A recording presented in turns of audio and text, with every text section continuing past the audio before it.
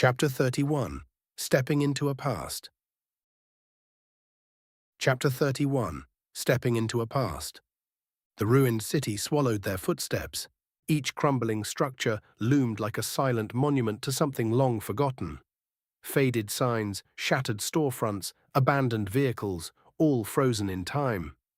Yet Marcus knew this place, not just the architecture, not just the layout, the feeling of it. What happened to it all, Marcus thought, struggling to grasp what he was seeing. The others moved ahead, their focus on potential threats. Marcus, however, couldn't shake the familiarity clawing at his mind. His gaze landed on a rusted street sign. The language should have been foreign, but he read it instinctively. He swallowed hard. He was losing control of what was supposed to be real. As Ragn inspected his surroundings, a faint hum began. Marcus instinctively screamed, "Move now!" Ragn twisted just as a shadow blinked into existence, its clawed hand slashing where his throat had been a second ago. The spectral sentinels emerged from the fog, tall humanoid figures shifting between states of existence. Their bodies flickered like broken holograms, unstable yet dangerous. Enemy identified, spectral sentinel. Threat level, moderate. Boruk reacted first. "Positions!" he barked, bringing his axe to bear. Ragn lunged, his blade swinging, only for his slash to pass through the sentinel as if cutting smoke. "They phase," he cursed, stumbling back. Vira adjusted instantly, waiting for the right moment to cast an electric pulse, short-circuiting one as it solidified.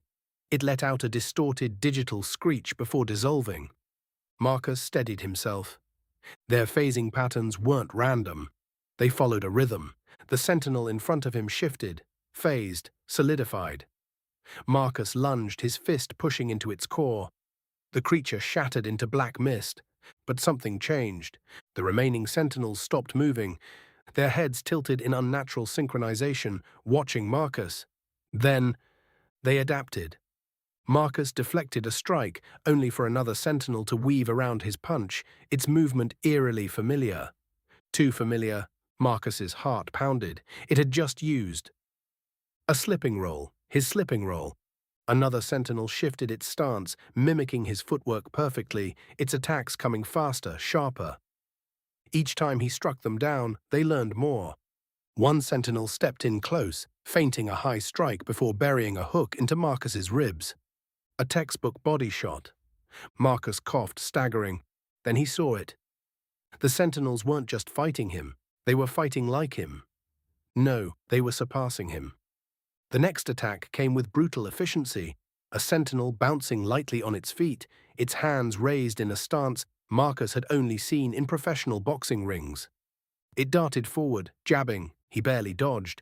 Another feinted left before cutting off his footwork, trapping him in a corner. His own tricks, used against him. His pulse raced. They weren't just imitating him, they were evolving faster than he could react. The final blow came, a sentinel shifting into a stance Marcus knew well. The peekaboo guard, Mike Tyson's peekaboo guard. The sentinel lunged forward in a terrifying burst of speed. A right hook exploded into Marcus's gut. Pain. Marcus gasped, barely staying on his feet. The system notification laughed. "What's wrong, little fighter? Overwhelmed?" The voice, cold, warped, taunting, whispered in his mind, "Can you survive?" Marcus clenched his fists. He hated this. A grunt of pain snapped his focus to the others. Vera was constantly casting spells, but the sentinels had adapted to her magic.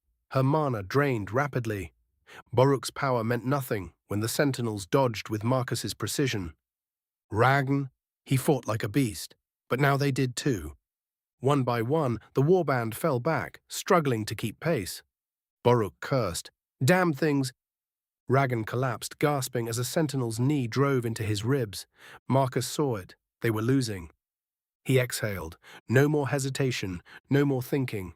His body moved before his mind caught up. Marcus whispered 5 words. Activate, floating butterfly, stinging bee. A pulse erupted from his core. The world slowed. His footwork became effortless, a blur of motion. His stance sharpened. His eyes locked onto every opening, every flaw, every vulnerability. The first sentinel lunged. Marcus sidestepped, his counter-strike already landing before the creature realized it had missed. Marcus engulfed his fist in lightning manner. A jab, fast, surgical, cracked into a sentinel's core. A feint, drawing another into an overcommitment, before a liver shot ended it instantly. Boruk barely dodged an incoming blow, only for Marcus to weave in and annihilate the attacker with a crushing uppercut. Ragan, gasping, looked up just in time to see Marcus's footwork turning the tide. He wasn't fighting them anymore. He was dismantling them. The sentinel stuttered, struggling to keep up. And then Marcus ended it. The final sentinel rushed him. Marcus let it come. One step back, one sidestep, one final punch. His fist drove into its core, shattering it completely. Silence. The battle was over. Marcus panted, his hands still shaking from the rush of combat. Boruk wiped blood from his lip, staring. That was something. Ragan grinned, despite the pain. That was insane. Vera's gaze stayed locked onto Marcus, her expression unreadable. Marcus exhaled. He had done it. And then the system spoke again, but only to Marcus. Well done. But I'm keeping the points until you defeat the boss. Marcus froze. What? No power-ups yet, little fighter, not until you prove yourself. His fists clenched. What the hell is going on? Ragan shouted, panicked as he reviewed his stat sheet. My experience points haven't moved. Mine either, Vera responded. Same, Boruk responded. While the others tried to make sense of what was happening, Marcus's eyes drifted to the tower in the distance, the boss dungeon's core. Something was waiting for them there, and he would have to earn his next level. Boruk exhaled. Strange creatures. Marcus knelt, studying the flickering data cores left behind. He hesitated, then touched one. The system shuddered. Data fragment recovered. Decrypting. A voice, garbled, broken, but human, filled Marcus's mind. This is Director Kale of Black Horizon Industries. Containment failed. Evacuation incomplete. The anomaly is spreading. If anyone finds this... The message corrupted, dissolving into unreadable data. Marcus jerked back, his breath unsteady. Black Horizon Industries. Containment. Anomaly. Vera stepped closer. Marcus, you just froze. What did you see? Marcus hesitated. Tell her, tell them. He took a breath, about to speak. A deep, mechanical howl split the silence as a larger sentinel materialized, this one armored, its body reinforced with glowing red circuitry. Marcus barely had time to react before it was on them. It moved faster than the others. Its clawed arm lashed out, sending Marcus skidding backward.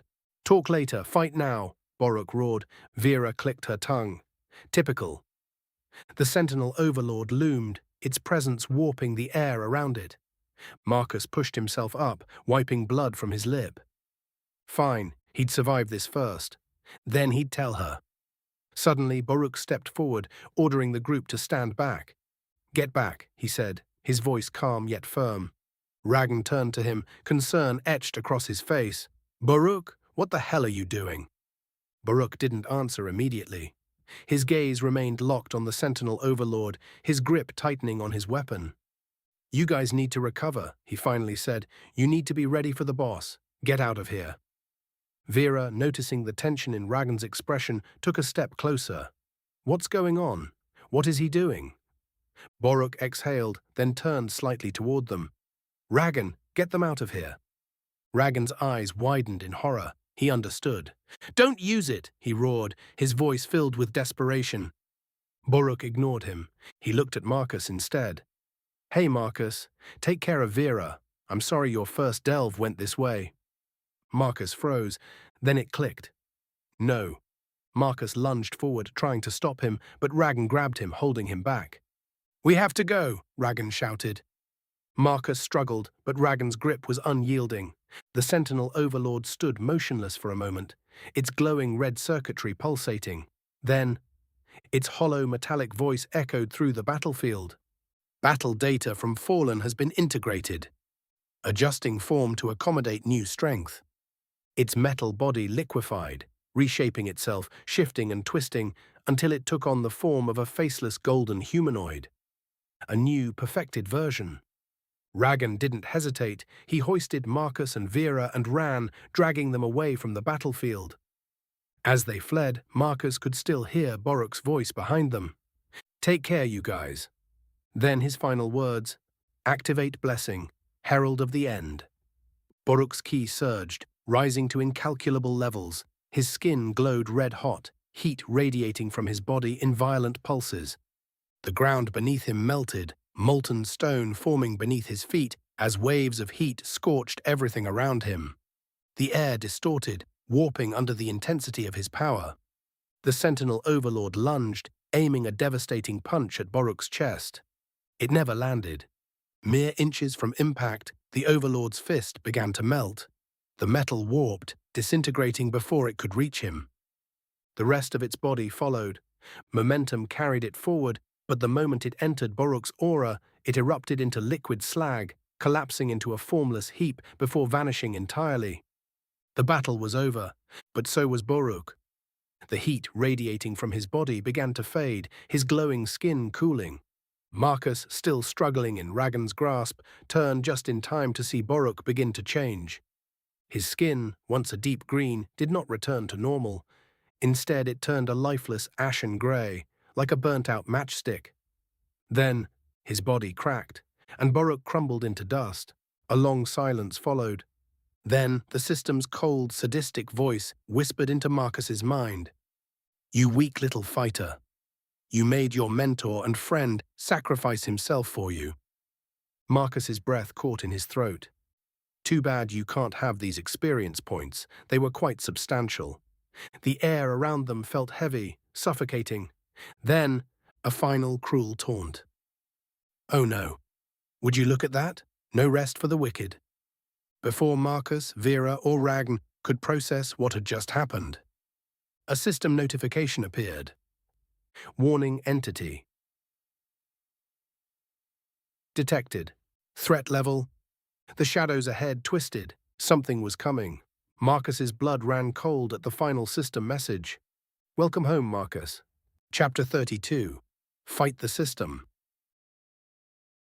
Chapter 32. Fight the System. The world stood still. Vera and Ragan had already launched their attacks. Vera's hands crackled with raw lightning, arcs of energy coiling around her fingers as she prepared to unleash a devastating spell.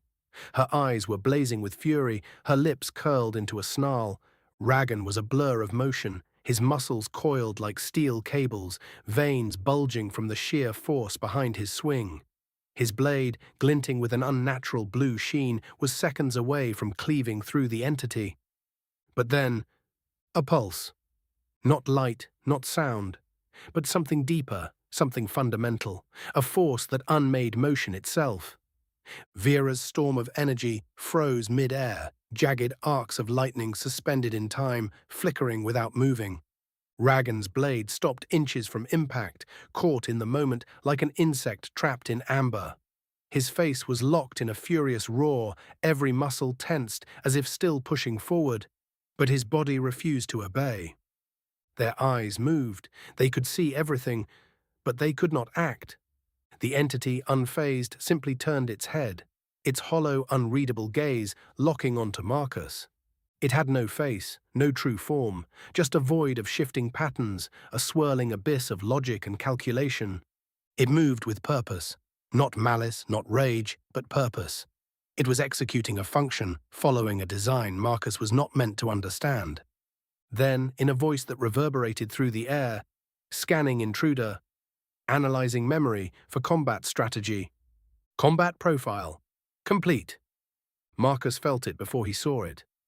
The system shuddered, reality itself rippling outward from the entity's core. Glowing digital projections flickered into existence, Thalron, Velith, and Boruk. They weren't just images, they were data, memories, strength. Thalron, the half-elf, half-dwarf, standing tall, eyes ablaze with elemental mastery. Velith, the drake, his psyche radiating an eerie glow, untamed and infinite. Boruk, the orc, solid as a mountain, his tribal markings etched with pride. Then, they merged, their figures pixelated, breaking apart like shattered glass before coalescing into a blazing core at the entity's chest. The world reacted. The ruined city dissolved, not like stone breaking apart, not like buildings crumbling. It glitched, reality fractured, chunks of existence disassembling as if they had been nothing more than placeholders in a vast cosmic code. The streets blurred, turning into endless ribbons of data, warping and twisting until they were no longer streets at all. Then, the arena emerged. Massive Colosseum walls erupted from the ground, unfurling like the pages of a book being rewritten in real time. Stone did not form, it was simply made to exist, snapping into place as if it had always been there. The ground beneath Marcus shifted, the texture hardening into pure white stone, smooth and polished, yet utterly unyielding. A roar erupted from the stands. Thousands, tens of thousands of phantom spectators materialized, their bodies faceless, their forms shifting masses of shadow and code. They screamed, not real voices, simulated cheers, artificial jeers. It was a mockery of a crowd, a parody of battle. Above them, a massive scoreboard materialized, displaying Marcus's name, his stats, his win-loss ratio, as if his entire existence had been nothing more than a record in the system's archives. Marcus gritted his teeth. This wasn't just a fight. It was the system's entertainment. And then the system mocked him, its voice warping into that of an exaggerated announcer.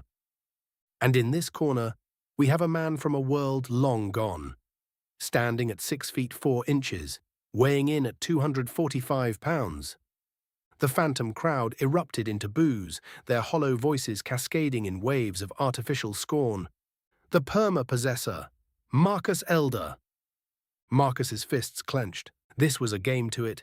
Then the system's voice lowered, shifting into something deeper, something more ominous. And in this corner, we have one of the few abominations that sentient life cannot help itself from creating.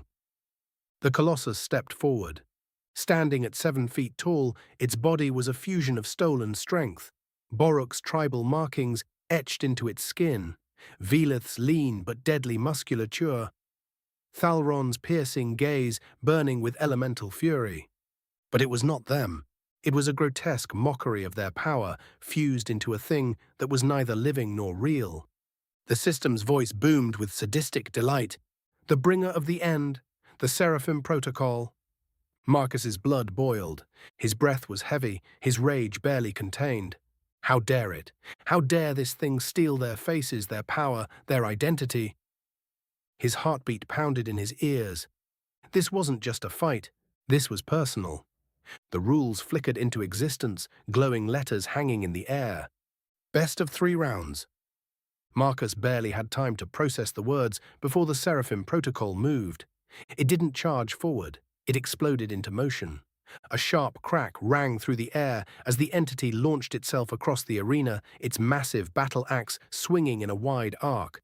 The sheer force behind it distorted the space around the blade, sending shockwaves rippling outward. Marcus reacted on instinct, throwing himself to the side. The axe narrowly missed, carving deep trenches into the white stone floor. But the shockwave hit. A crushing force slammed into Marcus, knocking him off balance and sending him staggering. Then the real battle began. Marcus nearly had time to recover before the Seraphim Protocol lifted its hand. Thalron's elemental magic ignited, the air shimmering with searing heat. A wave of flame erupted from its palm, spiraling forward in a twisting inferno. Marcus barely had time to brace before he felt the temperature surge, the heat scorching his skin even as he dodged. But the moment his feet touched the ground, the stone beneath him shattered. Boruk's raw power, a sudden seismic shockwave radiated outward, cracking the foundation and sending jagged shards of stone flying. Marcus was already moving, twisting to avoid the worst of the impact. And then the world blurred. A wave of psychic energy rippled through the air, and suddenly Marcus's surroundings shifted unnaturally, as if the space around him had bent, stretched, and rewoven itself. Velith's psychic manipulation. Marcus felt his own movements slow, his body reacting just a second too late. The Seraphim Protocol was there before he could counter. A strike collided with his torso, knocking the breath from his lungs. Overwhelmed, Marcus barely had time to recover before another attack followed. A powerful palm strike to his side sent him reeling, his ribs crushed from the force. He threw a counterpunch, aiming for the entity's core. But the Seraphim Protocol dodged effortlessly, twisting with inhuman precision. It had read his movements. It already knew his patterns. Marcus's footwork faltered as he tried to reset his stance. Too late. A powerful kick connected with his leg, disrupting his balance. He tried to recover, but the next attack was already coming. The Seraphim Protocol's elbow struck his shoulder, followed by a rapid follow-up strike to his midsection. The combination sent him sprawling backward, the wind knocked from his chest. The crowd, those phantom figures, roared with excitement, their cheers a hollow echo of real spectators. Marcus gritted his teeth and forced himself up, his muscles already aching. But before he could fully regain his stance, the Seraphim Protocol was there again. Its hand closed around his neck, holding him in the air as if taunting him, its way of letting Marcus know that it was his better. Marcus barely registered the shift before he was hurled across the arena. The ground rushed toward him, and he hit the stone floor with a force that sent cracks spiderwebbing outward. Marcus pushed himself onto his elbows, his breath uneven. He looked up just in time to see the Seraphim Protocol towering over him, its gaze cold, analytical. It had measured him, tested him, and now it knew exactly how to beat him. The system's voice echoed through the Colosseum. Round 1, complete. The phantom crowd erupted into cheers, their voices hollow and artificial. Marcus barely had time to process the words before his vision warped. Reality shifted, and in an instant he was back in his corner, his body aching, his thoughts in turmoil. The system's voice carried a mocking edge. Round 2 will begin in 1 minute. Marcus sat there, reeling. He had been outmatched, not challenged, not tested, overpowered. His breath came in ragged gasps, his fingers tightening into fists. The Seraphim Protocol had barely exerted itself. And the worst part? It wasn't even trying yet. The simulated bell rang, echoing across the Colosseum. Marcus's eyes snapped open. His breath was still ragged, his body sore from the relentless beating of round 1. But none of that mattered. This time there would be no hesitation. Activate. Floating butterfly, stinging bee. A pulse of energy erupted from Marcus's core. His muscles coiled like steel, his vision sharpened to a razor's edge. Then, he moved, a blur, a ghost, a force of absolute destruction. The Seraphim Protocol had no time to react. Marcus crashed into it, his fists a storm of rapid-fire strikes, a left jab to disrupt balance, a right hook to rattle its defenses, a step in, a brutal body shot that sent a shockwave rippling through its massive frame. The entity tried to retaliate, but Marcus was already gone, slipping past its counterstrike with fluid ease. For the first time, the Seraphim Protocol faltered. Marcus pressed the advantage. A flurry of punches cracked into its core, each blow landing with surgical precision. The arena trembled under the sheer force of impact.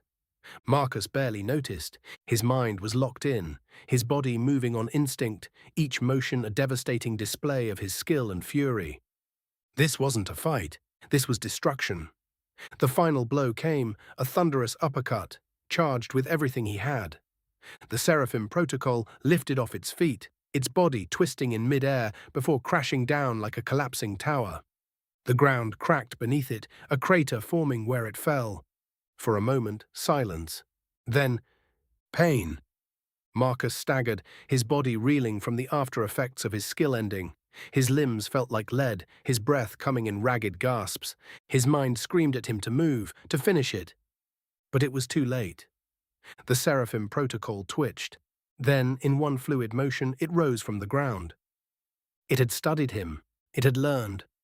A holographic projection of Marcus flickered into the air, pixelated and unstable, before it coalesced inside the entity's core. Its hollow voice rumbled through the arena. Combat style integrated. The beast discarded its battle axe, letting it clatter onto the broken stone. Then, in its hands, a pair of spiked gauntlets materialized, Marcus's gauntlets. The moment they formed, the Seraphim Protocol assumed Marcus's stance. His exact stance. Marcus barely had time to process the horror of it before it moved. No wild swings, no reckless lunges, just perfect technique. The Seraphim Protocol met Marcus strike for strike, counter for counter. Every attack Marcus threw was mirrored flawlessly. A jab, parried, a hook, slipped past, a feint, anticipated. The two fighters became a blur of movement, their footwork weaving across the battlefield in a brutal display of pure, unrelenting defense. The crowd roared, their hollow voices feeding into the tension. Then, a slip, a flicker of an opening. Marcus took it. His fist collided with the Seraphim Protocol's core, the force of the impact sending the entity reeling backward. It hit the ground, hard. The system's voice echoed. "Round 2, complete." Marcus staggered back, his breath ragged, his body ached, his mind a storm of exhaustion and turmoil, but before he could even process the victory, the world around him faded once more. Back in his corner, Marcus collapsed onto the seat, his mind adrift in chaos. The fight was far from over. But in this moment, all he could think about was Baruch.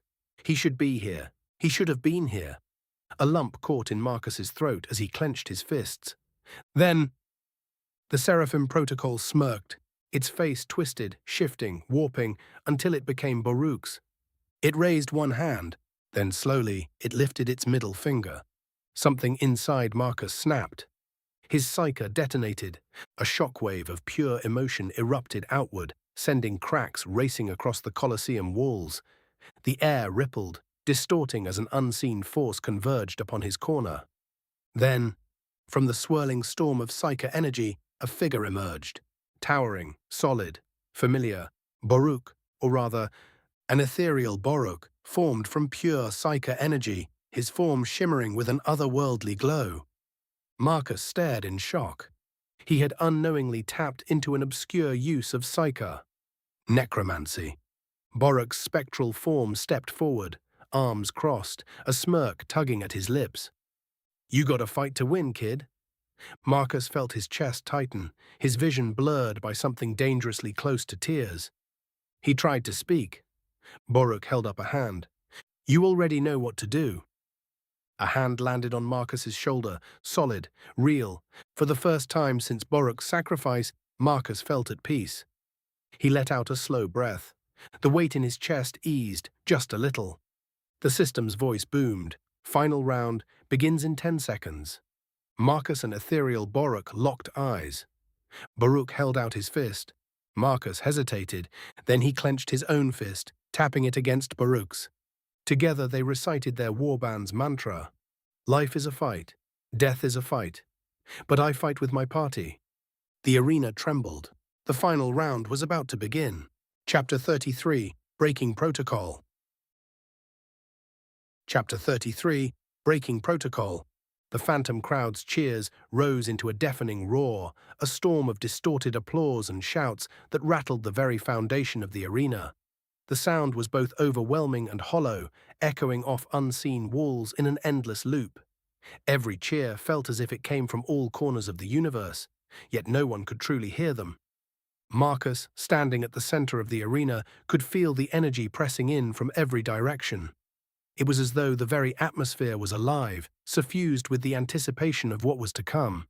His palms were sweaty, the weight of the situation pressing down on him. He took a steadying breath, his chest rising and falling with the rhythm of his heart. There was no turning back now. Every step that had led him here had been a test, a trial, one that had shaped him into something more than human.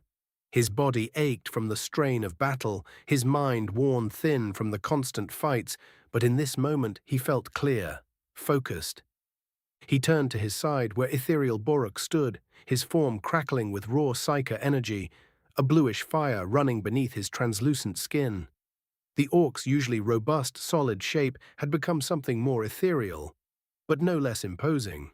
His broad shoulders rippled with spectral muscles, and his eyes, full of pride and mischief, gazed steadily at Marcus. "One last round, huh?" Baruch's voice was low, but the familiar, gruff warmth of it cut through the tension. reminding Marcus that he wasn't alone in this fight. Marcus looked back at the Seraphim Protocol, his final adversary. The creature towered before them, its metallic body shifting and flickering, its eyes glowing with an artificial intelligence that was far beyond human comprehension. It was like a perfect predator, built to analyze, adapt, and destroy. "Yeah, one last round," Marcus replied, his voice barely above a whisper. But the resolve behind it burned like fire. The arena seemed to hum, vibrating as if it knew what was about to happen. The air was thick with raw energy, charged with something primal, something eternal. A sudden flash of light illuminated the center of the battlefield, and the system's voice rang out, cold and precise, filling every inch of space. "Final round. Begin." The arena shifted. As soon as the system's announcement echoed through the air, the Seraphim Protocol moved, a flicker of motion so fast that it seemed to warp time itself. The creature's form twisted, its glowing blue eyes narrowing as it analyzed the situation. It wasn't just calculating strategy, it was trying to understand the very essence of what Marcus and Boruk represented. They weren't just threats, they were anomalies. Unknown variables it couldn't quite compute. The Seraphim Protocol hesitated. It had adapted to every fighter it had faced. Marcus's unorthodox fighting style, Boruk's brutal strength, Thalron's elemental control, and even Velith's deep psyche mastery. But this, the ethereal Boruk's presence, the force of necromantic energy that Marcus could wield with ease, the protocol couldn't fathom it. "You can't understand us," Marcus muttered, more to himself than to the protocol. He could feel it, a shift in the very fabric of reality around them. And then, as if to remind them of the stakes, the arena itself reacted. The ground shifted, as though the world was coming apart at the seams.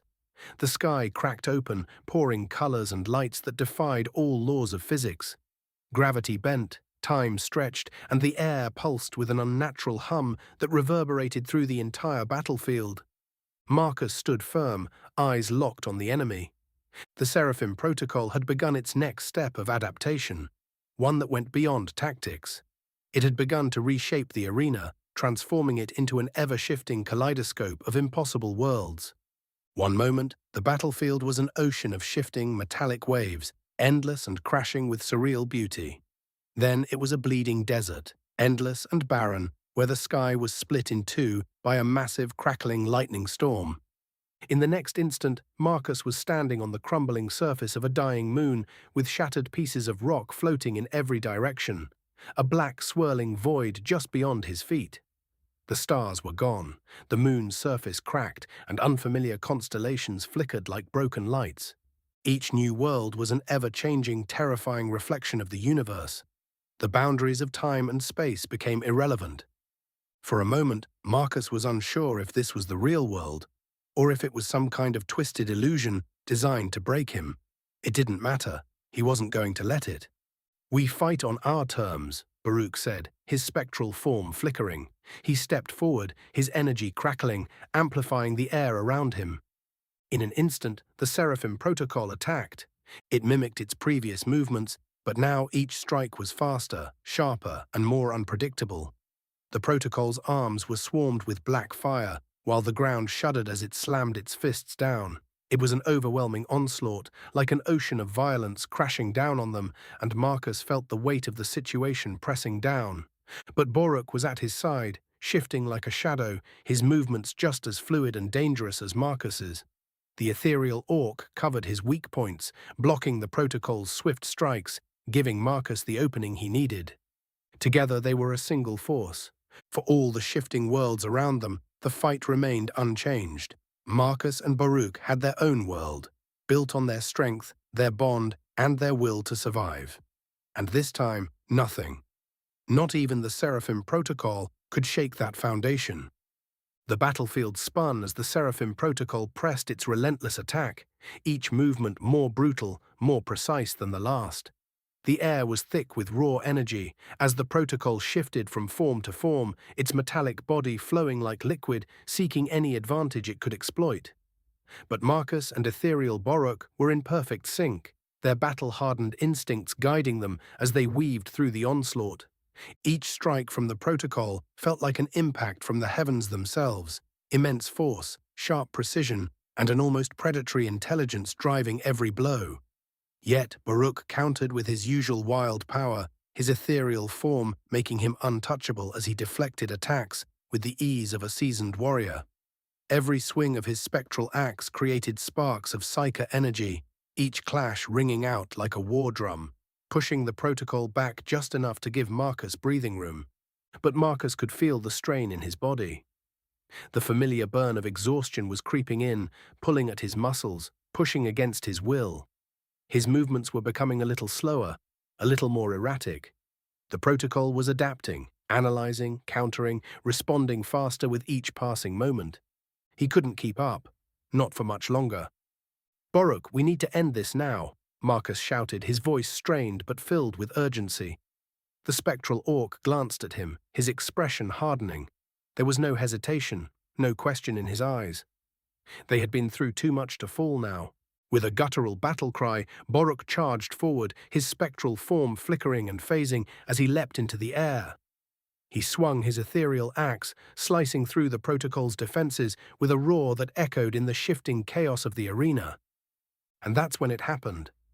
Marcus felt the pull of the energy coursing through his veins, his mind fighting to stay focused as the battlefield twisted and distorted around him. The protocol's next strike came, faster than he could react, its claws aimed directly for his chest. But Marcus didn't move. His body didn't have the strength to dodge. Yet, in that moment, something deep inside him snapped. A surge of energy flared to life within him, pushing him beyond his limits. The world around him slowed, the chaotic swirl of shifting landscapes freezing for a fraction of a second. His mind, for the first time, was perfectly clear, uncluttered, without doubt or hesitation. It was like every muscle, every thought, every piece of his being locked into place, and suddenly he could feel it. He understood the flow of energy, the dance of life and death. His floating butterfly stinging bee ability activated itself, breaking the system's usage rule set for it. He could move faster, think clearer, strike harder, all at once. The very fabric of his physical limits seemed to be torn apart and remade. Every strike from the protocol seemed to slow, its movements almost sluggish in comparison to Marcus's newfound speed. He darted around the protocol's massive form, dodging its strikes with the elegance of a dancer, each movement more fluid than the last. Baruch's ethereal form flickered beside him, aiding him in perfect synchrony. Together they moved like one mind, one soul, two bodies working as one. Marcus's strikes were now a blur of blinding speed, each punch landing with devastating force. His floating butterfly allowed him to dance around his opponent, leaving after-images in his wake, while his stinging bee left sharp impacts wherever his blows landed, each hit echoing with the force of a storm. The Seraphim Protocol's systems began to falter under the onslaught, its metallic form cracking in places where Marcus's blows landed. Its movements slowed further, its once perfect calculations disrupted by Marcus's unpredictable style and relentless barrage of attacks. The final push was coming. Marcus could feel the energy thrumming in his veins, but there was a final dangerous gambit he had to make. One last move to push the protocol past its breaking point. Marcus would teach the Seraphim Protocol a lesson, the most basic of all boxing lessons. Marcus settled into a peekaboo stance and performed a simple boxing drill, but he did so with the power, grace, and speed of a master. "One," Marcus called out. He struck the protocol with a lightning-fast jab with his lead. "Two," he said as he threw a metal-bending cross with his rear hand, ripping metal from its frame. "Three," he threw a hook with his lead hand, tearing a chunk out of the protocol's chest plate. "Four," a rear hook, removed the remaining portions of the chest plate. "Five," a lead uppercut, snapped the protocol's head back, further exposing its core. Reaching low, he announced, "Six," and exploded skyward with a rear uppercut, cracking the protocol's core. The world seemed to hold its breath as Marcus's fist made contact. There was an explosion of light, and for a moment, everything went silent. The world around them, those impossible shifting landscapes, began to stabilize, the kaleidoscope of realms collapsing back into nothingness. But the Seraphim protocol wasn't finished yet. As the protocol's body began to break apart, its central core flickered. A red light pulsed from its cracks, a system malfunction, and a low hum filled the arena. The sky above darkened, and the air turned stale, like the world itself was holding its breath, waiting for the next act. "No, this isn't over." The corrupted system's voice rang out, chillingly impersonal. A mechanical crackle filled the space, followed by an overwhelming surge of energy as the protocol's core exploded with power. The arena, once so unstable, shifted again, the reality around them beginning to break apart in an instant. The floor cracked underfoot, and walls of dark energy began to rise, as though the arena itself were trying to swallow them whole. But Marcus didn't back down. Boruk's voice roared in his mind. "Fight!" The system's interference was trying to rewrite the rules, pulling at the fabric of reality itself. Marcus could feel the grip of the system on his body, pushing him to his limits once more. But he resisted. He focused his will, refused to be controlled. With Boruk beside him, they stood firm against the chaotic tide.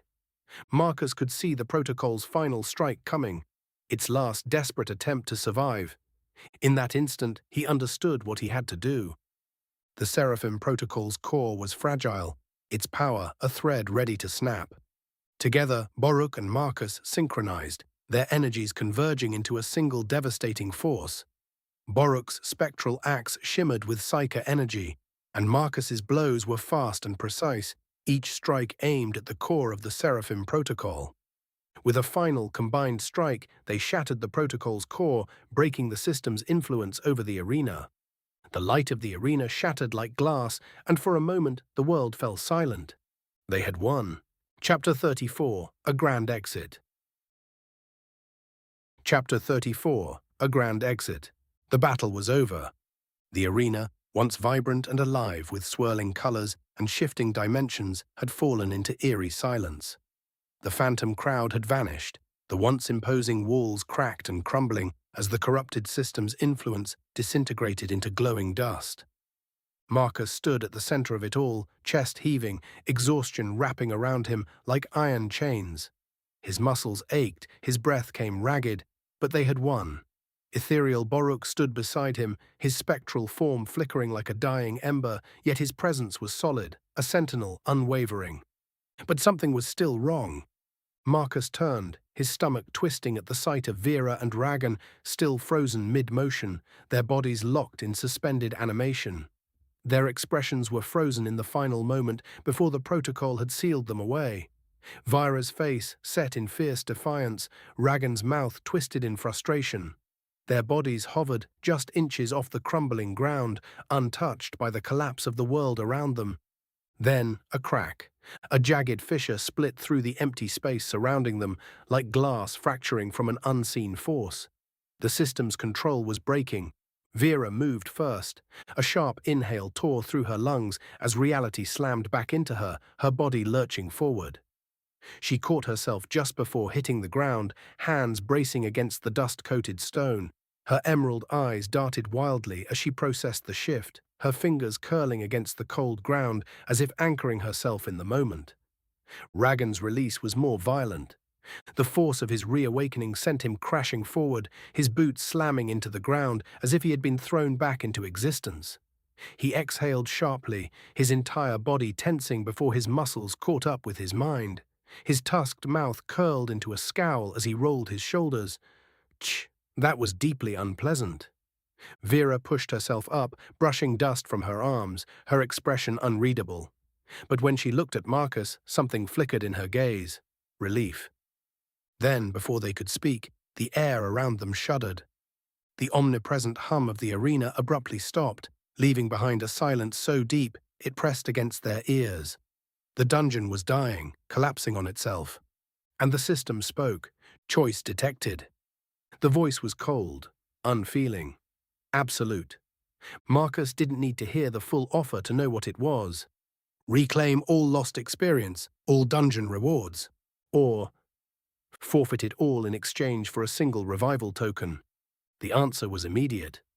Without hesitation, Marcus, Vera, and Ragan chose the token. Revival token accepted. The moment the decision was made, the world fractured. The runic symbols that had once governed the arena's existence flickered and died, their glow sputtering out one by one. Yet amidst the destruction, Ragan's keen eyes caught a final glimmer of something in the debris, a water elemental core half buried in the remains of the protocol. He didn't hesitate, he snatched it up. But they had bigger priorities. The dungeon was collapsing. The barriers that had trapped them disintegrated like sand slipping through open fingers. And then, a shift. A single blink. They were no longer in the collapsing arena. The three of them stood at the entrance of the dungeon, the now darkened gateway behind them. The runes that had once pulsed with life were now dead, as though the world had reset itself, erasing every trace of their struggle. But they knew better. And now they had one last task. Without hesitation, Marcus pulled the revival token from his inventory. The sphere pulsed, a flickering ember of life waiting to be reignited. No words were spoken. They didn't need to be. Marcus knelt, pressing the token into the ground. It pulsed once, twice. Then a brilliant light erupted, consuming everything in its glow. For a moment, time itself hesitated. Then, a soft pop, like a ripple in space. And from the air, Baruch appeared. He materialized exactly as he had fallen, his axe gripped tight, his stance firm. His ethereal form flickered, light washing over him in waves before his body solidified. His crimson eyes opened, blinking in confusion. He staggered slightly, a deep furrow forming between his brows. He looked around, his expression shadowed by uncertainty. What happened? His voice was hoarse, roughened by something he didn't understand. His gaze shifted between Marcus, Vera, and Ragan. But something was missing. The moment he had sacrificed himself, the choice to give everything for them. It was gone from his mind. Marcus stepped forward, his chest tight, his throat constricting around words he didn't quite know how to say. His hand came to rest on Baruch's shoulder, solid, warm, alive. "Baruch," Marcus said, voice rough with emotion, "you gave everything, for us." Baruch's expression twisted in confusion. He searched his memories, but the moment wasn't there. "I did?" His fingers flexed around his axe, his grip uncertain. Marcus exhaled slowly, forcing a weary smile. Then Vera stepped forward. Her face was unreadable, but when she spoke, her voice carried weight. A quiet, heavy intensity that stopped Baruch in his tracks. "Baruch!" She met his gaze without hesitation, her eyes locked onto his. "If you ever think about sacrificing yourself for us again..." She stepped closer. Her voice dropped to a near whisper. "Give us one more chance." Baruch stilled. Something deep in his chest shifted. An unspoken understanding, even if he couldn't remember the act itself. He nodded, slow, firm. "I will." His voice was hoarse but certain. Then Ragan's heavy hand clapped against Baruch's back. A grin spread across his face. "Next time, let's make sure it's just a heroic charge," he said, flashing his tusks, "and not whatever that last bit was."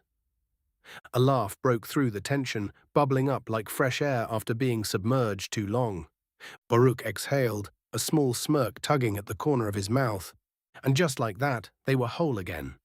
The battle was over, the dungeon was behind them, and for the first time in what felt like an eternity, hope shone in the path ahead.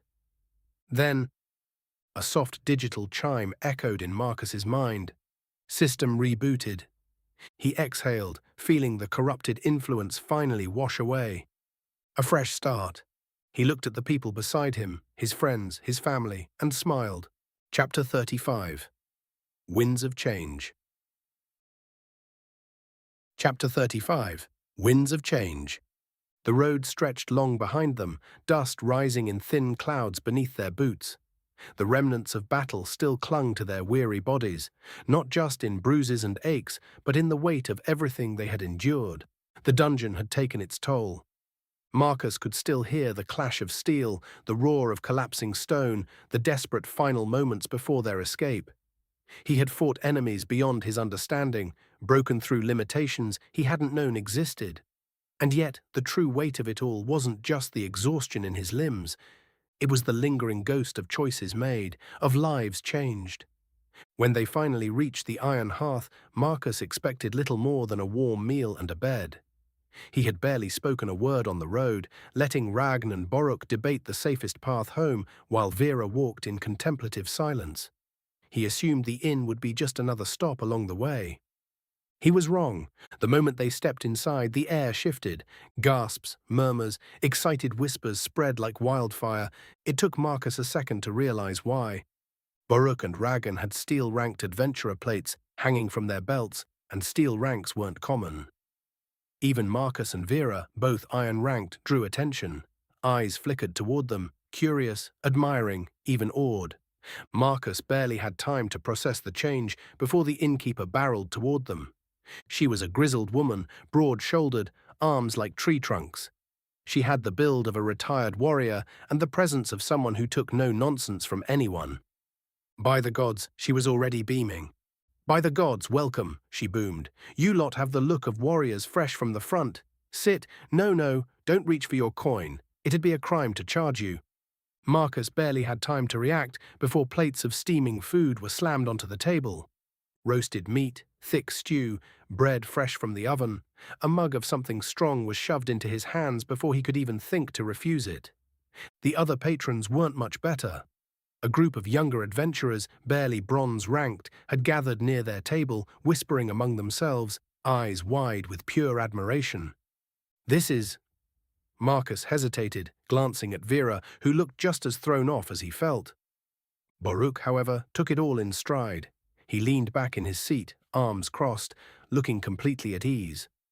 Ragn had already raised his drink in a toast to their unexpected welcome. Marcus's fingers curled around the mug. This wasn't normal, not for him. Back home, he'd been just another guy. A hopeful competitor trying to make something of himself. If he had gone pro, if he had made a name for himself. Would it have felt like this? Would his past life have ever treated him this way? The thought sat heavy in his chest, but for the first time he didn't push it away. Instead, he let it settle, let himself feel it. Maybe this wasn't so bad.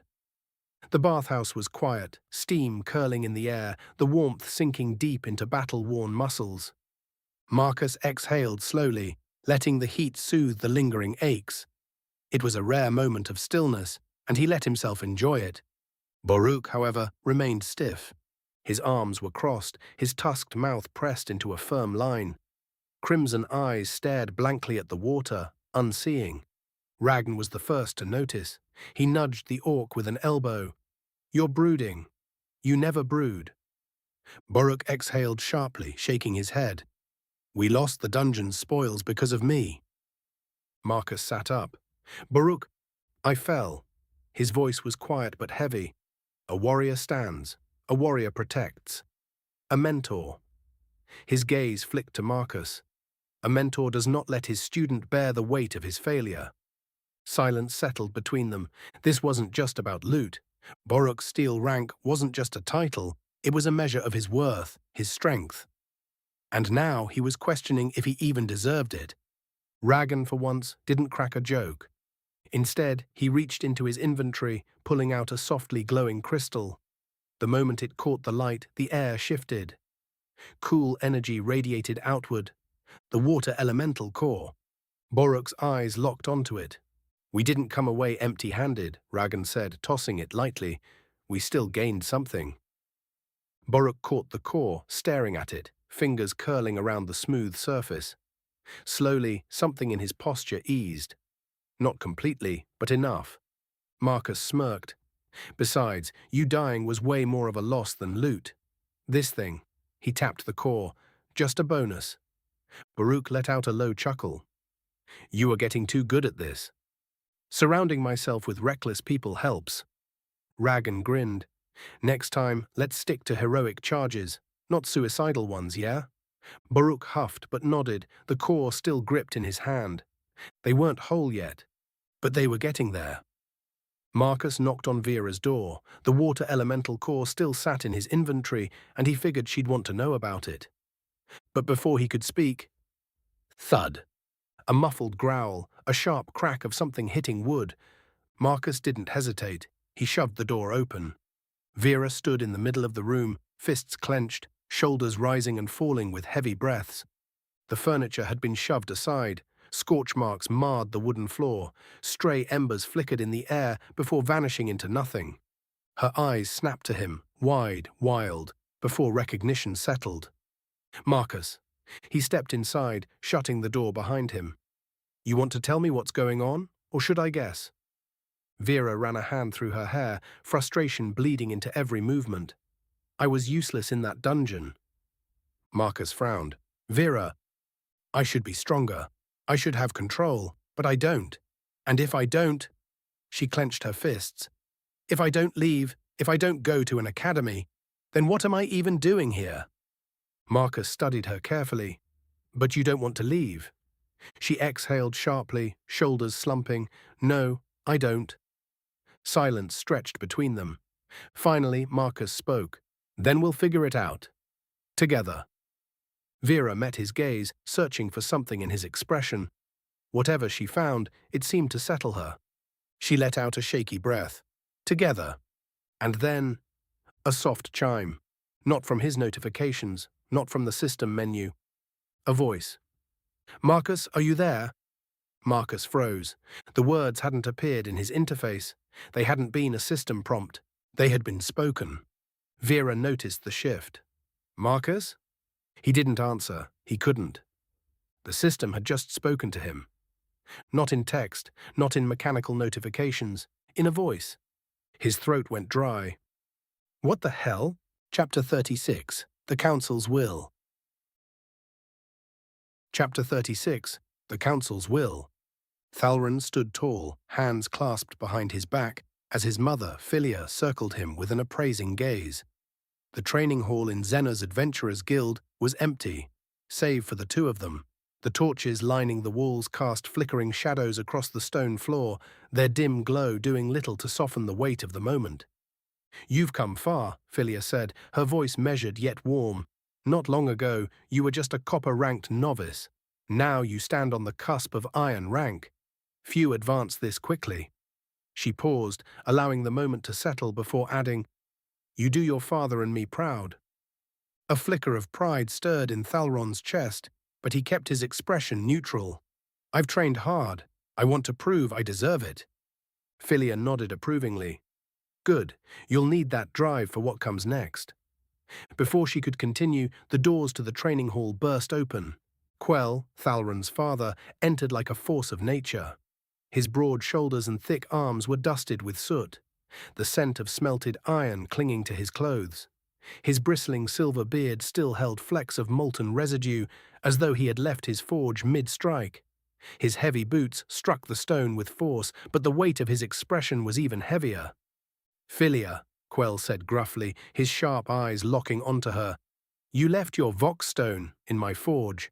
Seems you have urgent guild business. Thalron expected his mother to sigh, to react with frustration at the interruption. Instead, she simply studied her husband for half a heartbeat before turning to her son. Stay with your father, we'll finish this later. And just like that, she was gone, striding past Quell, lightly brushing her fingertips across his beard, and out of the chamber without another word. Philia moved swiftly through the guild corridors, ignoring the curious glances from passing adventurers. She knew where she needed to be. The deeper she went, the dimmer the torches burned, until she reached an unmarked door at the farthest edge of the guild hall. She stepped inside. Darkness, a magical circle carved into the stone floor flared to life, humming with latent energy. She took her place at its center, closing her eyes as the spell activated. When she opened them again, she was somewhere else. The chamber before her was pitch black, save for the floating holographic projections of guild council members from several different kingdoms. Their visages flickered in and out, their forms obscured by shadows, voices a low murmur of deliberation. A tall, hooded silhouette spoke first. We will begin with standard reports. Philia listened in silence as they discussed guild finances, minor territorial disputes, and adventurer rankings. It was routine, but Philia knew something was wrong. Quell wouldn't have interrupted her for routine matters. Then, finally, a new voice cut through the noise. We have a more pressing issue. Silence fell. Another figure stepped forward, their outline sharp and authoritative. Dungeons are failing. A murmur of unease spread through the chamber. Philia stiffened. Dungeons did not simply fail. The first case, the figure continued, occurred near Jeddarth's March. A guild-controlled dungeon ceased all function. Several gold-ranked adventurers are presumed lost inside. The gates will not open. The weight of the statement settled over them. Losing gold-ranked adventurers was no small matter. Another council member spoke. And the second case? A pause, then, a dungeon near the Acronian Sea. It too has stopped functioning. Philia's interest sharpened. The Acronian Sea was dangerously close to Xenor. The figure continued. Unlike the first case, this dungeon had survivors. Several low-ranking adventurers made it out before the collapse. Philia stepped forward slightly. Who were they? A flicker of energy, then a name. One was a human. The chamber fell silent. Philia's heartbeat remained steady, but her mind raced. Marcus.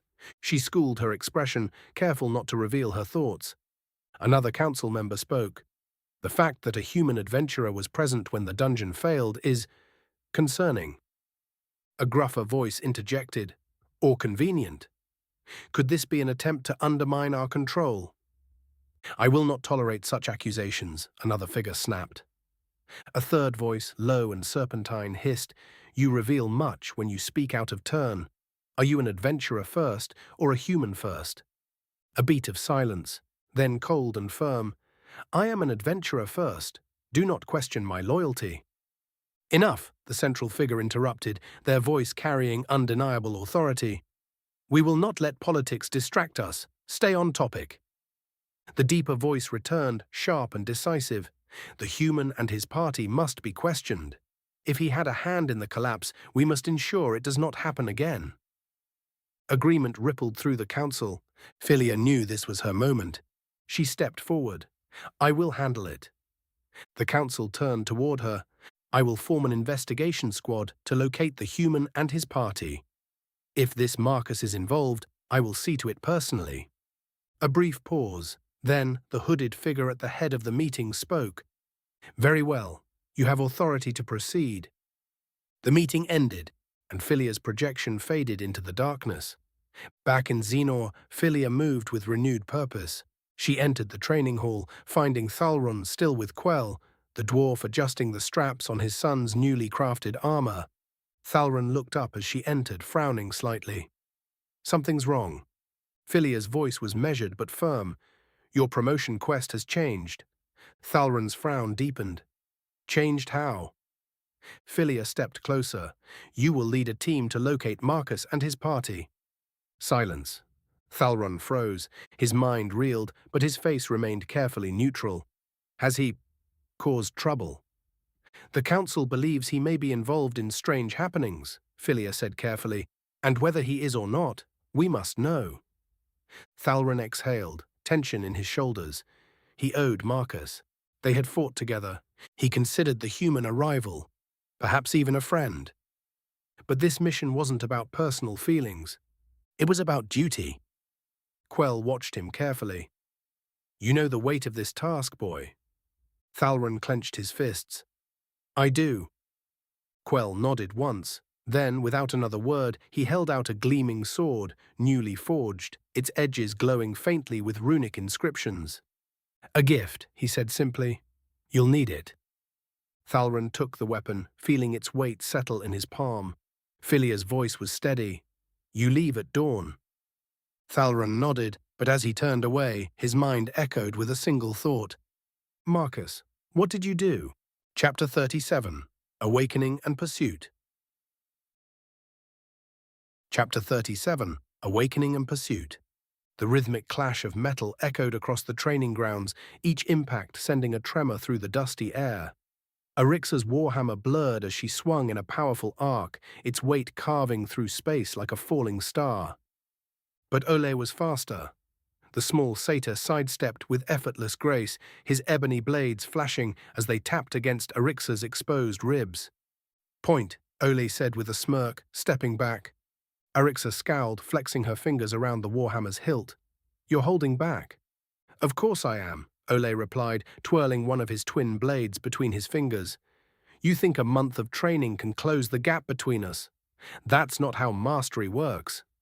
Arixa gritted her teeth. She knew he was right, but that didn't stop frustration from burning in her chest. I feel like I haven't improved at all. Ole let out a chuckle. Oh, a month ago you would have been flat on your back before you even realized I'd moved. He gave her an approving nod. You've made great strides. She exhaled sharply, lowering her stance. I think I can beat him now. Ole raised an eyebrow. Him? Arixa adjusted her grip on her warhammer. Marcus. A knowing smile tugged at the corners of Ole's lips. Ah, the boy from the tournament. You won't stop going on about him. He tilted his head. You've certainly got determination. I'll give you that. Arixa hesitated. Why am I so fixated on this? It wasn't just about winning anymore. It was about proving something. To Marcus, to herself. I'm going to find him, she said firmly. Show him how much I've improved. And when I beat him, I'll make him my husband. She wasn't entirely sure where that thought had come from, but she didn't dwell on it. Ole studied her, then with a flick of his wrist, he disarmed her, sending her warhammer clattering to the ground. Before she could react, he knocked her legs out from under her, and she hit the dirt with a grunt. Still leaving yourself open, Ole said, offering her a hand. Arixa sighed and took it, letting him pull her up. Damn it. He patted her arm. You're getting there. Before she could respond, the sound of approaching footsteps interrupted them. Two figures clad in Adventurer Guild uniforms strode into the training grounds. The taller one, an elf with a stern expression, addressed Ole. Master Ole, the guild requires trackers from your school to assist in an urgent investigation. Ole didn't hesitate. Arixa will go. Arixa blinked. What? I'm not a tracker. I'm a warrior. Ole cut her off with a wave of his hand. You are what the guild needs you to be. Arixa clenched her fists. No arguments, Ole said firmly. This is part of being an adventurer. Adapt or be left behind. Arixa groaned, but knew there was no use arguing. Begrudgingly, she turned to follow the messengers. As she walked away, Ole watched her go, arms crossed. There goes the best student I've ever had, he murmured to himself. The dim lantern light cast long shadows across the wooden walls of the inn. Marcus sat on the edge of Vira's bed, elbows resting on his knees, his gaze distant. Vera stood nearby, arms crossed, her green eyes filled with concern. The system spoke to you, she asked, her voice laced with unease. Marcus exhaled. Yeah, the first time was in the dungeon. It was taunting me, challenging me. Then, when we left, it rebooted itself.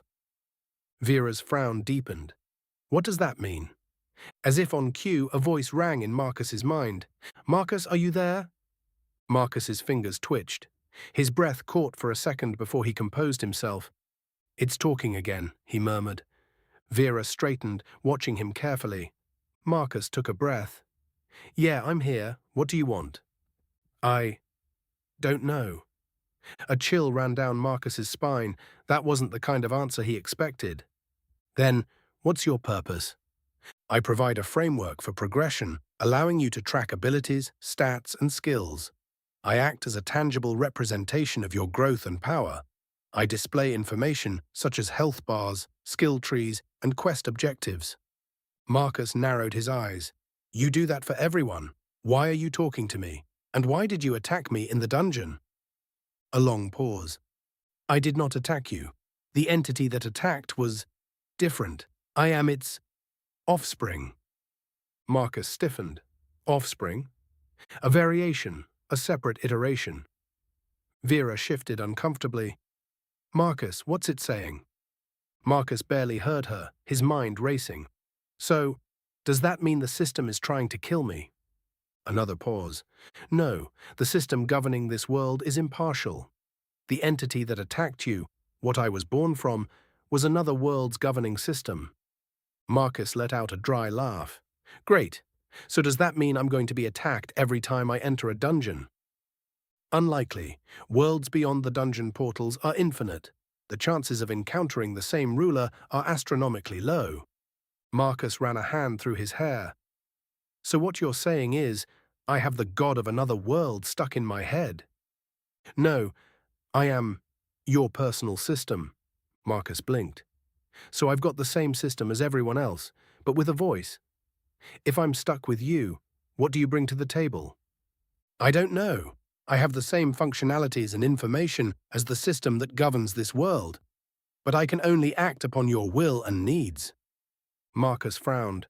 All the information the system has access to? That seems like a lot. Correct. Marcus sighed. Well, if I'm going to be stuck with you, I can't just keep calling you system. A pause. What should I be called? Marcus thought for a moment. I'll call you STEM. A brief silence. Then, adjusting parameters, I am STEM. Marcus nodded. Good, that makes things easier. Vera, who had been watching him with increasing concern, finally spoke up. So, your system has a name now? STEM? Marcus jolted, momentarily forgetting she was there. Yeah. Before Vera could say anything else, STEM's voice returned. Also, you can talk to me in your head. Marcus groaned, flopping onto the bed. Great, now you tell me. Vera chuckled, shaking her head. This is getting weirder by the day. Marcus sighed, staring at the ceiling. Yeah. Tell me about it. Chapter 38. Rumors of the Black Horizon. Chapter 38. Rumors of the Black Horizon. Marcus tightened the straps on his pack, double-checking that everything was in place. The group was preparing to leave the inn, their supplies packed, their gear secured.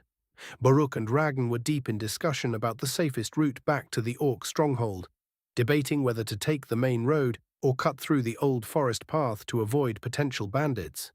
Vera was sorting their rations, muttering about how little they had left after their last dungeon delve. Marcus was physically present, but his mind was elsewhere. Black Horizon Industries. The words echoed in his head like a curse. He hadn't thought about his old world in a long time, not because he didn't care, but because what was the point? He was here now, in a different world with different rules. He had accepted that. But now he was being forced to ask questions he wasn't sure he wanted answers to. What happened to my world? When did it happen? Why did it happen? And most importantly, what was Black Horizon Industries? What role had they played in destroying his world? STEM, his ever-present system, responded without hesitation. Its voice was calm, clinical, devoid of emotion. Your old world was in the process of its restructuring, a step in a process where a system, god or gods governing a universe, allows the inhabitants of a world to be eliminated, making way for new life and possibilities. Marcus's breath hitched. Eliminated? Correct. His jaw clenched. You're telling me my entire world was wiped out to make room for something new? Like a reset button? A restructuring is a necessary step in the universal cycle. A cold chill ran down his spine. The words were too clinical, too absolute. There was no malice in STEM's tone, no intention behind the destruction. It was simply a fact, a law of existence. Marcus forced himself to steady his breathing. He needed more. When did it happen? Time is not linear. Marcus scowled. That's a non-answer. It is truth. When you step into a dungeon, you are witnessing a world at any point in its existence. Time, as you perceive it, does not govern interdimensional collapse. Marcus ran a hand through his hair, frustrated.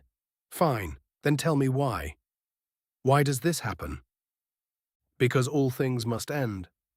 He exhaled sharply. That's it? That's the grand reason? Everything dies eventually. Correct. Marcus let out a bitter laugh. So my entire world was erased, and the only explanation is, because that's how it works? STEM did not reply. Marcus swallowed back the rising anger and forced himself to focus. Black Horizon Industries. What did they do? There was a brief pause before STEM answered. Black Horizon Industries attempted to prevent the destruction of their world. In doing so, they may have contributed to its demise. Marcus froze. His mind raced. They tried to stop it. Did that mean they knew? Did they understand what was coming and fight back? Were they the last line of defense against whatever this restructuring was? Or did they cause it? His hands tightened into fists. What were they trying to contain? Another pause. Longer this time. Then Stem spoke again. There are echoes in this world of something called the Black Horizon. Its followers perceive it as a calamity they can stand against. Marcus felt his stomach drop. No. The pieces were falling into place, but the picture they created was horrific. Did that mean this world was doomed too? His voice was barely a whisper in his mind. Stem, is this world going to end as well? For the first time since their conversation began, Stem's tone shifted. It was subtle, but there was something gentler about it. As stated, most worlds undergo extinction events.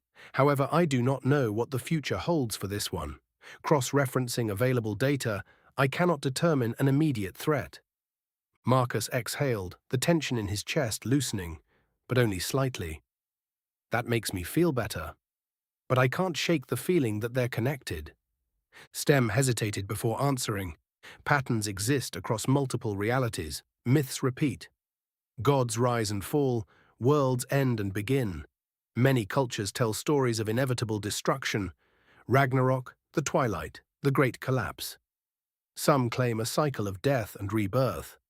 Others, an endless war between order and chaos. It is possible that the Black Horizon is merely another name for a phenomenon that has occurred across countless worlds. Marcus's fingers twitched. If that were true, then what was his role in all of this? Oi, Marcus, you there? Boruk's voice yanked him out of his thoughts. Marcus blinked, realizing that the group had stopped moving. They were staring at him. Sorry. He rubbed the back of his neck. I was lost in thought. Boruk huffed. Sorry to bore you, but I was trying to warn you about the dangers we might face on the way home. Stem's voice cut in privately. I can display information on any monster we encounter. His analysis is insufficient. Marcus's eyebrows shot up. Wait, like an inspection skill.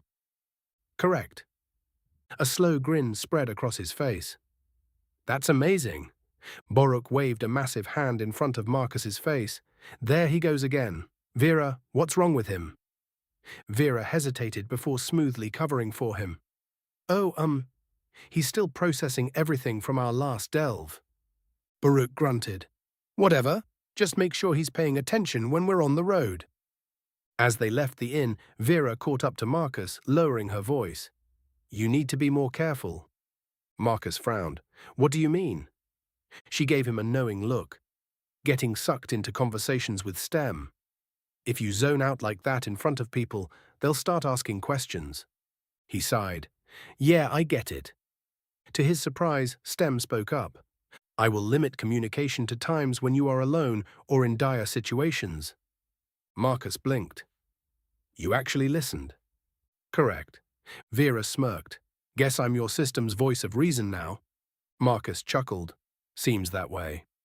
As they continued down the road, Marcus's mind churned. The Black Horizon, the fate of his old world, the echoes of destruction across realities. He didn't have all the answers yet, but he would find them, no matter what it took. Chapter 39. Purpose.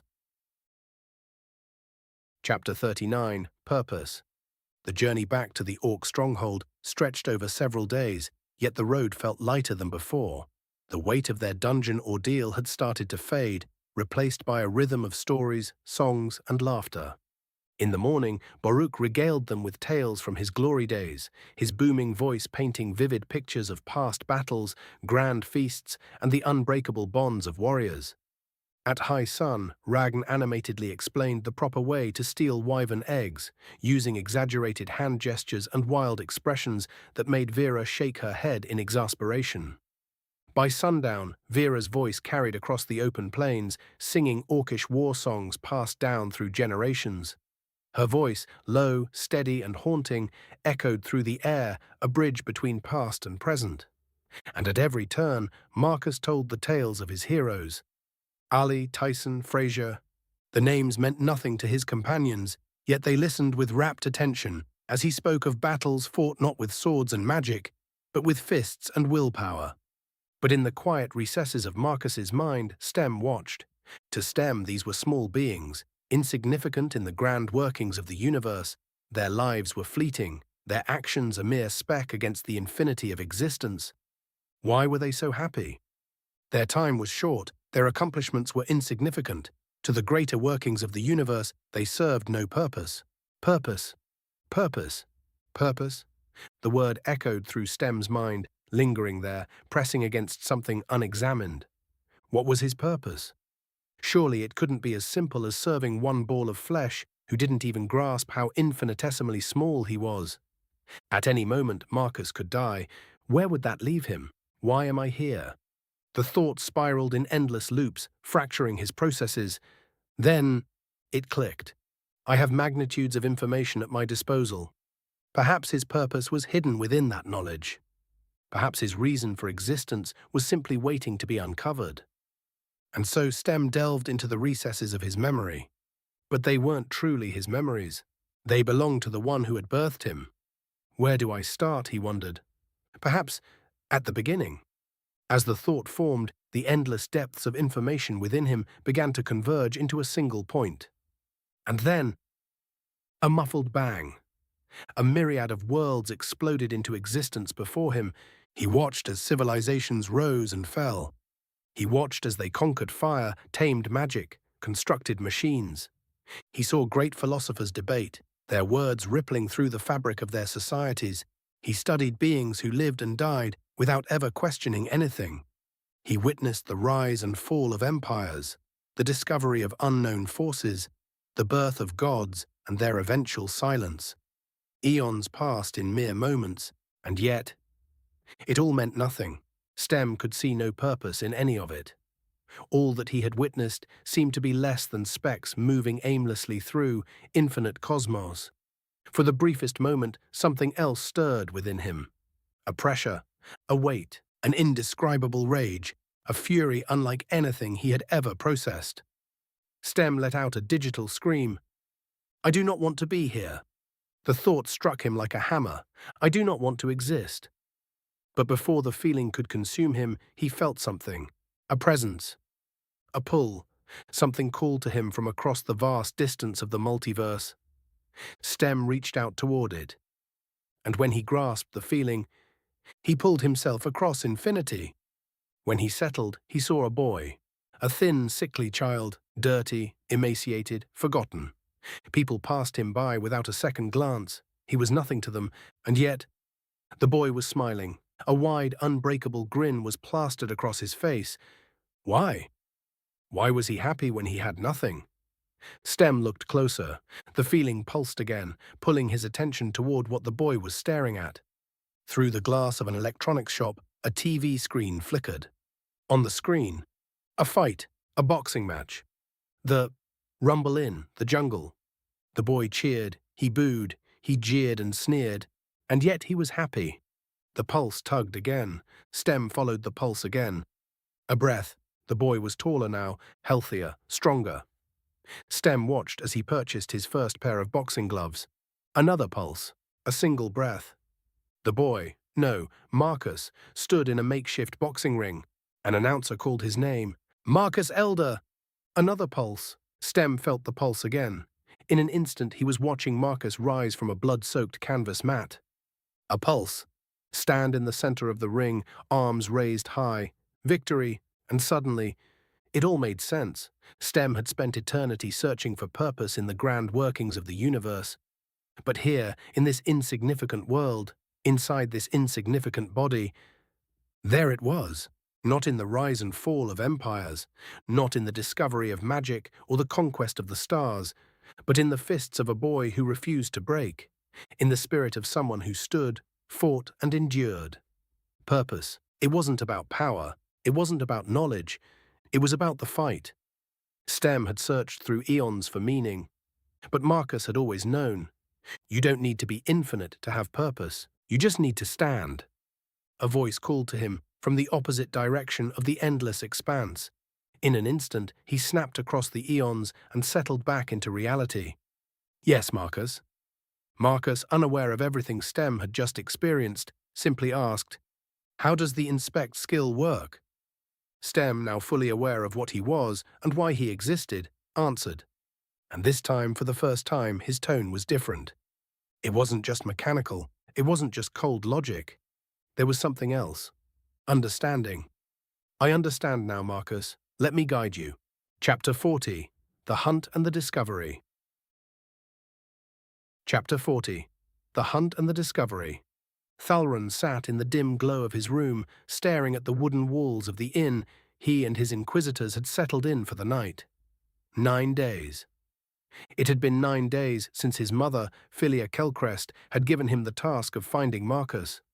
9 days of endless tracking, cold leads, and frustration. His body ached from the travel, but he couldn't afford to stop, not when his next report was due soon.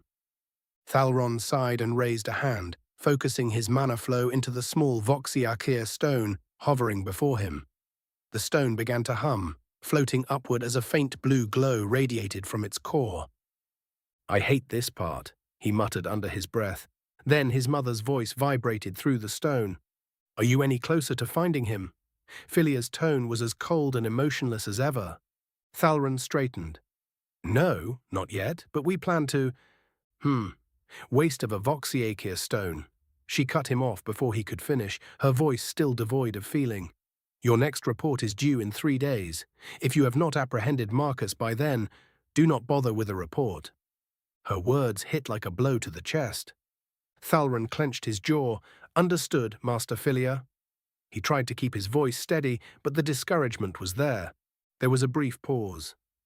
Then, in a rare, softer tone, his mother added, "You sound tired, son. Get some sleep." His grip on his mana wavered, and before he could respond, the stone flickered and crumbled into dust. Thalron sat back in his chair, pinching the bridge of his nose. He felt no closer to finding Marcus. With a long sigh, he rose to his feet. His body ached, his mind raced, and sleep felt like a distant dream. Maybe the innkeeper had some warm milk. As he made his way toward the dining area, voices drifted from a nearby hallway. He barely paid them any attention, until he caught a name. "Yeah, the big one, Baruch. He was handsome for an orc." Baruch. The name struck him like a thunderclap. Thalron stopped mid-step. "I know that name." Turning on his heel, he approached the 2 maids who had been talking. "Excuse me, miss," Thalron interrupted, his voice polite but urgent. "My name is Thalron Kelcrest. I overheard you mention the name Baruch." One of the maids blinked in surprise before nodding. "Yes, he's an adventurer. He was here a few days ago." Thalron's pulse spiked. "Who was with him?" The second maid frowned in thought. 2 other orcs, and some kind of man-thing. Thalron narrowed his eyes. Man-thing. Yeah, he looked like a human, but his skin was brown. A cold thrill shot through Thalron's spine. "Ancestor's grace," he exclaimed. "How many days ago?" The maid hummed. 3, I think." That was all he needed. "Thank you." Thalron turned and bolted back to his room. He had been so blind. Marcus had allied himself with the orcs. It made perfect sense now. Orcs were territorial, their strongholds were well guarded, and outsiders rarely ventured into them. He should have considered it earlier. He had wasted time, not anymore. Miles outside the orc stronghold, Marcus threw a sharp jab, cutting through the air with precision. His feet shuffled, his form was tight, his rhythm steady. A right cross, a hook, another jab. Each movement was sharp, honed by years of muscle memory. Yet despite his flawless form, Stem's voice echoed in his head. "Your jabs are not flawless." Marcus frowned, throwing another punch. "What do you mean? My jabs are flawless." "They are good, not flawless." Marcus scoffed. "I've been doing this for a long time. I think I know a thing or two about throwing a proper punch. And I have the infinite knowledge of the universe. Your jabs are not flawless." Marcus rolled his eyes. "Come on, Stem. I'm the premier boxer of this world." "You are the only boxer of this world." Marcus paused mid-punch, exhaling in defeat. "Would it kill you to lie to me sometimes?" "Lying is inefficient." Marcus laughed, shaking his head. Just do the adjusting parameters thing and lie to me every once in a while. Okay, adjusting parameters. Marcus raised a brow. Wait, did you actually just do that? No. Marcus let out a bark of laughter. You're impossible. Stem remained silent for a moment before speaking again. Before we go, I have been studying historical data of this planet. If you would indulge me, I believe I have found something. Marcus straightened. What did you find? A marker suddenly appeared on Marcus's interface. Are you up for more cardio? Run 2 miles this way. Marcus squinted at the marker. An area map. I didn't know the system could do this. The system cannot. I can. Marcus shook his head with a grin. Well, guess we're running then. With that, he took off at a steady sprint, guided by the marker Stem had placed on his HUD. When he finally reached the location, he skidded to a stop, panting slightly. Nothing.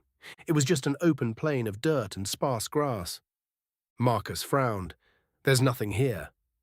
Stem remained silent for a moment before replying. 1 moment. Checking records. There is a dungeon here, approximately 0.4 miles down. Marcus stiffened. You mean there's a dungeon right below my feet? No, it is exactly 0.4 You know what I mean? Yes, right below your feet. Marcus looked down, then back up. Why is it hidden? Stem paused before answering. Time, continental drift, geological shifts. It was not always here, but over millennia, layers of earth buried it. Records of its existence faded. It was forgotten. Marcus stared at the ground, a dungeon lost to time itself. The thought sent a thrill of excitement through him. We have to tell the others. Chapter 41, Hunting. Chapter 41, Hunting. Marcus moved swiftly through the dimly lit camp, weaving between tents and makeshift fortifications. The Orc clan was lively tonight, warriors feasting, storytellers weaving tales of battles past, and the scent of roasted meat thick in the air. But Marcus had no time for celebration. He needed to find Vera. Stem's discovery had changed everything. A dormant dungeon, buried beneath time itself. The implications were massive: untouched power, lost knowledge, and most importantly, something no one else knew existed. But before anything else, he had to convince Vera. He found her near the edge of the camp, alone, practicing her earth mana. Small ripples of dirt and stone undulated beneath her hands, shifting as she refined her control. Vera, Marcus called softly. She turned, lowering her hands. What is it? Come with me. She studied his face, sensing the seriousness in his voice. Marcus. He placed a hand on her shoulder. Just trust me. That was enough. Without another word, she followed. They slipped beyond the camp's outskirts, where the forest thickened and the sounds of the Orc village faded into the night. When they were certain no one could overhear, Marcus finally spoke. I found something. Or rather, Stem did. Vera crossed her arms. What kind of something? A dungeon. A hidden one. Her eyes widened. You're serious? Completely. Vera exhaled sharply, stepping back. That's... Marcus, you know the rules. Newly discovered dungeons are supposed to be handled by high-ranked adventurers first. There's no way to know what's inside. It could be a death trap. Marcus ran a hand through his hair. I know. That's why I wanted to talk to you first. I think we should give it to the Orcs. Vera frowned. Then what's the problem? He hesitated. I want to explore it first. Her eyes narrowed. Of course you do. He raised a hand. Hear me out. We'll be careful. We go in, take a quick look, and then we turn it over. Simple. Vera shook her head. No, it's not simple. You don't get it, Marcus. The guild sends gold and mithril-ranked adventurers into new dungeons because they're unpredictable. We don't even know what rank this dungeon is. Going in blind could be a death sentence. I get that, Marcus said, keeping his tone calm, but we have an advantage those high-rankers don't. She gave him a doubtful look. He tapped his temple. Stem. Vera hesitated, then sighed. Marcus, I'm glad you and Stem trust me to keep his existence a secret, but you can't expect me to run into the unknown every time you two want to do something crazy. Stem's voice hummed in Marcus's mind. Marcus, I can analyze the dungeon's structure before you enter. Marcus relayed the message. Stem says he can scan it first, so we won't be completely blind. Vera folded her arms. And how exactly does he plan to do that? By analyzing the entrance runes. Stem says he can read the entrance sigils and predict what's inside. Vera frowned. Wait, what do you mean read them? If that's true, this could revolutionize dungeon exploration. Apparently, every dungeon entrance is built with 20 runestones, and each one contains 5 sigils, Marcus explained. That sounds complicated. There are exactly 9.3 billion possible permutations, Stem began. When accounting for contextual sigil alignment, this number reduces to… Okay, Marcus interrupted. Way too complicated. Dumb it down. Stem paused, then responded in a flat tone. I can predict the dungeon's nature with 89% accuracy. Marcus raised an eyebrow. Why not 100%? Because you are an unknown variable. Your presence and abilities could influence dungeon behavior in ways I cannot fully predict. Marcus glanced at Vera. Stem just dumped a bunch of crazy math on me, but the gist is, we won't be walking in completely blind. Vera chewed her lip, clearly torn. Fine, she said at last, but I'm coming with you. Marcus grinned. I figured you'd say that. You better not get us killed.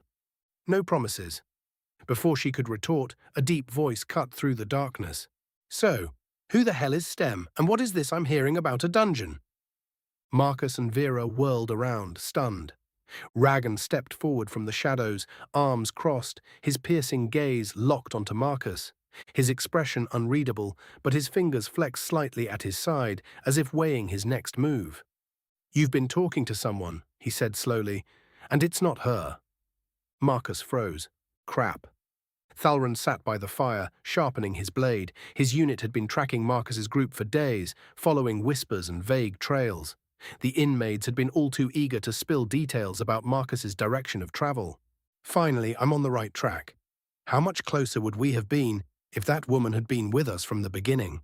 Thalron thought to himself. Then, Arixa strode into the firelight, her presence commanding attention. Tall, muscular, and exuding pure confidence, the Kai-wielding warrior carried her massive warhammer as if it weighed nothing. Thalron stood, eyes narrowing. You're late. Arixa smirked. I'm right on time, I'd say. He exhaled sharply. I was told you'd be part of my tracking team. Yeah, well, she rolled her shoulders, I got sidetracked. By what? Personal business. She gave a vague shrug. Thalron frowned but didn't press further. He had bigger concerns than whatever mission Arixa had been on. Fine, he said. We move out at dawn. She grinned. Good. I was getting tired of waiting for some action. Thalron watched her carefully. He didn't fully trust her. He had befriended her during the tournament, but she was still a wild card. He turned back to the fire, methodically sharpening his blade. You should know, he said finally. We're one day from an orc checkpoint. After that, we're in their domain. No mistakes. Arixa chuckled. No mistakes, she repeated. You sound nervous, elf. Why shouldn't I be? I have to arrest my friend without fully knowing the reason. But orders are orders. Tomorrow we hunt. Chapter 42, Closing In.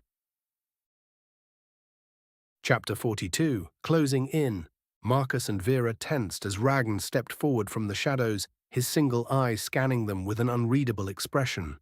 The dim glow of the campfire flickered across his face, making it impossible to tell if he was angry, curious, or something in between. You've been talking to someone, he said, his voice measured. And it's not her.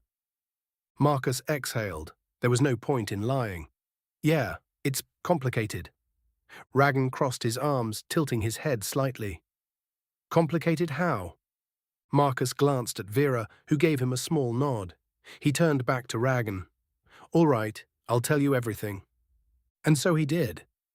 Marcus explained STEM, his unique system, his ability to communicate with it, and how it provided him with information beyond what a normal adventurer would have access to.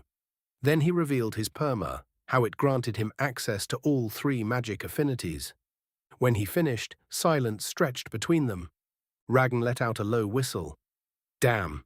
He scratched his chin, deep in thought. You're not freaking out, Vera asked cautiously. Ragn chuckled. Freaking out? No. Processing? Yeah. He looked at Marcus, his grin widening. This explains a lot. But you know what? I don't care. Marcus blinked. You don't? Nah, secrecy's my whole job. You think I'd betray my own people? Ragn took a step forward and clapped Marcus on the shoulder. Listen, man, I might be a rogue, but I know a big deal when I see one. And you? You're going to change the world. Marcus felt a lump form in his throat. Ragn, You're my brother, Marcus, and brothers keep secrets. He smirked. Now Boruk? He's different. He's a traditionalist. He wouldn't take this lightly. We have to tell him at some point. One day, we should find a way to break it to him gently, but for now, I'll keep him busy for a few days while you do your thing. You'd do that? Marcus asked. Like I said, brothers. Marcus let out a breath he didn't realize he had been holding. Thanks, Ragn. That means a lot. Ragn turned to leave, stretching his arms. Just don't die in there. I want to see what kind of monster you become after this dungeon. And with that, he disappeared into the night. Vera let out a sigh of relief. That went better than expected. Marcus smirked. For once, yeah. Tomorrow they would head for the dungeon. At dawn, Marcus and Vera packed their gear and set out. The morning air was crisp, the sky streaked with hues of orange and violet. Unlike their usual travels, this one was eerily silent. Vera had barely spoken since they left the camp. You okay? Marcus finally asked. She didn't meet his gaze. Just wondering if this is the right move. We don't have to do this today, Marcus said. Vera shook her head. No, I worry about what this dungeon could mean. Marcus nodded. He understood her concern, but something in his gut told him this wasn't just another dungeon. It was something bigger. The anticipation weighed on them as they pressed forward. By midday, they reached the buried structure. Marcus looked around. At first glance, it was nothing more than rocky terrain with scattered patches of grass. But they knew better. Vera took a deep breath and knelt, pressing her hands to the ground. Her earth mana pulsed, sending a ripple through the earth. The ground trembled, stone cracked and crumbled, revealing something unnatural beneath. Metal. Ancient, untouched by rust or time, not just metal, something engineered. Glyphs flickered to life, pulsing faintly as the last layer of earth was stripped away. Marcus took a step forward, eyes widening. This isn't just any dungeon. Confirmed, Stem's voice echoed in his mind. This structure matches the parameters of a boss rush dungeon. Marcus frowned. Boss rush? Vera's brows knitted together. You mean, a dungeon composed entirely of consecutive boss battles, no flaws, no rest, just fight after fight, each encounter escalating in difficulty. Marcus felt a shiver of excitement. This is perfect. Vera groaned. Of course you'd say that. Before they could continue, a deep rumbling shook the earth. The glyphs flared brighter, and suddenly the metallic doors began to move. Something had been activated. Meanwhile, miles away, Thalron's unit reached the Orc checkpoint. A small garrison of Orc warriors stood at the entrance, arms crossed, clearly unimpressed. Thalron stepped forward, bowing his head slightly. We request passage through Orc lands. We are tracking an individual of interest. The Orc leader, a scarred veteran, eyed them. And why should we allow it? Arixa scoffed. Because we're not asking. Thalron's jaw tightened. The Orcs bristled. You overstep, girl, the Orc leader growled. These lands are not yours to demand entry. Thalron quickly intervened. Forgive my companion, we only wish to pass peacefully. The Orc leader studied him, then nodded. You may pass. But not yet. Arixa frowned. What do you mean, not yet? The elders must be consulted. Until then, you will wait. Arixa clenched her fists. Thalron exhaled slowly. He didn't like it, but this wasn't the place to pick a fight. We will wait, he said. Arixa turned to him. You can't be serious. We have no choice, he muttered.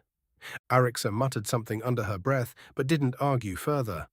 Back at the dungeon site, Marcus watched as the rune stones and metal objects magically formed into an archway and the portal swirled into being. A rush of cold air spilled out, thick with energy that sent shivers down his spine. Then a deep guttural roar echoed from within. Marcus and Vera exchanged glances. "Looks like there's no turning back now," Marcus muttered. Vera sighed. "I knew you were going to say that." The glyphs along the entrance pulsed one last time, and Stem's voice whispered in Marcus's mind. "Caution. Something within this dungeon has not been recorded in any system archive. Be prepared for unknown variables." Marcus grinned. "Now that's more like it." And with that, they stepped inside. Chapter 43, Boss Rush. Chapter 43, Boss Rush. The moment Marcus and Vera stepped through the swirling portal, the world around them exploded into chaos. Unlike other dungeons where the transition was smooth, this entry felt like being swallowed whole by an unnatural force. The air twisted, their bodies compressed, and a feeling of weightlessness overtook them as they were yanked into the unknown. Then, impact. Marcus landed in a crouch, his instincts kicking in before his mind could process what had just happened. Vera tumbled beside him, her hands bracing against the cold stone floor. The world around them was wrong. They stood on a vast bridge of dark, jagged stone, suspended in a swirling abyss of ashen clouds and violet lightning. The bridge stretched toward a colossal tower, so high that its peak vanished into the misty void above. The structure was a monolith of blackened stone and twisted metal, ancient symbols glowing faintly along its spiraling walls. Marcus whistled. "Damn, this place is intense." Vera slowly got to her feet, her eyes flicking to the ominous tower. "I can't even see the top. How far up do you think it goes?" Stem's voice hummed in Marcus's mind. "Height indeterminate. The dungeon does not abide by standard physics. The structure may expand infinitely based on progression conditions." Marcus exhaled. "Great, a never-ending death trap. Love that." Vera shook her head. "Something about this place feels wrong. It's unnatural." Marcus rolled his shoulders, a grin forming. "Then let's show it what we do to unnatural things." Together, they strode forward toward the first boss chamber. The moment Marcus and Vera stepped into the first boss chamber, an oppressive aura washed over them. The arena was unlike anything Marcus had ever seen. A grand colosseum of crumbling stone, encircled by towering statues frozen in twisted expressions of agony. Each statue had once been a living being. Some were orcish warriors, their faces locked in eternal battle cries.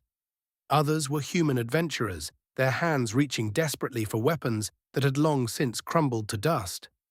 A few were creatures Marcus couldn't even recognize, some twisted beyond comprehension, others frozen mid-flight, wings outstretched as if trying to escape their fate. Vera swallowed hard. This isn't just a dungeon, it's a graveyard. Then the sound of shifting stone. From the shadows at the center of the arena, something stirred. A tall, serpentine woman emerged, her lower half a coiling mass of onyx scales, her upper body elegant yet monstrous. Writhing, ashen serpents twisted where her hair should have been, their slitted eyes gleaming with intelligence. Her arms were adorned with razor-like claws, their silver tips reflecting the dim torchlight. And her eyes, piercing silver orbs, glowing with an unnatural curse.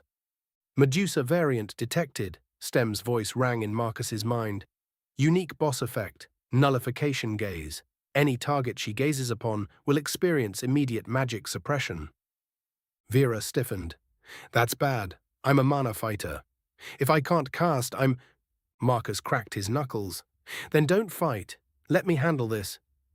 But before he could move, Medusa slithered toward them, her head tilting as if studying her prey. Her eyes flashed, and in that instant, Vera felt it. Her connection to mana vanished. She gasped, stumbling back. "My mana—" Marcus didn't hesitate. He lunged forward, closing the distance before she could lock onto him. The creature's attacks were wild, unrefined, relying on speed and reach rather than precision.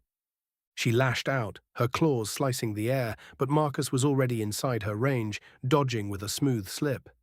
He countered with a short, explosive left hook to her ribs. The impact sent shockwaves up his arm, the resistance of her scaled body harder than expected, but it still forced her off balance. Medusa shrieked, her body coiling backward. She was fast, faster than most enemies he had fought before, but she had one glaring weakness.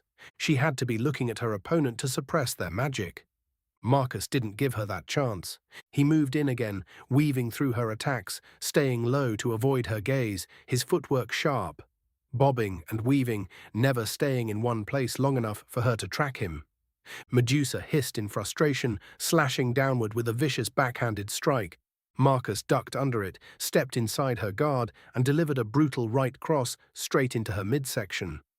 The force sent a shockwave through her body, forcing her to arch backward. Vera's eyes widened. Wait a minute. Marcus was forcing Medusa to look away. She wasn't gazing at her. Her mana surged back into her body. Vera didn't hesitate. She raised her hand, and a spear of flame erupted from her palm. Boom! The explosion blasted into Medusa's shoulder, sending her spiraling across the stone floor. Marcus grinned. Oh, we're going to win this easy. Medusa hissed, recovering quickly. She adjusted her tactics, moving more erratically, her body twisting at unnatural angles to throw off Marcus's rhythm.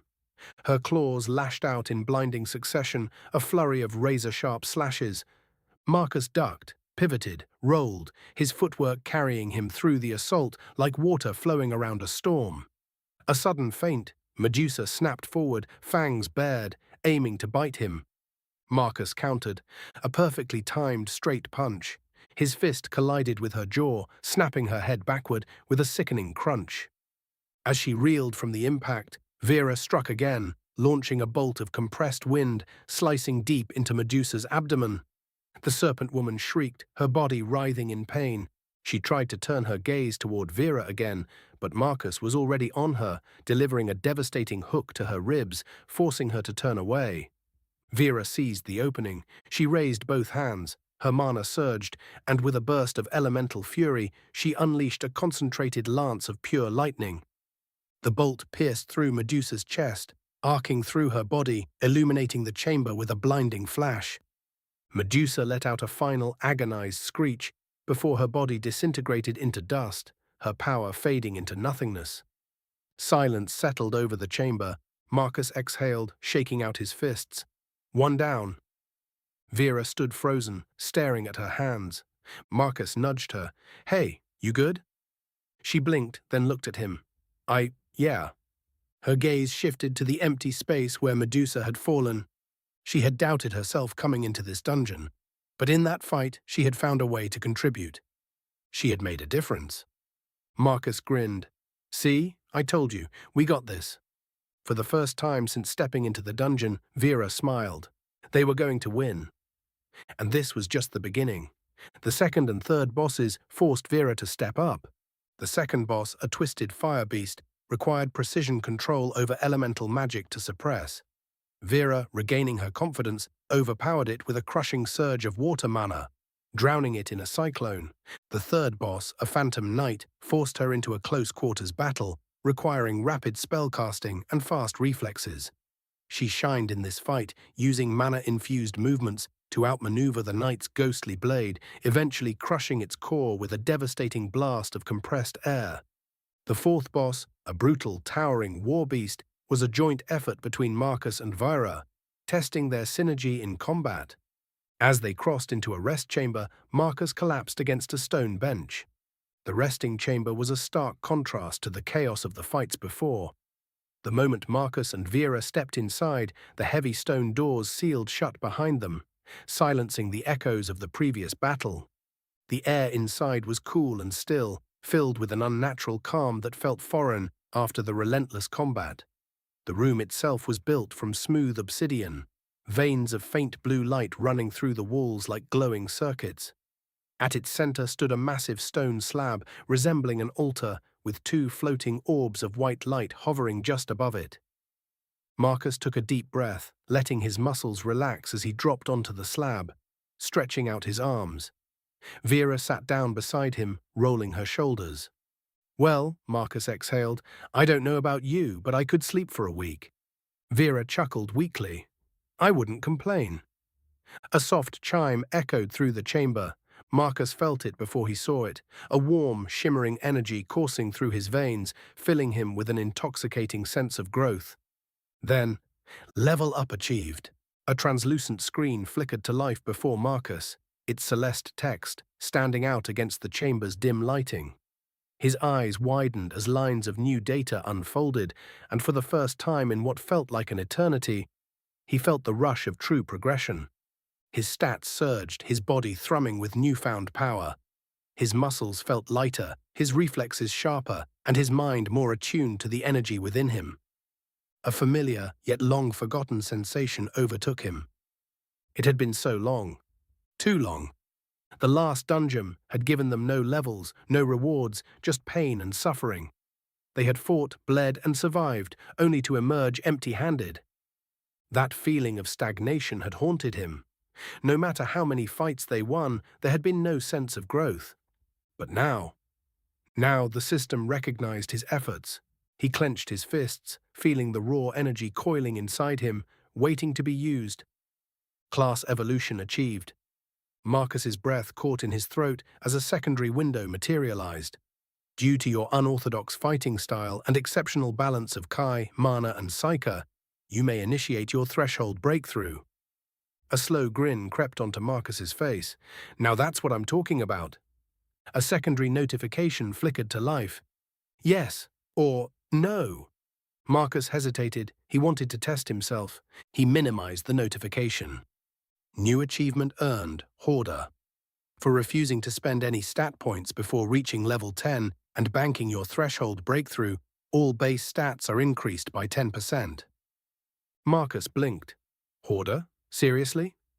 Vera snickered. You never allocated your stat points? Marcus shrugged. I wanted to see what would happen if I waited. Looks like it paid off. Vera shook her head, smiling for the first time since entering the dungeon. Marcus glanced at his hands. The glow of the Hoarder stat increase energy still flickered faintly across his skin, radiating an undeniable sense of power. This wasn't just a level up. It was a reminder that they were progressing, that their struggles meant something. And after everything they had been through, after all the pain of the previous delve, the feeling of growth was almost intoxicating. He sat back, letting the moment wash over him. For the first time in a long time, Marcus felt like he was getting stronger again. And damn, it felt good. The chamber door groaned open, revealing a domain of decay. Unlike the previous arenas, which had been grand or ominous, this one was pure desolation. The floor was a broken expanse of blackened stone, cracked open in places to reveal a sickly green mist rising from beneath. Jagged bones jutted from the ground like grotesque monuments, twisted into unnatural shapes, their marrow long since rotted away. The walls, if they could even be called that, seemed to be made of pale, writhing tendrils, shifting and pulsing as if alive. The air was thick with the stench of rot, and the very atmosphere felt diseased, seeping into their lungs with every breath. Marcus tensed, his instincts screaming at him. Vira stood frozen beside him, her face pale. No, it can't be. A low, reverberating growl filled the chamber. Then, from the mist at the far end of the room, a monstrous figure emerged. A towering, gaunt being, draped in a shroud of tattered black flesh, moving like a shadow-given form. Its body was skeletal yet grotesque, its limbs too long, its hands ending in bony, clawed fingers that dripped with green ichor. In its grasp, it held a massive scythe, its blade jagged and curved like a vulture's talon, exuding a dark energy that warped the air around it. Its face was featureless, save for two hollow voids where its eyes should have been, and a gaping maw that stretched far too wide, lined with jagged teeth of pale bone. Yurtrus, the orc god of death. Vera's breath hitched, her entire body refused to move. Vera, Marcus barked, but she didn't react. She was paralyzed by fear. Yurtrus moved, a whisper of death, impossibly fast for something so massive. It surged forward, its scythe carving through the air with a howling wail. Marcus reacted instinctively, ducking under the sweeping arc and countering with a burst of Kai-infused speed, his fist colliding with Yurtrus's ribcage in a bone-cracking body blow. The impact shuddered through the creature, but Yurtrus barely staggered, as if Marcus's attack was an afterthought. Marcus clicked his tongue. "All right, big guy. Let's do this properly." He launched himself into the offensive, his footwork flawless, dipping and weaving around Yurtrus's monstrous swipes. His fists became a blur, each strike a precision weapon, a straight to the ribs, an uppercut to the jaw, a rapid combination to break its form. Yurtrus swung again, faster than before. Marcus barely sidestepped in time, the scythe's poisonous aura grazing his arm. Even a glancing hit made his skin burn. "Shit, okay, let's not get touched."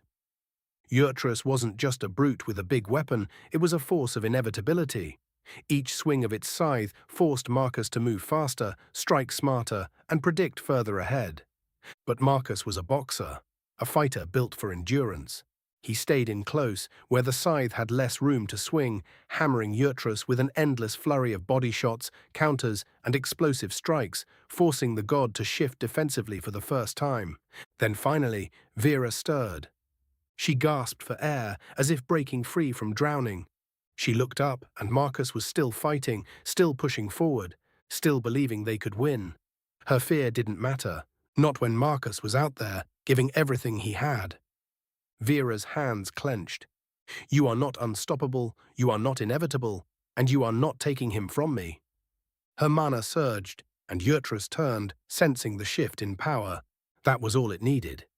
In that moment of distraction, Yurtrus's scythe lashed out, a blur of green-black death. Marcus twisted, but he was a fraction too slow. The blade sliced through his side, piercing deep. Marcus felt it instantly, the poison invading his bloodstream, burning, rotting him from the inside. Vira screamed, "Marcus!" Marcus stumbled, dropping to one knee, his vision swimming in a haze of green fog. Stem's voice crackled in his mind. "Poison detected. Neutralization protocol initiated. Estimated recovery time, 2 minutes." Marcus grimaced. "That's too damn long." Vera rushed to his side, panic in her eyes. "Marcus!" He grabbed her wrist. "Stem's got me, but you need to finish this." She hesitated, torn between staying with him and fighting on. Marcus grinned weakly. "Hey, you wanted to prove yourself, right? Here's your shot." Her hesitation shattered. Vera stood, her entire body radiating mana. Then she let go. She unleashed everything. Her mana exploded outward, turning the entire chamber into a maelstrom of elemental fury. Fire surged in waves, molten currents swallowing the ground. Lightning cracked and arced, lashing against Yurtrus's form. Wind spiraled into cutting gales, slicing deep into his rotting flesh. Ice formed massive spikes, piercing his limbs, locking him in place. Yurtrus let out an unnatural wail, thrashing violently, its scythe swinging wildly. But Vera was beyond it now. Her eyes burned white-hot, her power surging past her limits, past anything she had ever achieved before. She launched herself forward, her hands weaving symbols at blinding speed. Then she formed a final spell, one meant to end gods. A singular spear of raw, condensed mana. Not fire, not lightning, not wind, not ice, pure, unfiltered destruction. With a scream that shook the chamber, she drove the spear through Yurtrus's core. For a moment, time stopped. Then, reality collapsed in on itself. The god erupted into nothingness, his form shattered into oblivion, the room quaking as the corruption was purged from existence. Silence fell. Vera stumbled. The rush of power faded, her breath ragged and heavy. Then, Marcus coughed. She spun around and saw him, still kneeling, but already looking better. Vira rushed to him, falling to her knees and throwing her arms around his neck. "I thought I lost you," she choked out. Marcus let out a weak chuckle. "You really think I'd let some undead bastard take me out?" She held onto him tighter, burying her face in his shoulder. "Don't ever scare me like that again." Marcus sighed, returning the embrace. "I'll try my best." Then he pulled back, looking her in the eyes. "You did good, Vera. Real good." Vera exhaled, finally smiling through her exhaustion, and for the first time since entering the dungeon, she truly believed it. They were unstoppable together. They rose, ready for the next floor. Chapter 44. The Trials of the Abyss. Chapter 44, The Trials of the Abyss. The eerie stillness of the resting chamber was shattered by Stem's sudden announcement. I have determined the completion parameters for this dungeon. Marcus, still stretching his arms from the last fight, perked up. Finally, lay it on me.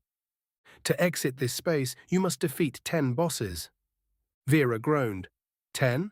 We're barely past 5 and I already feel like I've been chewed up and spit out. Marcus smirked. Then let's make sure we're the ones doing the chewing from here on out. Vira rolled her eyes, but her lips twitched into a small grin. You're impossible. The 6th chamber was different. Unlike the grand arenas or eerie cathedrals they had fought in before, this place resembled a murky swamp, shrouded in thick mist. Gnarled trees stretched skyward like skeletal hands, and an unnatural stillness clung to the air. A rusted, abandoned cabin sat at the far edge of the battlefield, its wooden boards warped with age. Vera shivered. I don't like this place. Marcus took a step forward, the ground squelching beneath his boots. Yeah, definitely creepy. Then the temperature dropped. The torches lining the walls flickered out, plunging them into darkness. The only light came from the eerie pale moon that hung high in the sky, a sky that shouldn't have been there. A slow, deliberate crunch echoed from the mist. Marcus turned toward the sound, his muscles tensing. Vera, we've got company. From the shadows, a towering figure emerged. He was massive, easily 7 feet tall, clad in a tattered, dirt-stained jumpsuit. A bulky, weathered mask covered his face, its chipped edges revealing hints of something grotesque beneath. His shoulders heaved with slow, rhythmic breaths, and in one hand he dragged a rusted machete, its jagged edge gleaming in the dim light. He didn't charge, he didn't roar, he just stood there, watching, waiting. Marcus exhaled sharply. Oh, hell no. Vera took a step back. What kind of dungeon boss doesn't attack right away? Marcus narrowed his eyes. The kind that wants us to run. A slow, deliberate tilt of the masked figure's head confirmed Marcus's suspicion. Vera gulped. Okay, new plan. We kill it before it... The boss vanished. No sound, no movement, just gone. Then, a shadow loomed behind Marcus. Instinct screamed. Marcus rolled forward, barely avoiding the massive swinging machete that carved through the space he had just occupied. He spun on his heel, fists raised. The boss didn't chase him. It turned, slowly, methodically, its empty gaze now locked onto Vera. Vera, move! Marcus shouted. Vera didn't hesitate. She hurled a fireball, the explosion engulfing the masked figure in flames. For a moment it seemed to work, until a massive charred hand emerged from the fire, completely unfazed. Marcus blinked. Are you kidding me? Vera's voice cracked. It's not burning. Everything burns. The masked figure advanced toward her, slow but unrelenting, its weapon raised. Marcus launched forward, his fist colliding with the monster's chest. A normal enemy would have staggered. This one, it didn't even flinch. Marcus gritted his teeth. All right, big guy, let's see how you handle a real fight. He moved fast, weaving around the slow, predictable swings. The boss wasn't smart, but it was relentless. Each attack carried brute force that could turn a normal fighter into paste. But Marcus wasn't normal, neither was Vera. They tag-teamed the monster, Marcus keeping its attention while Vera bombarded it with spells, chipping away at its seemingly endless endurance. The fight stretched on longer than expected. No matter how many times they hit it, the damn thing kept getting back up. Eventually, Marcus had enough. The next time the boss lunged, Marcus stepped into the attack, ducked under the swing, and slammed a lightning-infused uppercut into its chin. The impact sent the masked behemoth hurtling backward, crashing through the rotten cabin wall in an explosion of debris. Silence. Then, the cabin collapsed on top of it. Marcus and Vera stood there, panting.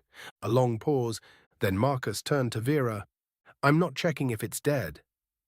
Vera exhaled. Good, neither am I. A chime confirmed their victory. Boss defeated, path forward unlocked. Before stepping into the 7th chamber, Stem's voice hummed in Marcus's mind.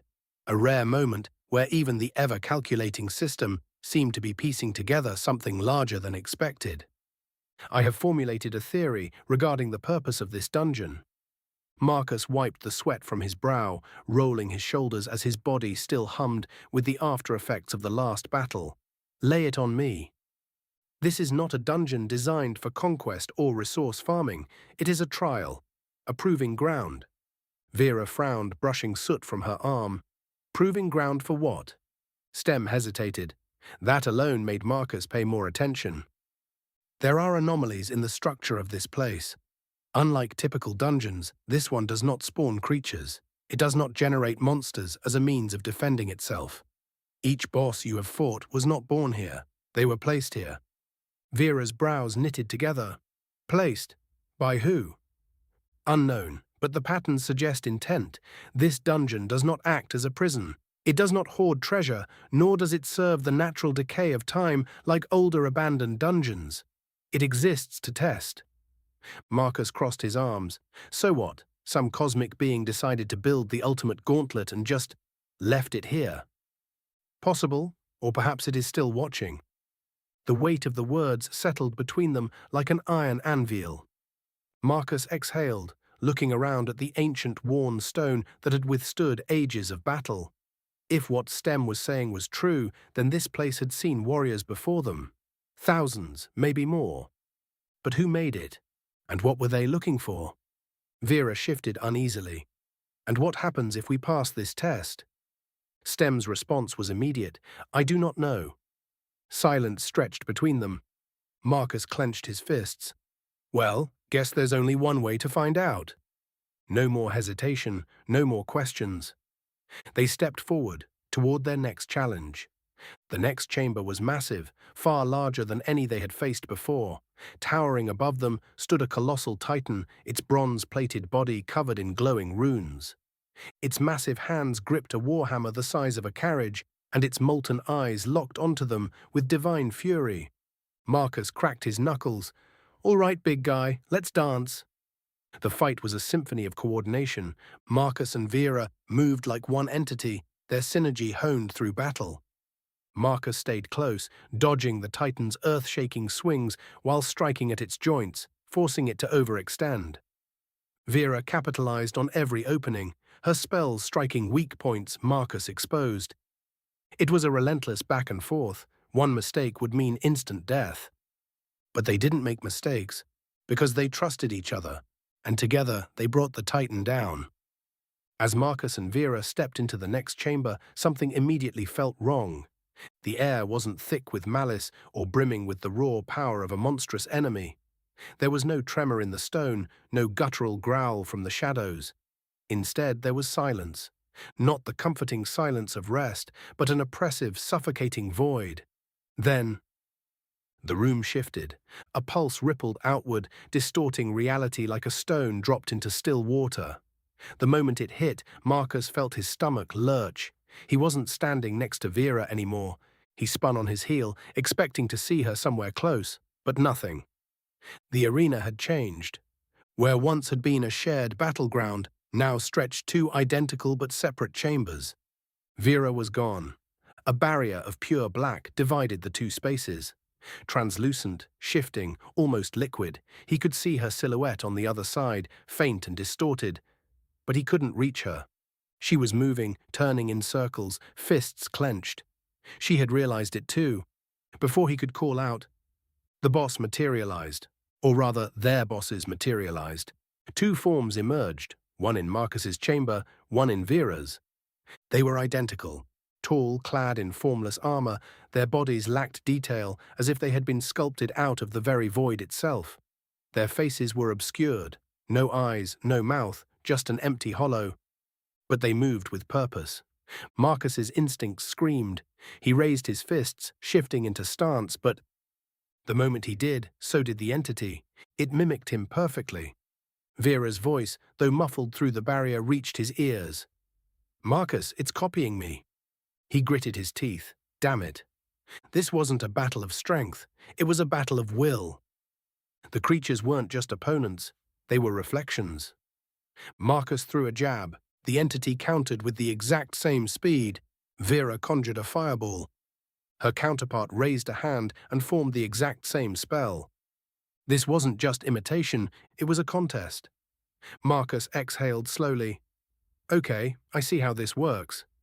It wasn't about being stronger, it was about being better.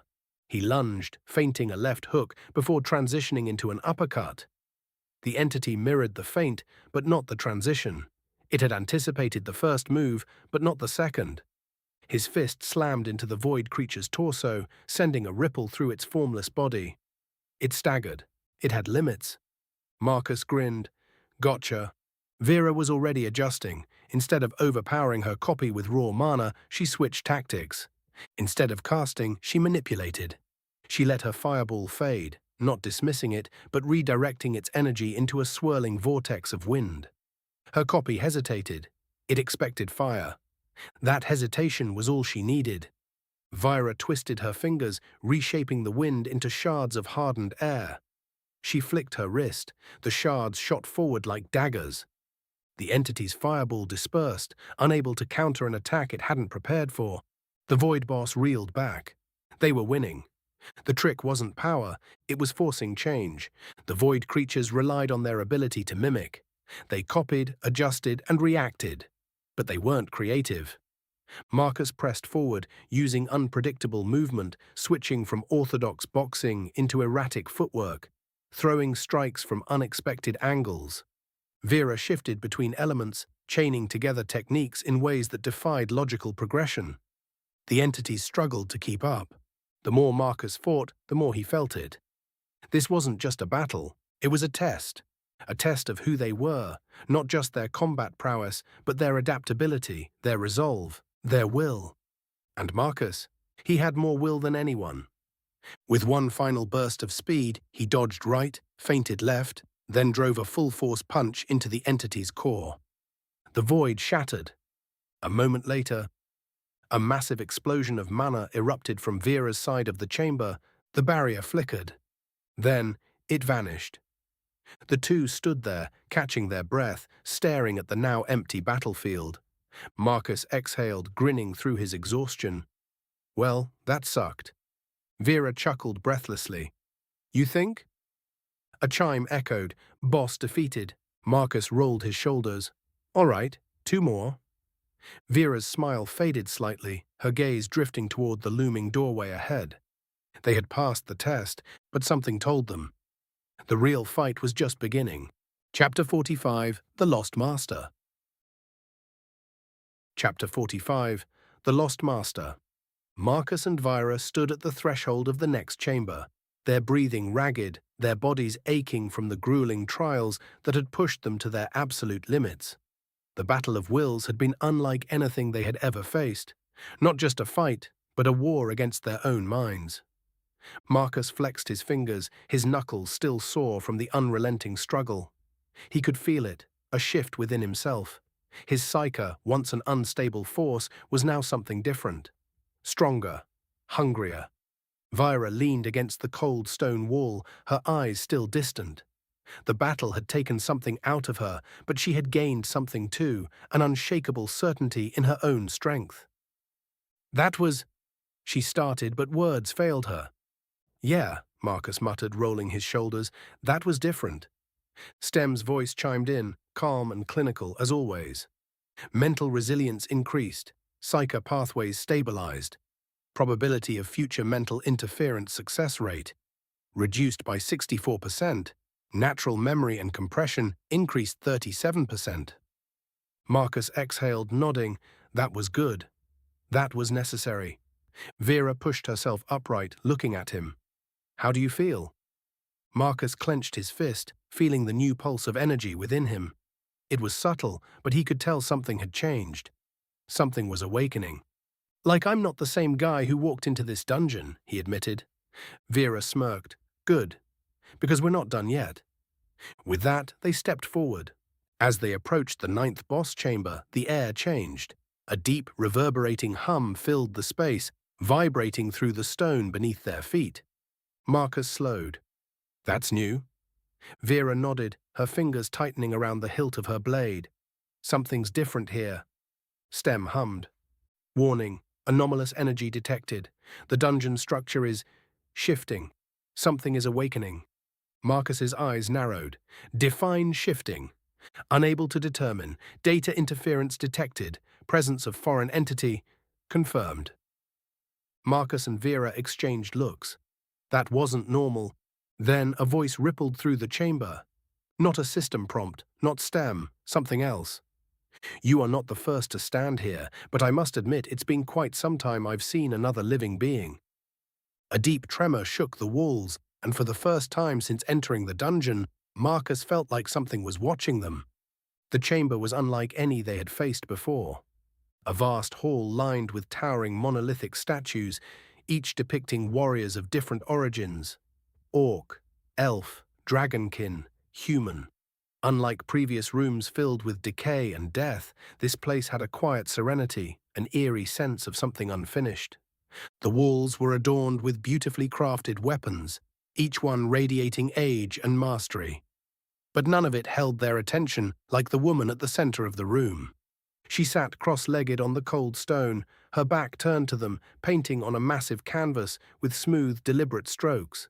The soft scratching of brush against parchment was the only sound in the chamber. Marcus and Vera slowed their approach. Marcus hesitated. I think we're supposed to be fighting or something. The woman didn't turn. Her voice was tranquil, distant, timeless. We will. It's inevitable. She dipped her brush into a tray of ink, moving with serene patience. But first, come sit with me. Marcus and Vera exchanged wary glances. Please, the woman added softly. Marcus stepped forward first, curious and cautious. There was something off about her presence, not malevolent, but deeply unsettling, like a song played slightly out of tune. As he approached, he finally saw her, and what he saw stunned him. She was normal. Not a monster, not a spectral horror or a dungeon construct. She was human. Vera followed Marcus's lead, still wary as they sat on opposite sides of the woman. The painting was hideous. A chaotic mess of brushstrokes, figures that barely resembled forms, an attempt at something beautiful but ruined by inexperience. Marcus, ever blunt, snorted. That painting is hideous. The woman laughed, a soft, sad chuckle. Yeah, she admitted. It is, but one must learn new hobbies. Or you'll go mad in here. I'm sure you've met the others. Marcus studied her face. You're human. So are you. Marcus's brows furrowed. What are you doing in here? The woman paused. I'm trapped. Her voice barely carried weight. I've been in here a long time. Marcus's stomach tightened. How were you trapped? Her eyes flickered, as if searching for something that wasn't there. I don't remember.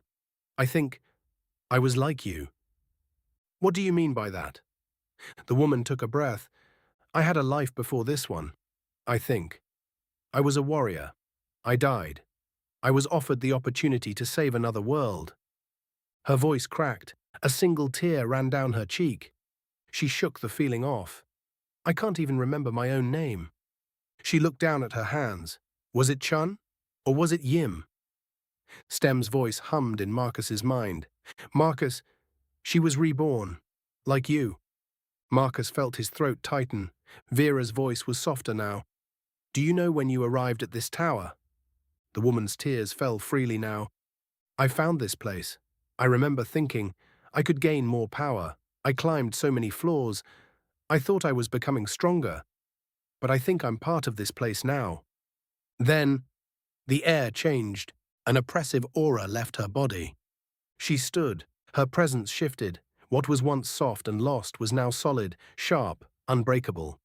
She turned to face them. Marcus's heart stopped. The stance, the way she held herself, the way her feet rooted to the ground, her arms held firm, yet fluid in front of her, fingers lightly curved, palms open, ready to absorb, redirect, counter.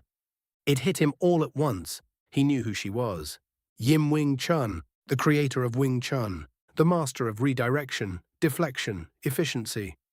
Marcus stood slowly. A brief moment of reverence passed between them.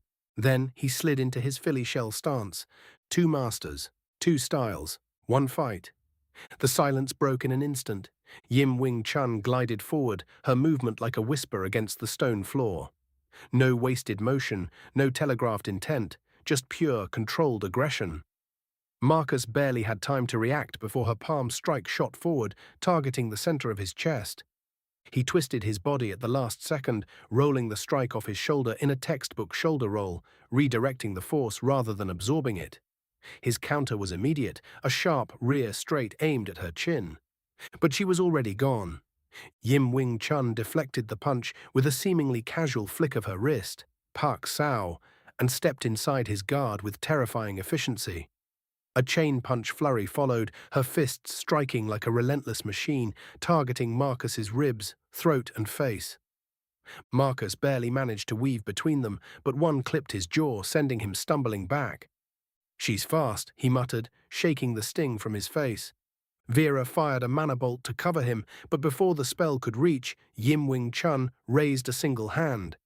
And with a precise fluid motion, she redirected the attack, sending the bolt curving through the air. Marcus's eyes widened. It was coming right at him. The bolt rammed into his guard, sending him flying. Vera was shocked, but she prepared another spell. As she gathered mana between her hands, she studied Yim's movements intently. But suddenly, Yim vanished from her view. "Teleportation," Vera said, astonished. But before she could form another thought, Yim was upon her. She hit the orc mage with a tight barrage of rolling punches. She swept her legs from underneath her and sent her hurling across the room with a double palm strike. "Yeah, okay," he exhaled as he recovered. "That's new." Yim Wing Chun didn't pause. She flowed forward again, stepping into Chi Sao, the sticking hands drill, her arms snaking around Marcus's, feeling, measuring his movements before attacking. Marcus fought instinct against instinct, rolling his forearms, trying to counter her redirections, but she was too efficient, too practiced. Each time he tried to create an opening, she closed it, absorbing his movements and using them against him. Then she shifted. Her footwork changed, the smooth circular movements sharpened, and suddenly she was mirroring him. The Philly shell. Marcus's heart pounded. "You gotta be kidding me." She bounced lightly on the balls of her feet, her lead hand loose, her rear hand coiled like a snake at her ribs. Then she attacked. She moved in exactly like he would, cutting off his escape angles with precise lateral footwork. She threw a lead hook to the body, but Marcus knew that was bait, so he stepped back. She anticipated it. A rear uppercut followed, rising like a piston aimed at his chin. Marcus barely blocked in time. Then she switched again, flowing seamlessly from boxing back to Wing Chun, smothering him with tight, fast centerline strikes, forcing him into close quarters where her style thrived.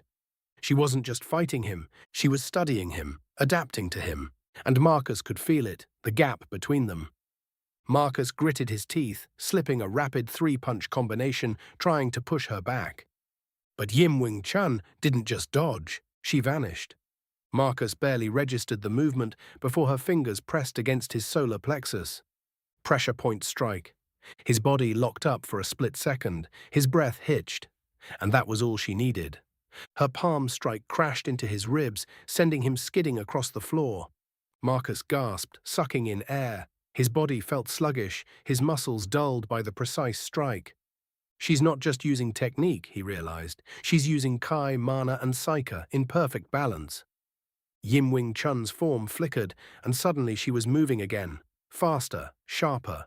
Her ki-enhanced strikes left trails in the air. She utilized wind mana to enhance her movements, giving her an unnatural flow, and her Psyche allowed her to delete the space between her and whatever she wanted, giving the illusion that she could teleport.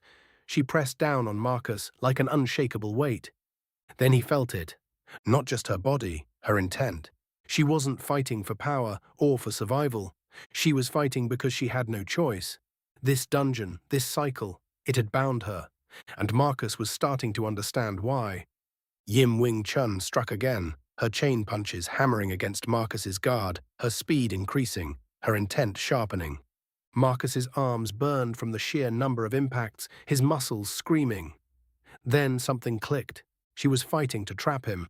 Every move she made forced him into a specific sequence, a sequence he couldn't break. That's what this dungeon did. It didn't just test warriors, it consumed them. Marcus growled, "To hell with that." He let his psyche flare. "I've been studying you too." Marcus used his psyche to delete the space behind to seemingly vanish, then reappear. In front of Yim, his strike ready to go. Then, a raw, explosive right hook shot through Yim Wing Chun's offense, landing flush against her guard. The force sent shockwaves up her arms. For the first time, she hesitated. Marcus pressed forward, dipping under her next strike, getting inside her range. His lead uppercut slammed into her midsection, forcing her back. His left hook tore across her ribs, unbalancing her. Then he finished it. A final, crushing overhand right, charged with every bit of kai he had, collided against her head. She flew back, slamming into the floor. Silence. Marcus stood there, panting, his fists still clenched. Yim Wing Chun stared up at the ceiling, her chest rising and falling with slow, deliberate breaths. Then, she laughed, soft, broken, but happy. "I think I'll remember you." She turned her head toward Marcus, smiling through her exhaustion. "I've defeated every warrior who came to me. You beat me soundly." Marcus took a shaky breath. "I wouldn't say soundly, but I guess I did." Vera rushed to his side, still stunned by what she had witnessed. Yim Wing Chun slowly sat up, her form flickering, her presence fading. "Thank you. It's been so long." Marcus felt a lump in his throat. Before she faded completely, she met his gaze one last time. "For your win, I'll give you this warning. No matter what, leave this place the first opportunity you get." Then she vanished as if snapped out of existence, reappearing in front of her canvas.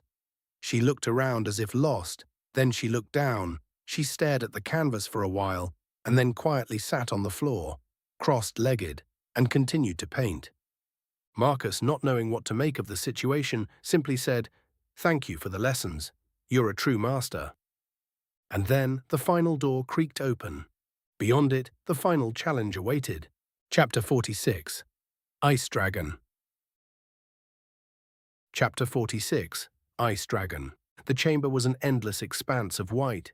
Towering ice pillars stretched into a sky that shouldn't exist, their jagged surfaces reflecting the eerie glow of a frozen sun that loomed overhead. The air was thick with mist, every breath sharp and stinging as Marcus and Vera stepped forward. Marcus rolled his shoulders, already feeling the oppressive weight of the cold seeping into his bones. Why do these bosses always come with dramatic weather effects? Vera exhaled, her breath turning to frost. Wouldn't be a proper dungeon if it didn't make us miserable first. Then the ground trembled. A deep guttural rumble echoed through the chamber, reverberating through the ice.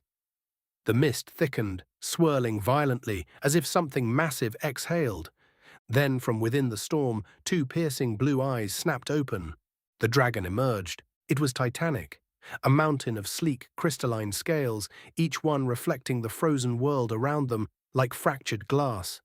Its wings unfurled, vast, jagged like frozen glaciers, the sheer movement of them sending shards of ice crashing to the ground. The beast's long, sinuous body coiled with terrifying elegance, its claws scraping against the frost-bitten earth, sending shrieks of ice on ice through the chamber. Then it roared. A blast of sub-zero wind erupted from its maw, sending a shockwave of pure ice outward. Marcus and Vera barely had time to react, both diving in opposite directions as the frost wave engulfed everything in its path. The pillars in its wake shattered instantly, reduced to dust. Marcus landed in a crouch, already moving. That's a bad start. Vera gritted her teeth, standing quickly. "We need to ground it." The dragon's wings flared. It rose, effortless despite its massive size, ascending into the mist above, where only its glowing eyes remained visible. Then, movement. It dove. Marcus barely had time to roll to the side as the dragon's claws tore through the ice where he had stood, gouging massive trenches in the battlefield. Before he could recover, its tail whipped around, a blur of crystalline death. He ducked. Too slow. The tip of the tail clipped his shoulder, sending him skidding across the ice. Vera retaliated, her hands blazing with mana. Not this time. A bolt of searing lightning arced from her fingers, crackling through the air. It struck the dragon's side, sending a shockwave of energy rippling across its body. The beast snarled, but instead of faltering, the point of impact froze over, the electricity encased in a layer of thick ice. Vira's eyes widened. It can freeze magic. That's cheating. The dragon's response was another guttural growl, this time aimed directly at her. Marcus shot forward, his kai igniting in his limbs. His fists glowed with raw power as he closed the distance. He had to move fast before it turned its focus entirely onto Vera. He launched himself off the ground, twisting mid-air as he drove a full-force right hook into the dragon's jaw. The impact cracked. A web of fractures spread across its scales from the point of contact, and for the first time, the dragon recoiled. Marcus didn't let up. The moment he landed, he pivoted and drove an uppercut into its underbelly. This time, his kai pulsed outward upon impact, sending a shockwave that blasted through the dragon's core. It staggered, its wings twitching as it struggled to stay balanced. Vera took the opening. She raised both hands, and this time, instead of a direct blast, she shaped her mana. Controlling, molding. The wind around her shifted, condensing into a spiraling vortex of heat and pressure. Then she released it. A compressed firestorm erupted from her palms, a spear of pure, concentrated heat. The air hissed as the attack tore through the battlefield, cutting directly toward the dragon's exposed side. The beast reacted instantly. Its wings snapped outward, and in a single motion, it caught the firestorm with its claws and froze it solid. Then, with a flick, it hurled the crystallized flames back at them. Marcus's eyes widened. Move! They split apart as the massive frozen spear shattered against the ground, the explosion sending a blizzard of razor-sharp ice shards flying in every direction. Marcus barely dodged, but Vera took a glancing hit, ice lacerating across her arm. She hissed in pain, stumbling. It's learning. Marcus gritted his teeth. So are we. The dragon lunged. It was faster this time, less brute force, more precision. It knew they could hurt it, and it had started to adapt. Marcus ducked under its swipe, moving inside its guard. Instead of striking immediately, he let it react first. The dragon's claws came down in an arc. Predictable. Marcus sidestepped at the last second, letting the strike glance past him. Then he launched a brutal counterstrike to the exact same spot he had cracked earlier. This time, the fracture spread. The dragon's snarl turned into a full roar of pain. Vera saw the opening. She poured everything into one last spell. Not fire, not lightning, not wind. This time she reached deeper. She drew from the raw force of destruction itself, pure, unaligned mana. A single sphere formed in her palms, pulsating with unstable energy. She launched it forward. The dragon sensed the danger. It reacted, but too late. The moment the sphere made contact, it didn't explode. It erased. A clean hole was cut straight through the dragon's chest. The beast convulsed, its wings beating in frantic desperation, before finally its body collapsed. Ice shattered in waves across the battlefield as the dragon's massive form crumbled, its body dissolving into nothing but frost. Then, silence. The frozen sun dimmed, the chamber stilled. Marcus panted, fists still clenched. He turned to Vera, who was leaning on one knee, breathing heavily. She managed a grin. That was ridiculous. Marcus laughed breathlessly. Yeah. Then, the chime. Level up achieved. A golden glow enveloped them both as their bodies thrummed with newfound power. Marcus flexed his fingers, feeling the shift in his kai, psyche, and mana. His breathing steadied, his muscles coiled with fresh energy, ready to be unleashed. Vera stretched her arms, rolling her shoulders with a relieved sigh. All right, she huffed. That was a tough one, but we did it. Now let's get to the last boss. Marcus smirked, shaking out his hands. Yeah, let's end this. But then... Stem's voice rang in his mind, but this time there was something off about it. Marcus, this was the last boss. Marcus froze. What? Vera turned to him. What's wrong? Marcus blinked, trying to process Stem's words. Stem says, this was the final boss. Vera frowned. No, it wasn't. We still have one more. Marcus nodded in agreement. Yeah, that's what I thought too. Stem's tone remained measured, but there was something beneath it, something Marcus wasn't used to hearing from the system. Concern. Marcus, Vera, you have defeated 10 bosses. The dungeon is complete. The final chamber should not exist. You must leave. Marcus shook his head. No, that's not right. Vera's hands curled into fists. It doesn't feel right. I know there's one more. A cold shiver crawled down Marcus's spine. The dungeon had pushed them to the brink, each fight more grueling than the last.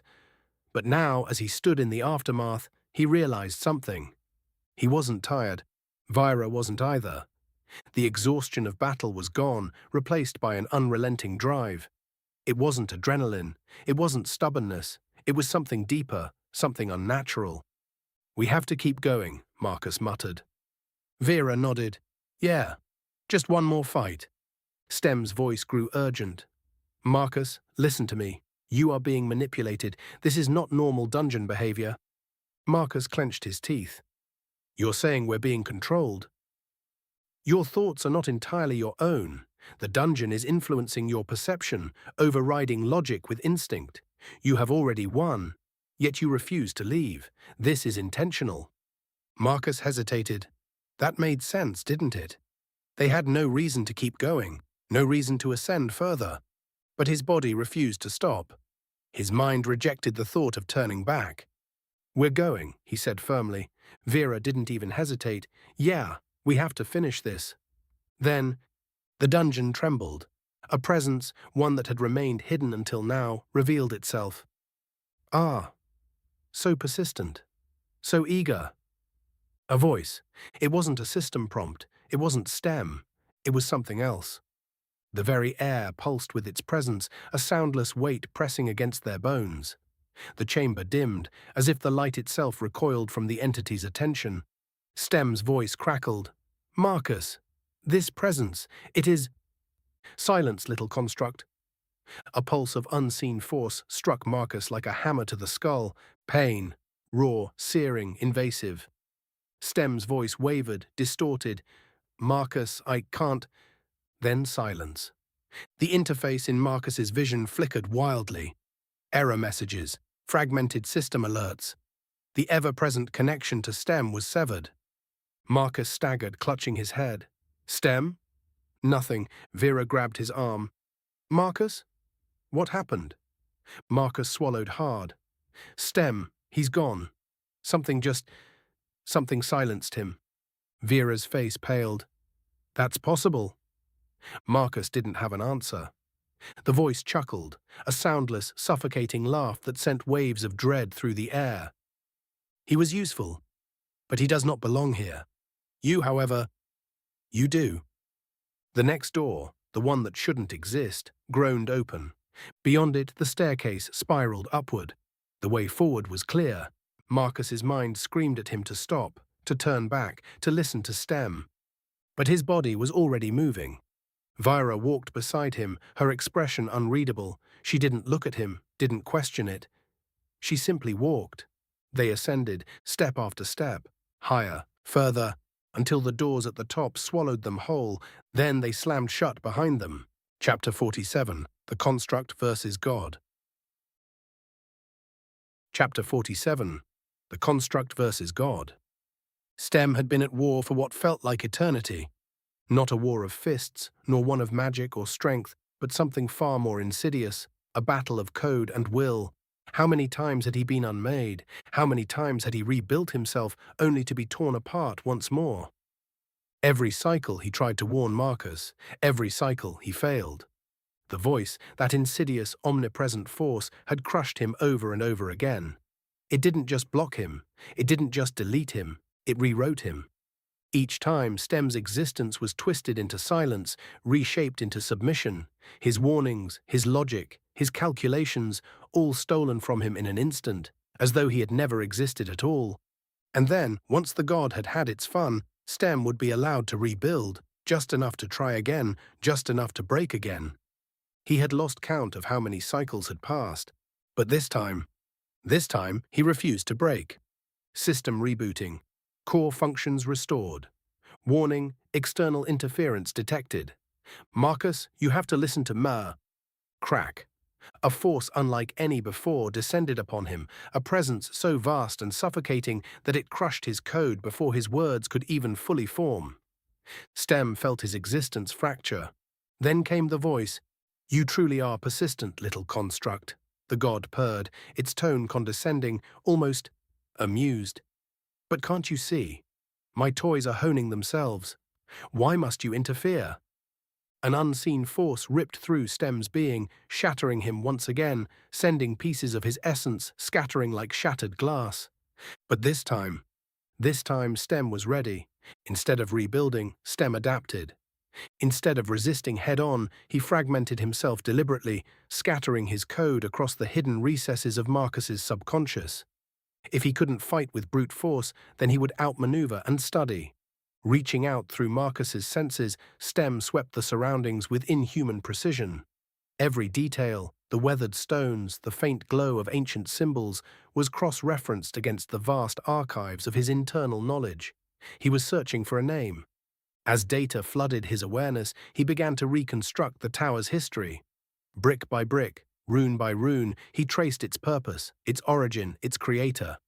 Lore long buried began to take shape, and at last he found it. For the first time, Stem spoke directly to the presence lurking in the tower's heart. "I see you." The god hesitated, just a moment, barely a breath, but it was there. A pause, a reaction. Stem pressed the advantage. "You are not a god. You're just another prisoner." The voice shifted, its tone colder, weightier. "Prisoner." The pressure changed, not anger, not rage, but something older, sadder.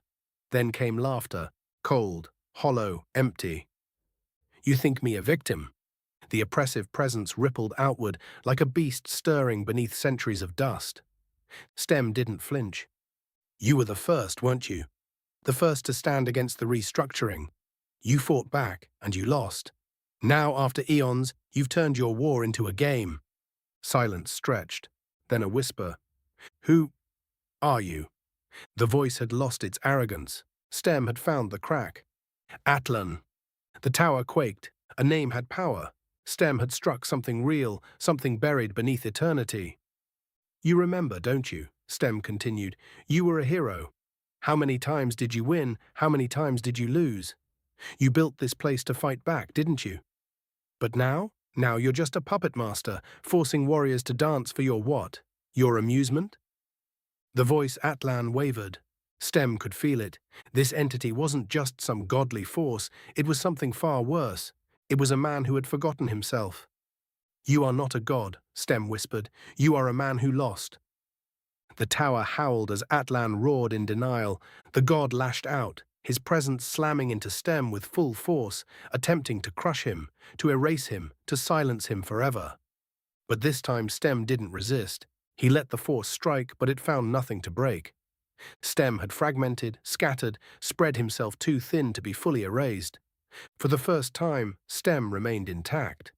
And Atlan hesitated again. "No," the god whispered, his voice wavering. Stem pushed in with the killing blow. "You have lost, Atlan, and now," Stem's voice sharpened, "now it is time to let go." A violent tremor surged through the chamber. Marcus gasped, stumbling as though waking from a deep sleep, his breath ragged. A splitting headache pounded behind his eyes, like a fog clearing all at once. He released a mangled creature from his grasp. Then reality snapped back into place. His entire being recoiled at the realization of what had just happened. Wait, what the hell? Where? Why was I? Beside him, Vera collapsed to her knees, her hands trembling as she gripped her head. That voice. "Marcus, what were we doing?" Stem's voice, calm yet victorious, resonated in Marcus's mind. "You were being controlled." Marcus staggered, his hands shaking. I remember now. We just kept climbing." A chill ran down his spine. He hadn't questioned it. Neither had Vera. They had been trapped. They had been playing along. And they hadn't even realized it. Vera let out a ragged breath. "We need to leave." Marcus clenched his fists. "Yeah, we're done here." Atlan's presence flickered, weak, fraying, but not yet gone. "You dare defy me?" Marcus scoffed, rolling his shoulders. Damn right we do. Vyra glared at the empty space where the god's voice had come from. Find new toys. The tower trembled. Then Stem took control. Dungeon cleared. A pulse of golden energy erupted from the chamber, and the air shifted. A grand chamber materialized before them, a hall of treasures beyond comprehension. Their reward. Vera, still shaken, stepped toward a pedestal. A grimoire, bound in deep blue leather, pulsed with raw arcane power. She flipped through its pages, her eyes widening in awe. This is every foundational secret of mana manipulation. This could change everything. Marcus turned to his own reward. A pair of gauntlets rested atop an obsidian pedestal crafted from a metal he had never seen before. They felt perfect in his hands, fitted for him and him alone. Then, finally, Stem's reward. A terminal of light materialized before him. New system functions unlocked, world manipulation acquired. Stem had won something far greater than power. He had changed the very nature of the dungeon. Marcus grinned, cracking his knuckles. We're leaving with more than just bruises. Vera chuckled, though she still looked shaken. Yeah, but let's never do this again. A final whisper of defeat, Atlan's voice fading.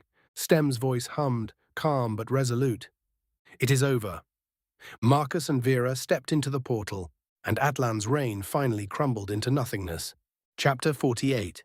A Claim of Sovereignty. Chapter 48. A Claim of Sovereignty. The cold air of the surface hit Marcus and Vera like a wave as they stepped out of the dungeon's exit. The feeling of solid ground beneath them was almost surreal after the endless trials of the tower. The dim light of the late afternoon sky filtered through the trees, casting long shadows over the gathered figures waiting for them. And there were many. Standing at the forefront was Baruch and Ragn, their expressions a mixture of relief and tension. Behind them, the Orc chieftain, a towering, broad-shouldered figure with a perpetual scowl, stood flanked by several elite warriors. Opposite them, clad in dark travel leathers and polished armor, was Thalron and his inquisitors. And judging by the looks on their faces, they weren't here to celebrate. The Orc chieftain was the first to speak, his deep voice rumbling like distant thunder. You return in one piece, he said, his sharp eyes locking onto Vera first, then shifting to Marcus. His expression remained unreadable, but there was something in his tone, something that bordered on relief. Then his brow furrowed. Why was I not informed that a dungeon lay within Orclands? Vera stiffened. Chieftain! Enough. His voice was final. I will hear it from him. His gaze bore into Marcus, demanding an explanation. Before Marcus could speak, another voice cut through the moment. That may not be your biggest problem right now, Chieftain.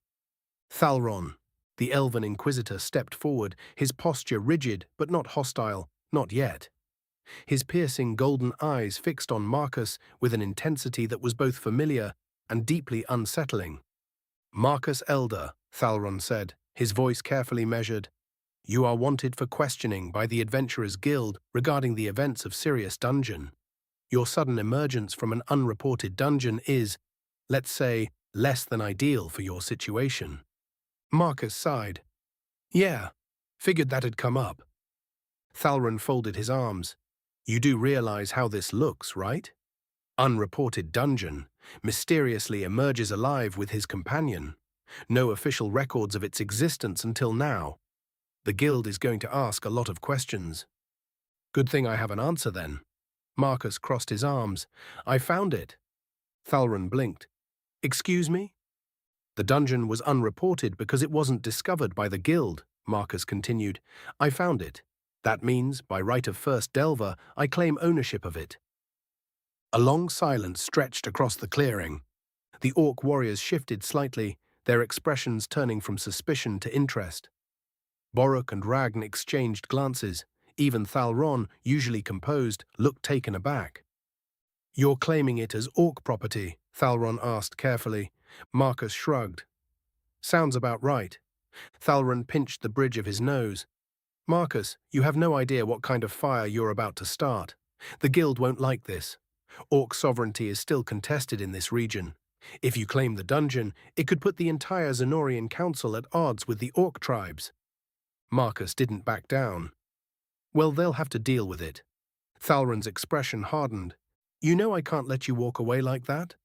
And with that, he stepped forward, his intent clear. Instantly, Boruk, Ragan, Vera, and the Orc chieftain stepped in front of Marcus, forming a solid wall between him and Thalron's inquisitors. He is one of us, the chieftain rumbled, his tone leaving no room for argument. He will not be going anywhere with you. Thalron stiffened. This is a guild matter. Not anymore, Ragan cut in, resting a hand on his dagger. You just heard him. The dungeon is ours now. Boruk cracked his knuckles. And we don't take kindly to people trying to take what's ours. Vera folded her arms. Marcus isn't going anywhere alone. For a moment, Thalron looked torn. Then Arixa moved. The moment the tension reached its peak, Arixa exploded into action. Enough talking, she snapped, surging forward like a coiled spring, moving faster than most could react. Her warhammer whistled through the air, its weight promising to end this in a single blow. But she never made it. The chieftain moved faster. A massive hand shot out, gripping Arixa by the throat mid-charge. Her momentum vanished. Arixa choked, her eyes widening in shock as her entire body was lifted off the ground with terrifying ease. The chieftain didn't even look strained. You do not come into my land and attack my people. His voice was calm, which somehow made it all the more terrifying. Arixa struggled, visibly furious, but she could do nothing. Thalron's eyes darkened. Chieftain! A slow, deliberate thud as the chieftain dropped Arixa unceremoniously to the ground. She coughed, scrambling to her feet, rage burning in her eyes, but she didn't move again. Marcus exhaled. Okay, that's enough. Nobody else needs to get hurt. Marcus's decision. He stepped forward, putting himself between the two groups. I'll go, Marcus said, raising his hands. Willingly. Thalron frowned. You sure? Yeah. Marcus nodded. The chieftain folded his arms. Fine, but you go with your party. A beat passed before he asked, Before you go, tell me, what kind of dungeon was it? Marcus hesitated. He didn't actually know. Then Stem spoke.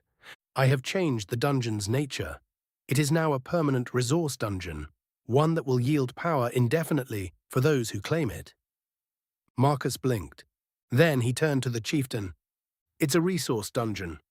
The chieftain froze. For the first time, his eyes widened in genuine shock. A permanent resource dungeon? Marcus nodded. A slow grin crept onto the chieftain's face. You just made Orc lands untouchable. With everything settled, Marcus turned to Thalron, extending a hand. Thalron sighed, rubbing his temples before shaking Marcus's hand. You're going to be a nightmare to explain to the guild. Marcus grinned. I do my best. He turned to Arixa, nodding in greeting. Hope you're not still mad about getting choked out. Arixa scowled. Shut up. Marcus laughed. Then, with his party beside him, he exhaled and looked toward the row. Add ahead. All right, he muttered. Let's go see what Xenor has to say about all this. Chapter 49. Back to Xenor. Chapter 49. Back to Xenor. The cold wind carried the scent of pine and distant campfires as Marcus and his party rode along the dirt road leading to Xenor. The journey should have been uneventful. It should have been a quiet march toward whatever bureaucratic nightmare awaited him at the Adventurers' Guild. But nothing in Marcus's life was ever that simple. Vera rode beside him, her gaze fixed on the horizon. Boruk and Ragan flanked their sides, while Thalron and his inquisitors led the way. Arixa remained just ahead of Marcus, her usual scowl firmly in place, though she kept stealing glances at him when she thought he wasn't looking. Marcus exhaled, shaking his head. This was going to be a long trip. As they traveled, Thalron finally spoke up. You do realize what you've done, don't you? His voice was calm, but the tension in his shoulders gave away his unease. Marcus stretched his arms lazily. I don't know, Thal. You tell me. Thalron shot him a sharp look. You're forcing the guild to recognize Orc sovereignty. That's no small thing. Marcus smirked. Good, it's about time. Vera nodded in agreement. Orcs have had to fight for everything. Why shouldn't we claim what's ours? Thalron sighed. It's not that simple. The Zenorian Council doesn't want to acknowledge Orc lands as independent. If they do, they lose control over what happens here. Your resource dungeon just made things worse. Marcus raised an eyebrow. Worse for them. Better for us. That's what I'm worried about, Thalron muttered. The guild isn't going to like this, and some of them might decide it's easier if you just disappear. Marcus let that settle. He had expected pushback, but if even Thalron was warning him, that meant things were bad. Arixa, who had been quiet up to this point, scoffed. Let them try. She flicked her gaze toward Marcus. Not like this idiot would go down easy anyway. Marcus grinned. Arixa, that almost sounded like a compliment. She snorted. Don't get used to it. But she looked away quickly, adjusting the strap of her warhammer as if the conversation made her uncomfortable. Marcus smirked to himself. She wasn't fooling anyone. As the sun began to dip toward the horizon, the group stopped at a roadside outpost, a resting area for merchants and travelers. The moment Marcus stepped inside, he felt the shift in the atmosphere. Eyes turned toward him, whispers spread. That's him, isn't it? The first Delver. I heard he tamed a dungeon. No, I heard he knocked out a dragon with one punch. Marcus raised an eyebrow. Well, that escalated fast. Thalron groaned. Great, this is exactly what I was worried about. Marcus leaned against the counter, ordering food, while Vera and Boruk found a table. As he waited, a group of adventurers approached. One, a burly man with a greatsword, crossed his arms. So you're the guy everyone's talking about? Marcus turned, offering a lazy grin. That depends. What are they saying? The man studied him for a long moment, then smirked. That you don't look like much. Arixa, who had just sat down, slammed her mug onto the table. You want to test that, pretty boy? Marcus almost choked on his drink. The greatsword wielder hesitated. Relax, I wasn't looking for a fight. Arixa scowled, crossing her arms. Then stop wasting our time. Marcus leaned back, amused. Was she defending him? The adventurer chuckled. Fair enough. He tipped his mug toward Marcus. Good luck in Zenor, first Delver. You're gonna need it. How the hell does everyone already know? Marcus asked. Thalron replied, We travel slow, word doesn't. They left the outpost as dusk settled in. Marcus had the distinct feeling they were being watched. He didn't say anything right away. He wanted to be sure. But when Stem confirmed his suspicion, he knew they were in trouble. Marcus, 5 individuals are trailing us. Their movement patterns suggest high-level combat training. Marcus relayed the information to Vera and Thalron, who immediately tensed. Thalron signaled his inquisitors. They're not random bandits. If they wanted gold, they would have attacked the outpost. They're after you. Marcus exhaled. Yeah, I figured. Then the attack came. Shadows burst from the treetops, figures cloaked in dark, flowing garb, moving like ghosts. Their weapons glowed with enchanted energy, not meant for capture, meant to kill. Arixa was the first to react, swinging her warhammer with terrifying speed, forcing one of the assassins back. Cowards, she snarled. Boruk caught an attacker mid-air, hurling them into a tree with a sickening crunch. Marcus ducked under a dagger swipe, slamming his fist into an assassin's ribs, cracking armor and bone alike. Vera unleashed a torrent of flame, forcing 2 of them to retreat into the shadows. The fight was fast, brutal, and too coordinated to be a coincidence. One assassin tried to flank Marcus, but Arixa intercepted them. She blocked a strike meant for him, taking a deep gash along her arm.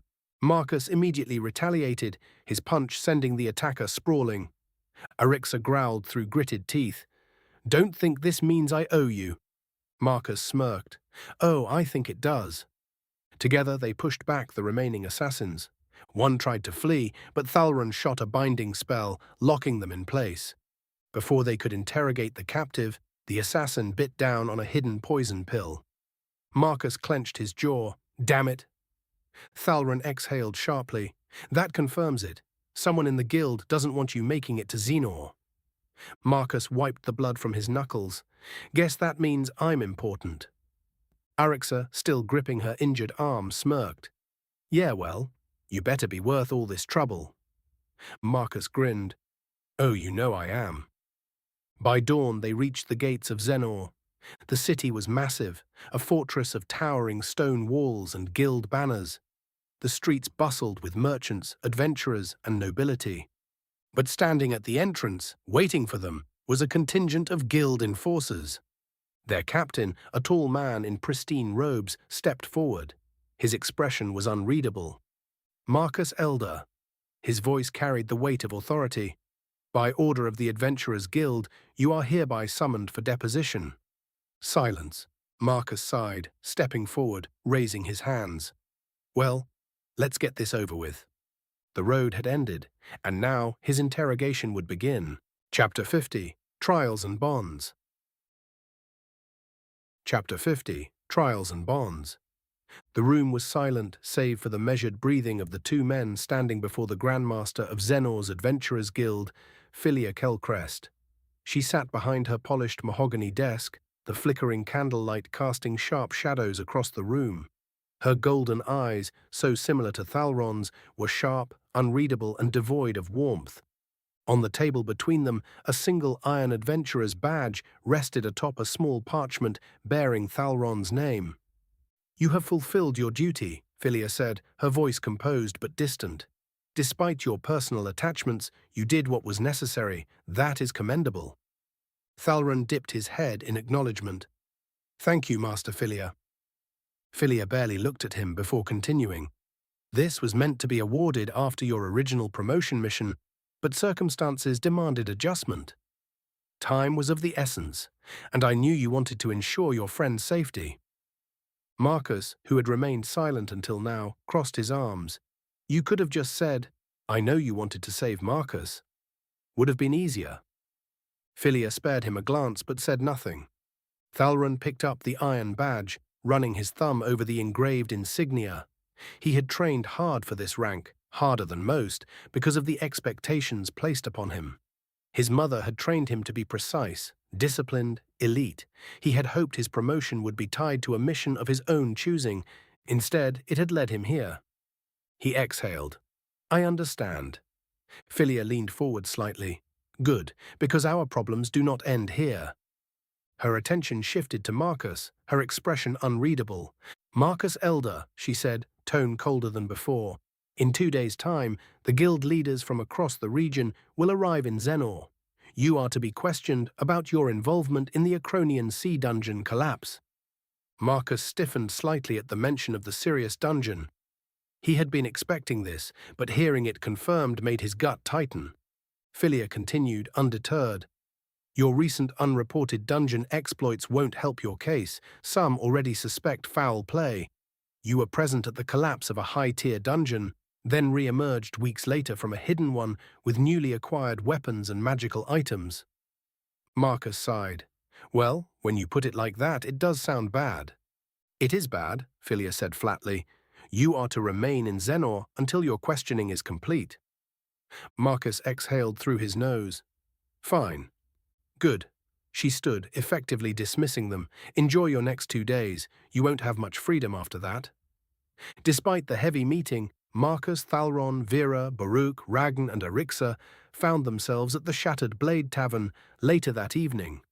The warm glow of lanterns and the lively chatter of adventurers created an atmosphere starkly different from the cold formalities of the guild hall.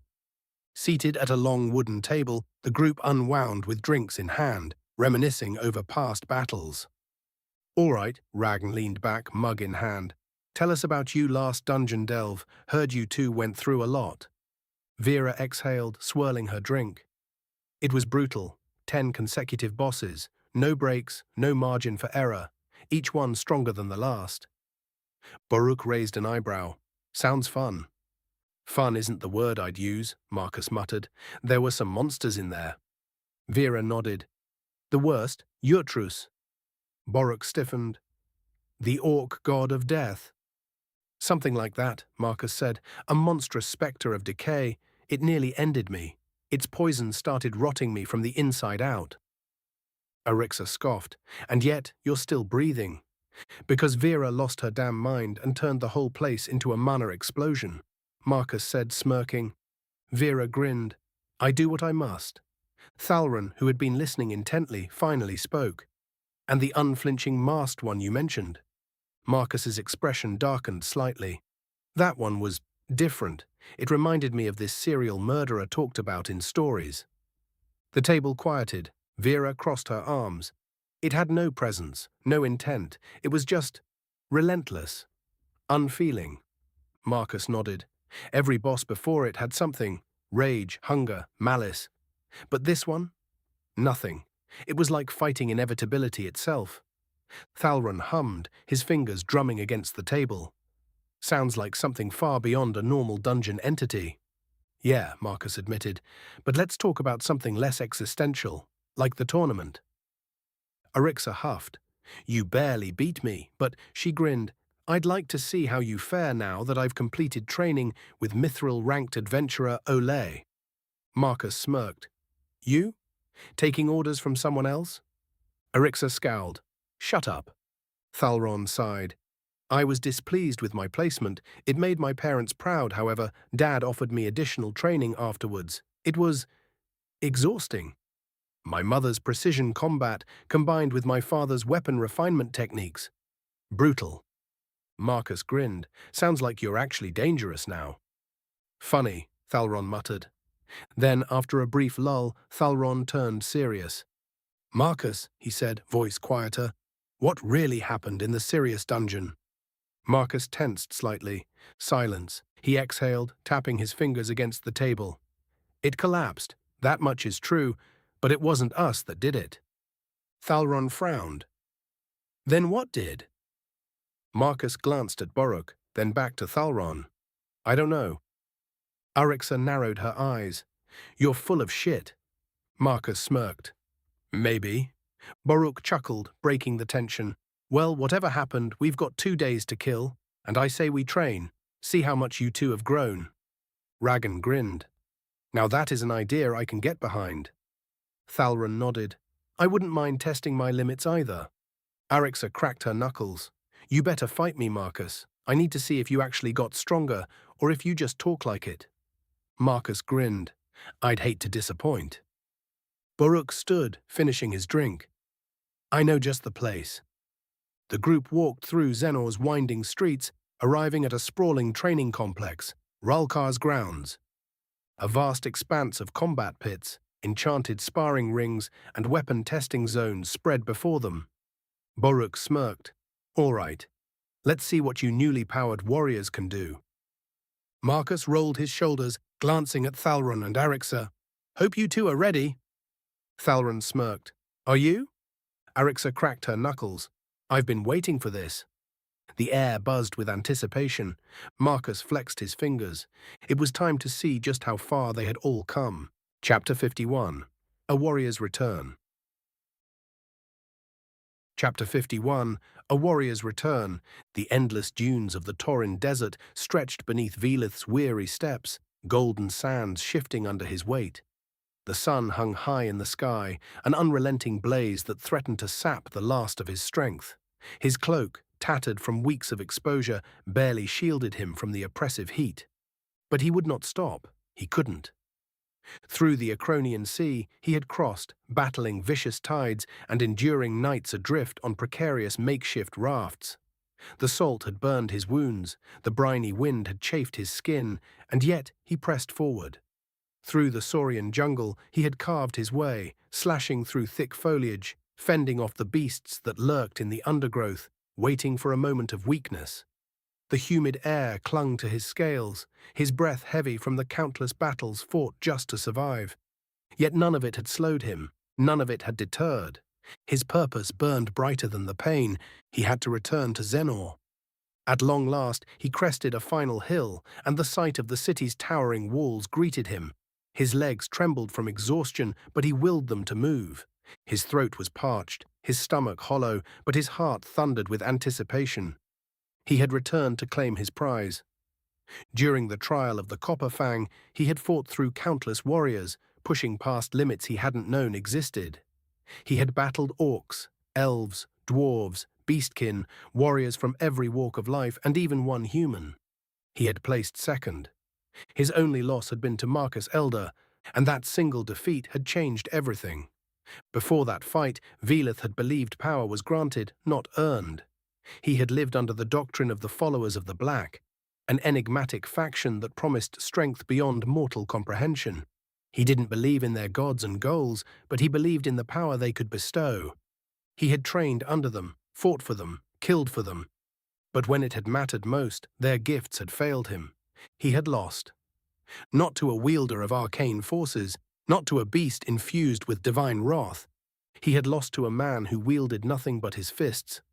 The loss did not shatter him, it freed him.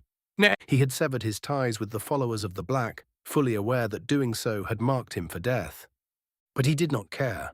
For the first time in his life, he would forge his own strength, his own legacy. And now he had returned to claim the weapon that would mark his first step toward true power.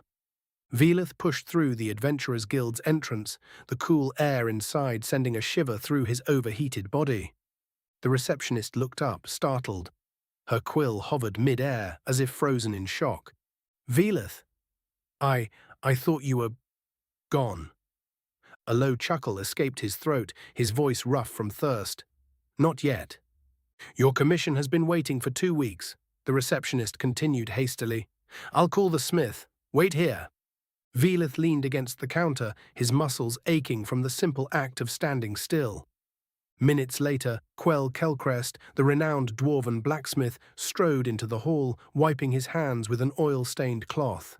His sharp eyes raked over Velith's battered form before he grunted. Took you long enough, Quell muttered.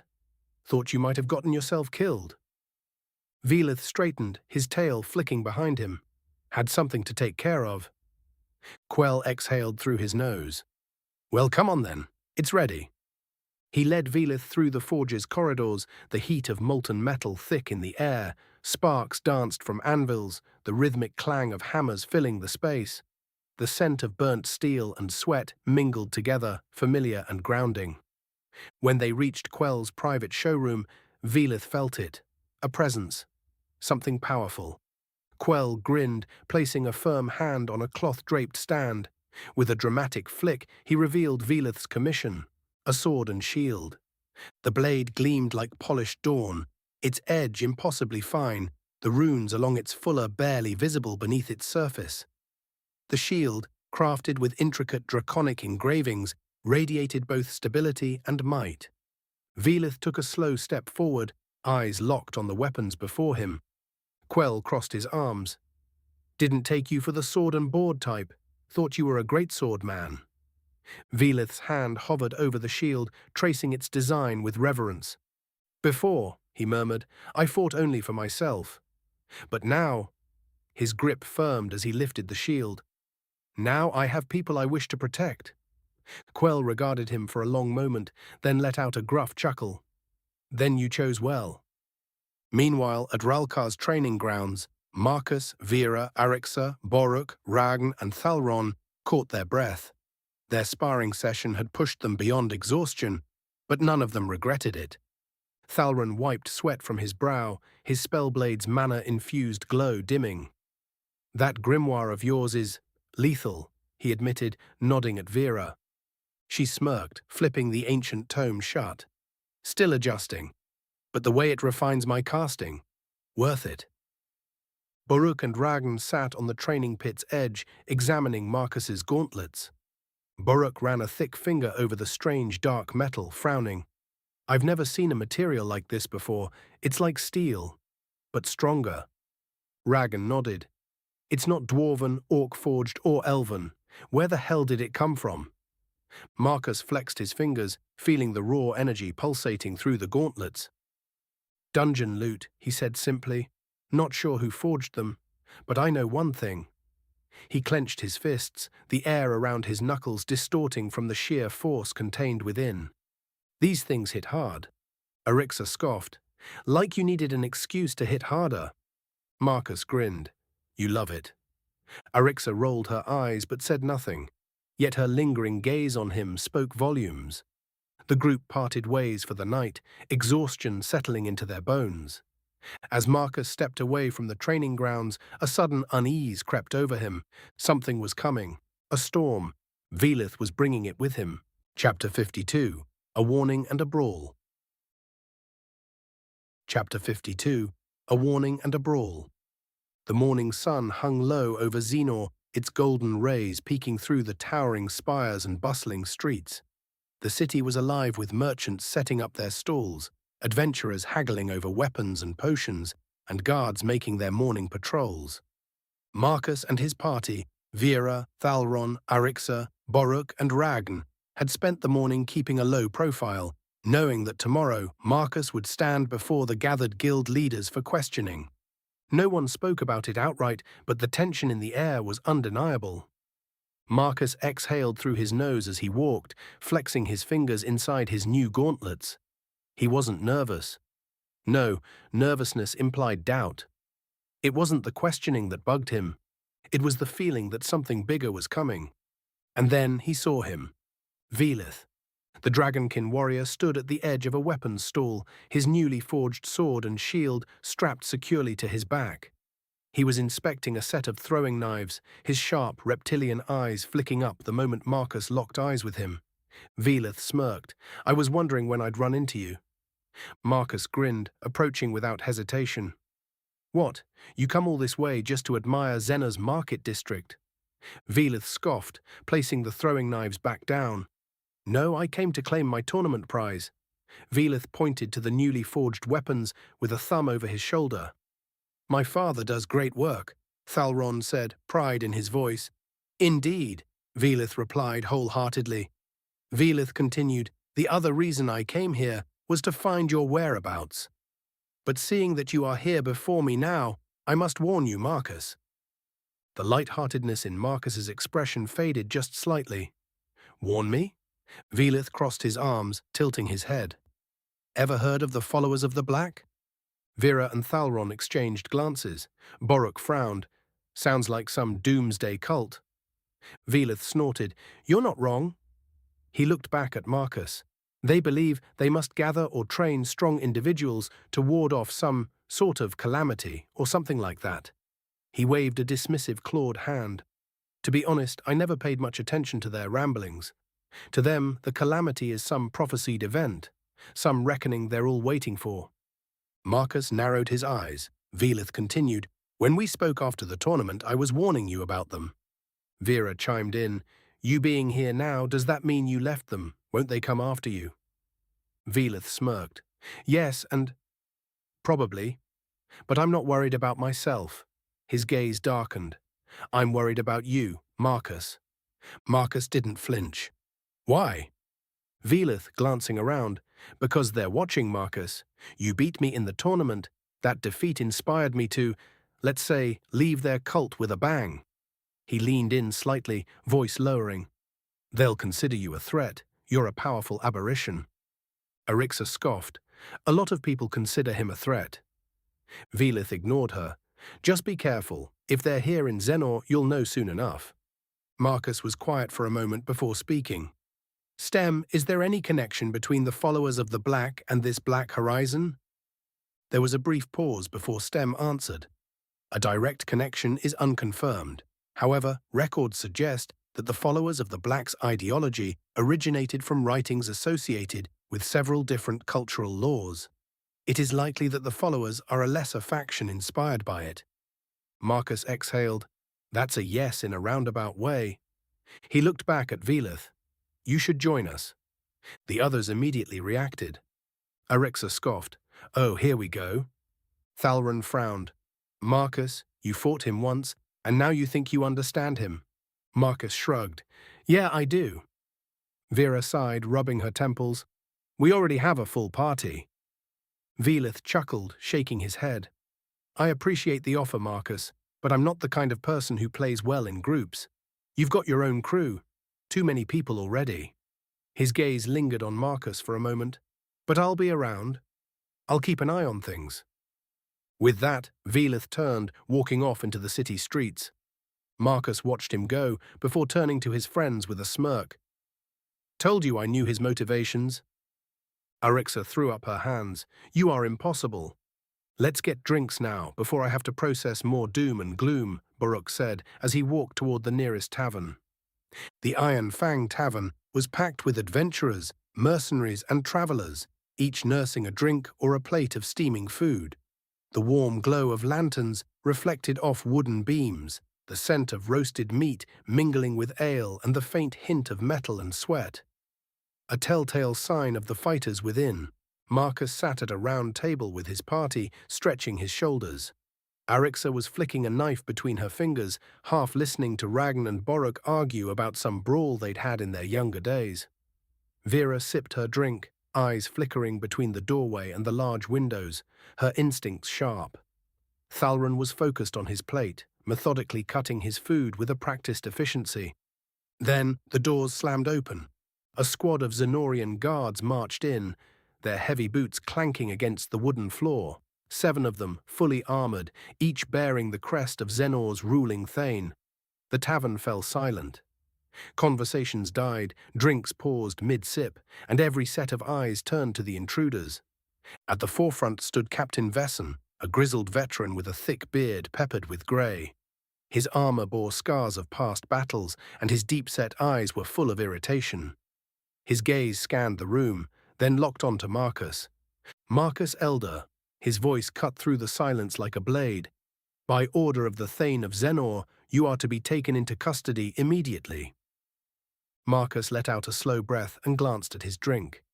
Can I finish my ale first? Arixa snorted, already flexing her fingers. Thalron, however, immediately stood up and placed himself between Marcus and the guards. His stance was poised, authoritative, and completely unintimidated. Captain Vesson, Marcus is under my protection until the Adventurers Guild has finished its questioning, Thalron declared, his tone firm and unyielding. Until then, he is not to be detained by any other faction. Vesson's jaw tightened. Your rank does not override the authority of the Thane. Thalron's hand drifted toward his blade. You'd be surprised. The tension in the room skyrocketed. Arixa cracked her knuckles, shifting to a battle stance. Boruk and Ragn rose to their feet, standing side by side, their sheer size and presence making them an immovable wall. Vera's fingers curled at her sides, the air around her subtly crackling with contained mana. The guards tensed, shifting their weapons ever so slightly. Marcus sighed, already feeling where this was going. This is going to turn into a tavern brawl, isn't it? Boruk grinned. Yeah, probably. Then, a guard grabbed Marcus's arm, and all hell broke loose. The brawl erupts. Arixa moved first. Before the guard could even register what was happening, she launched herself over the table, grabbing a half-empty tankard and slamming it against his helmet. The loud clang echoed through the room as the man staggered back, dazed. Boruk, never one to be left out of a fight, grabbed a whole table, an entire wooden table, and heaved it into 2 oncoming guards. The impact sent them sprawling, knocking chairs and plates into the air. Thalron parried a guard's blade with his own, then pivoted into a precise pommel strike to the ribs. The armored man gasped, doubling over, and Thalron followed up with a sharp kick to the knee, sending him crashing to the floor. Ragn ducked under a wild sword swing and drove his fist into the attacker's stomach, his sheer strength lifting the man off his feet before he crashed onto a nearby table, unconscious. Vera, meanwhile, snapped her fingers, conjuring a sudden gust of wind that blew a guard backward, sending him crashing through a stack of barrels. Marcus barely had time to react before another soldier swung a baton at his head. He tilted just enough for the strike to graze past his ear, then retaliated with a sharp right hook to the guard's jaw, the impact knocking the man's helmet clean off. Another soldier came at him with a wide slash, but Marcus sidestepped smoothly, caught the man's wrist mid-swing, and drove an uppercut straight into his gut. The guard wheezed, his knees buckling, and Marcus followed it up with a swift elbow to the temple, dropping him like a sack of bricks. Arixa was grinning as she spun mid-air, dodging a spear thrust before driving her knee into the attacker's chest. She grabbed the falling man by his armor and flung him over a table. Not bad, Marcus, she called, narrowly dodging a sword swing. Not bad yourself, Marcus shot back, narrowly sidestepping another attacker. Boruk grabbed another soldier in a bear hug, lifting him clean off the ground before slamming him down through a chair, the wooden frame exploding into splinters. Thalron fought with precision, his blade glowing as he parried, countered, and disarmed each attacker with ruthless efficiency. "You should have stayed outside," he murmured, sidestepping a desperate punch before slamming the hilt of his sword into the man's gut. Vira twirled her fingers, sending thin arcs of wind that knocked weapons out of the guard's hands, disarming them without dealing any lethal damage. The tavern had become a battleground, tables overturned, tankards spilling ale, unconscious guards slumped over chairs and floors. Captain Vesson, realizing how quickly his men were being overpowered, growled in frustration and drew his sword. Before he could charge, a large wooden beam came flying across the room, slamming into him, sending him crashing into the bar. Boruk clapped the dust from his hands. "That should do it." Marcus exhaled, surveying the wreckage. "All right, that was fun, but we should get out of here before reinforcements show up." Thalron nodded. "Move, now." They bolted toward the tavern exit, weaving through Xenor's streets as alarm bells rang in the distance. Guards were already swarming toward them. "They're coming," Vera warned. "Then let's make this chase interesting," Marcus grinned. With that, they disappeared into the city, using their wits, speed, and the crowded streets to evade capture. Their destination? The Adventurers' Guild, the only place they could be safe. As they burst through the guild hall's entrance, the looming figure of Philia Kelcrest stood at the top of the stairs, her golden eyes burning with intensity. Beside her, Quell rested a massive hammer against his shoulder, looking unimpressed.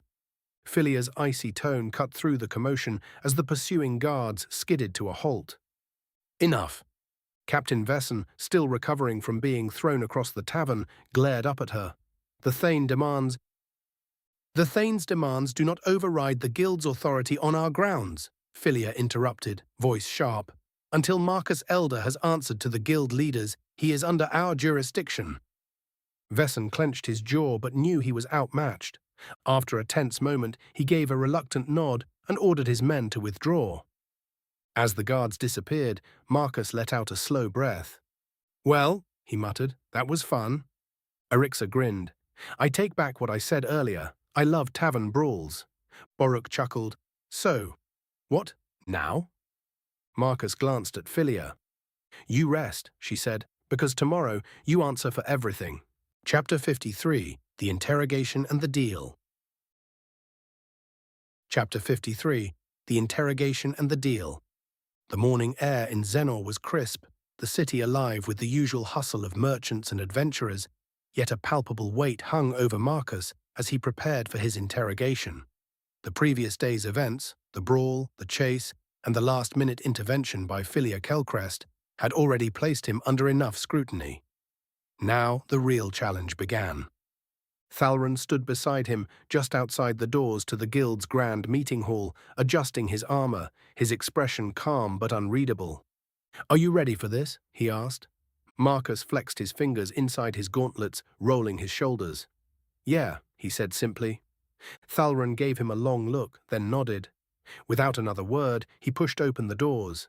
The chamber was vast, built with towering stone walls, lined with banners of the Adventurers' Guild. A grand circular table sat at its center, and at it 3 powerful figures were seated. Philia Kelcrest, the elf grandmaster of Xenor's guild branch, sat with her usual air of efficiency, her golden eyes assessing Marcus with a sharp gaze. Beside her was Desmoine Heller, the Astorian guild leader, a human of noble bearing, with slicked-back dark hair and piercing blue eyes that seemed to scrutinize Marcus before he even sat down. And then, at the head of the table, was Espiran Hilmaner, the executive chief officer of the Adventurers' Guild, a lion beastfolk with a flowing red and black mane. His sheer presence was overwhelming, a wise and commanding aura radiating from his massive form. He wore a deep, crimson-lined cloak, and though his golden feline eyes were calm, they held the weight of decades, if not centuries, of experience. Thalron stepped forward and formally presented Marcus. Marcus Elder, as summoned. Espiran nodded once, his deep voice like rolling thunder. "Sit, Marcus." Marcus sat. Desmoine leaned forward, fingers interlaced. "We'll begin with the smaller matters first." They questioned Marcus about Jeddarth's March and other dungeons that had collapsed. Marcus denied any involvement, answering each question with as much composure as he could manage. Then, Sirius Dungeon. Philia spoke next, her tone unreadable. What do you know about the collapse of the Sirius Dungeon? Marcus exhaled slowly. I don't know if I caused it. The table went silent.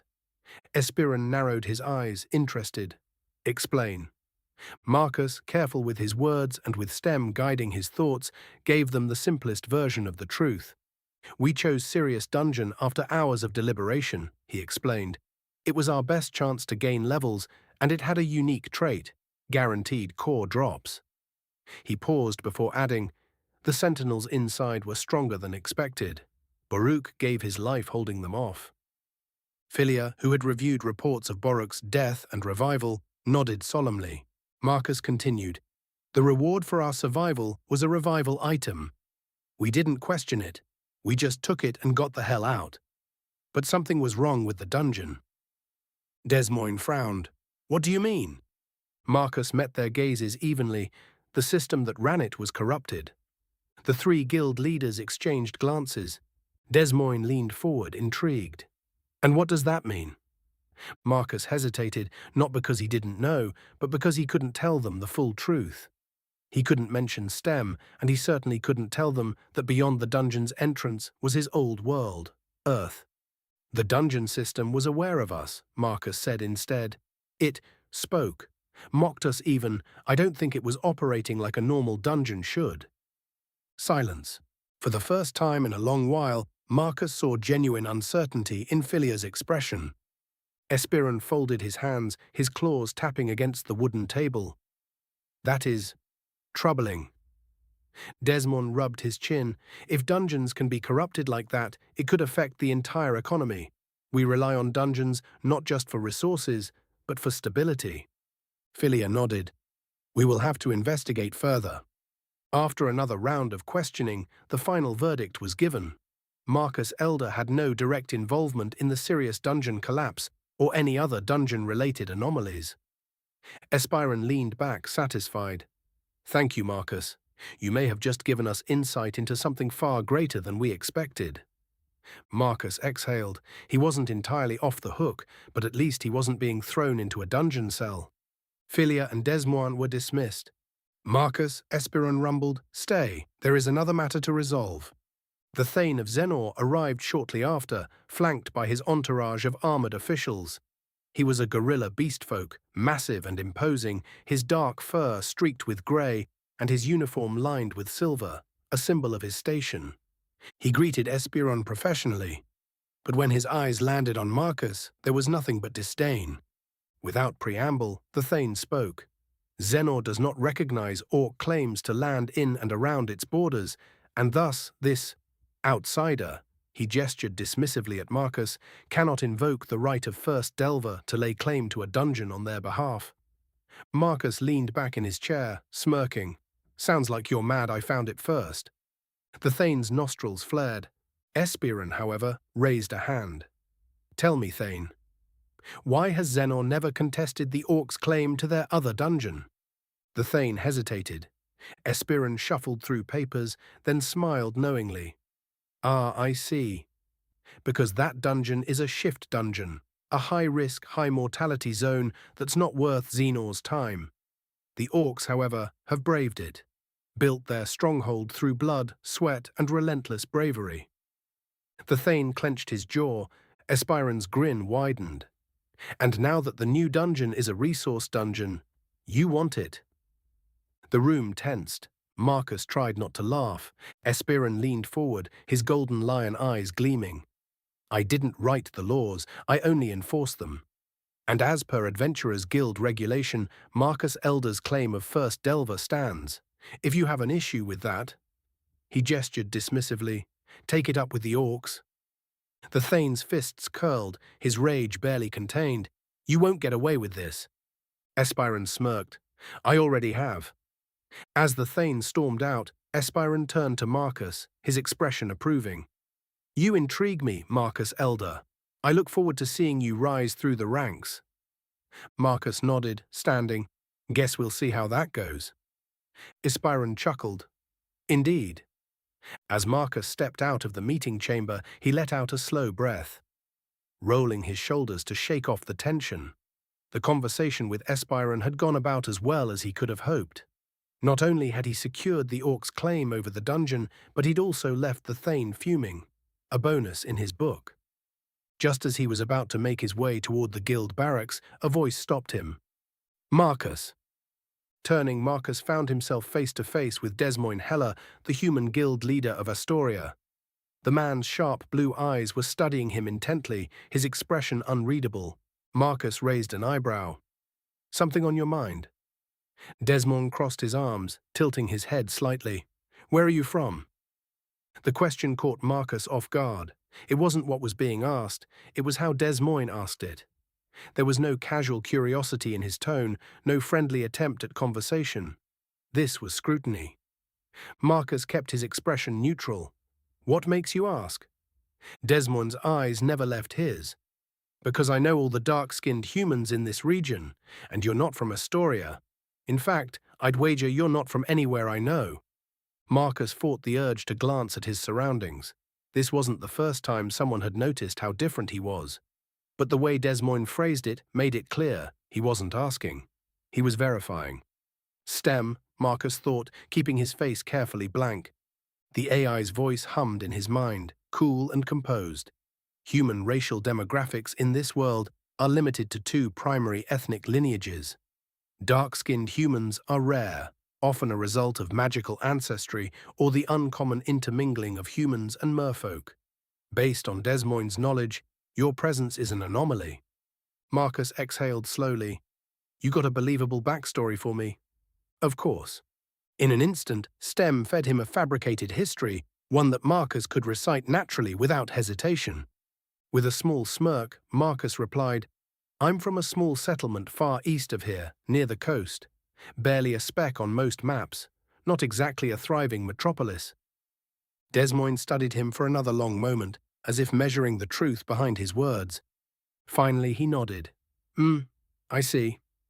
Without another word, Desmoin turned and walked away, leaving Marcus standing there with a slow exhale. That had been too close. You should be more careful, STEM warned. Certain individuals will notice inconsistencies. It may not be wise to provoke unnecessary interest in your origins. Marcus sighed. Noted. Still, he couldn't shake the feeling that Desmoin was going to keep an eye on him. The next morning, Marcus, Vera, Boruk, and Ragn stood at the city gates, ready to depart for the orc stronghold. The sun had barely risen, casting long shadows over the quiet streets. The air was cool, crisp, a contrast to the chaos that had unfolded the day before. Across from them stood Thalron and Arixa, the two staying behind in Xenor.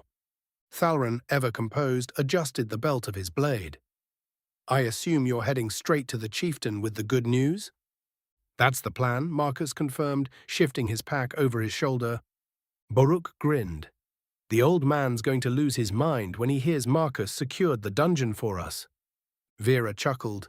He might actually hug you, Marcus. Gods forbid, Marcus muttered.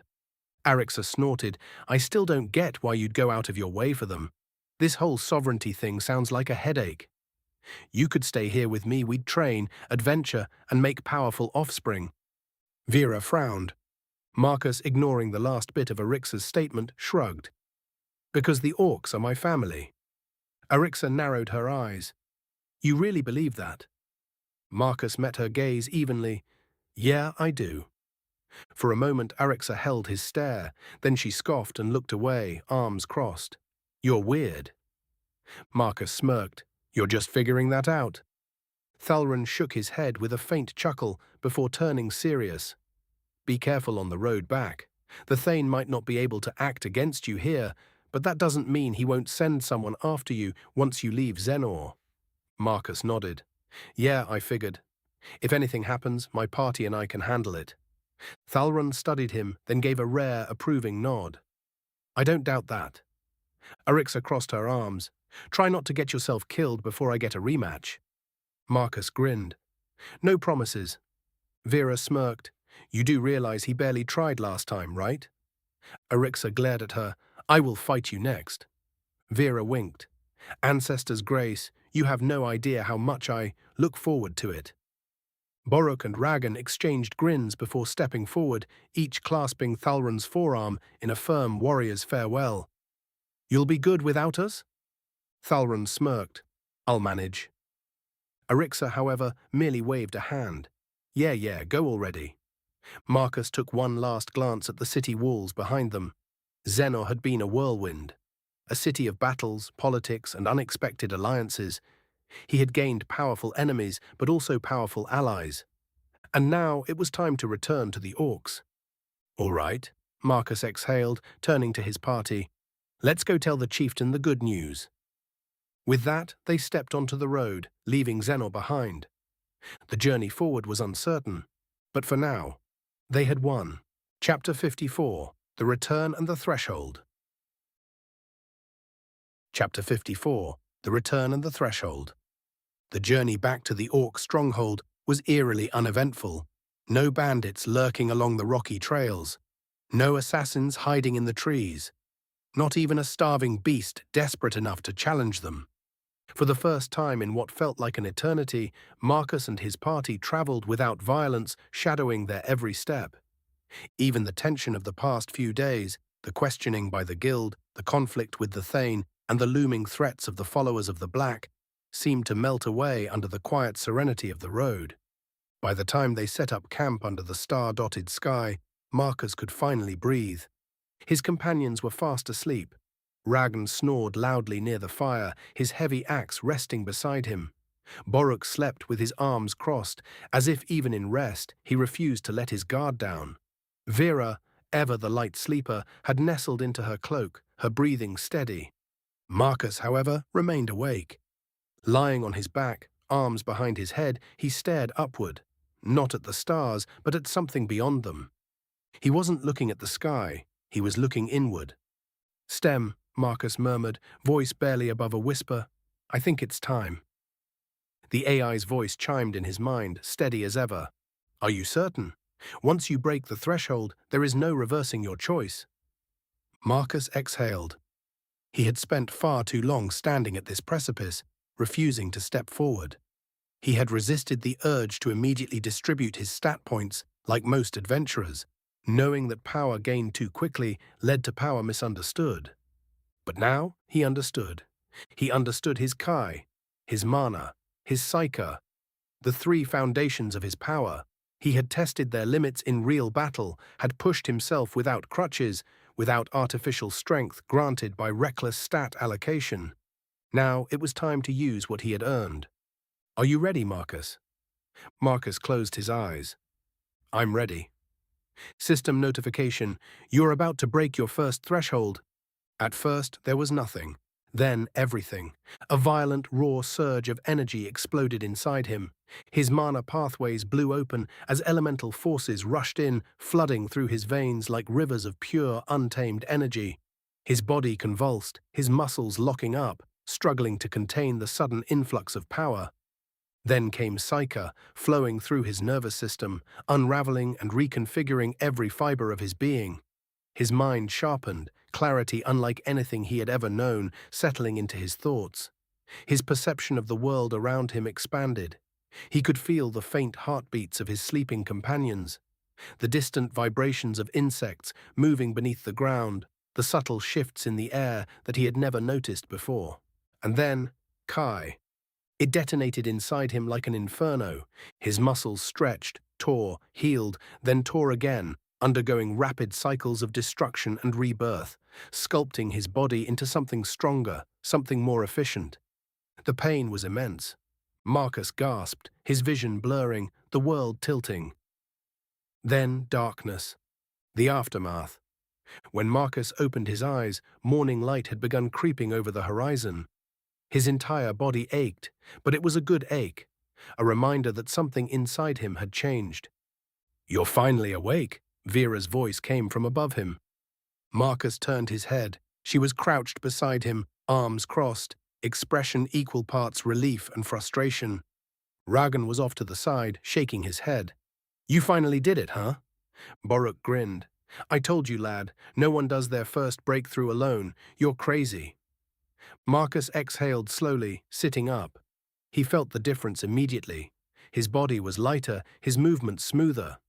Every muscle, every tendon responded faster than before. Vera studied him. "How do you feel?" Marcus clenched and unclenched his fists, testing the sensation. A slow grin spread across his face. "I feel good." But it wasn't over yet. System notification, 2 new path classes available for selection. Marcus blinked. Stem's voice hummed in his mind. "2 choices, Marcus. One continues your current path, the other branches into something new. Monk, legendary, the path of pure self-mastery. Monks are warriors who forgo weapons, focusing entirely on body, mind, and spirit as their instruments of battle. Those who walk this path refine their kai, psyche, and physical capabilities to near perfection, achieving supernatural reflexes, heightened perception, and devastating strikes that rival the greatest warriors of any era. Kai control mastery grants enhanced kai manipulation, allowing for energy reinforcement, explosive strikes, and self-healing at an advanced level. Ascetic resilience reduces stamina consumption significantly and grants resistance to mental and spiritual interference. Flow state activation allows the user to enter a state of perfect combat clarity, where perception and reaction times increase exponentially for a limited duration. However, the monk path requires absolute discipline, meaning it rejects external augmentation from magic items, weapon enchantments, and even certain system assists in exchange for complete mastery of the self. Spellfist, unique, level 2. Marcus smirked. Spellfist, level 2. The path of adaptability and hybrid combat. Your Spellfist's second evolution allows you to continue your unique hybrid progression, allowing you to develop both kai, mana, and psyche-based combat techniques without sacrificing your ability to use external weapons, magic items, or enchanted gear. Multi-energy synergy. Your body has adapted to using kai, mana, and psyche simultaneously without suffering instability or backlash. Your strikes and techniques can seamlessly blend all 3 forces, making them unpredictable and devastating. Elemental amplification. Your ability to manipulate elemental forces has become more refined, allowing your kai-based attacks to be infused with elements for additional damage effects. Physical boosts. Overall strength and agility increased by 5%, improving his reaction speed, mobility, and striking power. Marcus barely hesitated before selecting his one true path. He wasn't looking for purity, he was looking for power on his own terms. The moment he made his selection, power surged through him again. System notification. Class evolution confirmed. Spellfist, level 2 unlocked. Strength and agility increased by 5%. New ability, spatial footwork. Unique. Mastery over battlefield positioning and momentum. Your refined control over psyche and kai-enhanced movement has granted you supernatural mobility, making you nearly impossible to pin down in a fight. Instantaneous micro-movements. By manipulating the spatial perception of your body and utilizing bursts of psyche energy, you can subtly shift your position mid-movement, making you appear slightly out of sync with reality. Dash nullification negates the typical acceleration/deceleration time when moving, allowing you to shift from a dead stop to full sprint instantly, making your movements unpredictable.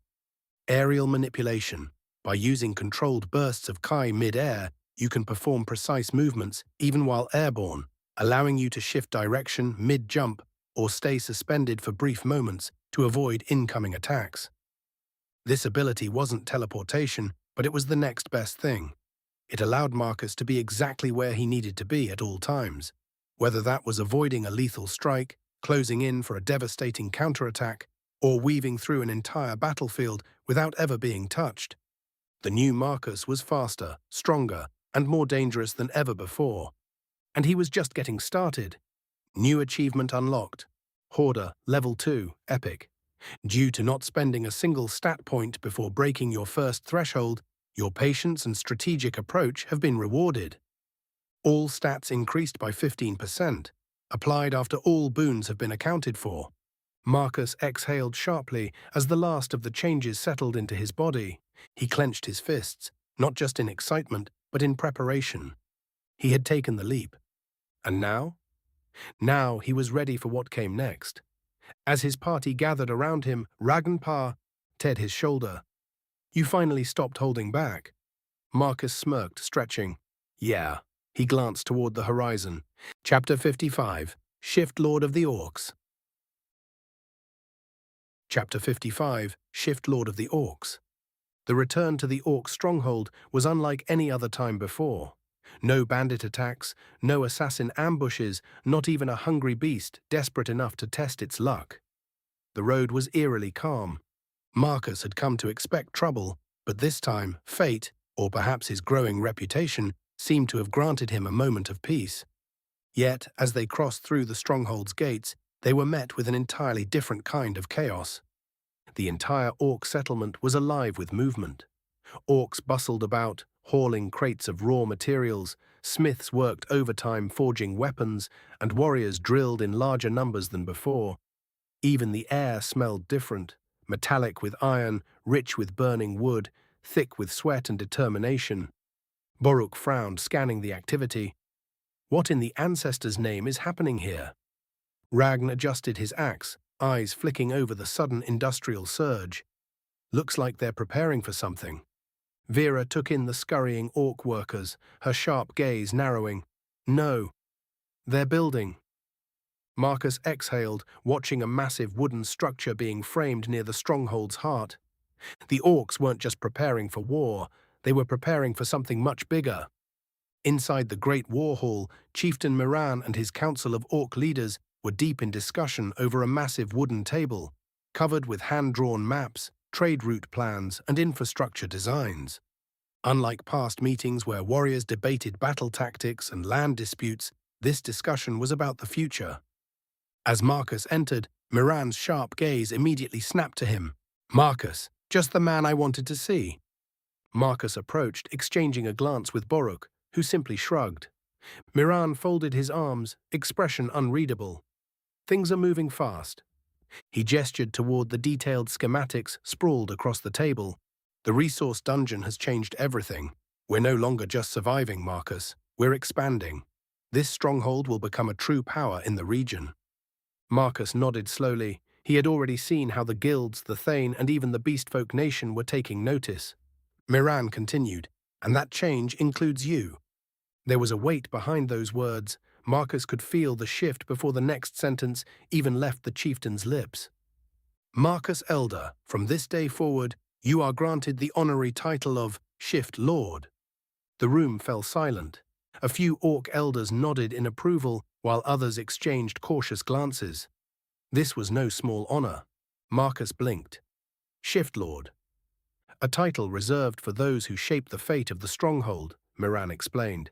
With it, you have the right to use our resources, lead initiatives, and act in the stronghold's interest as you see fit.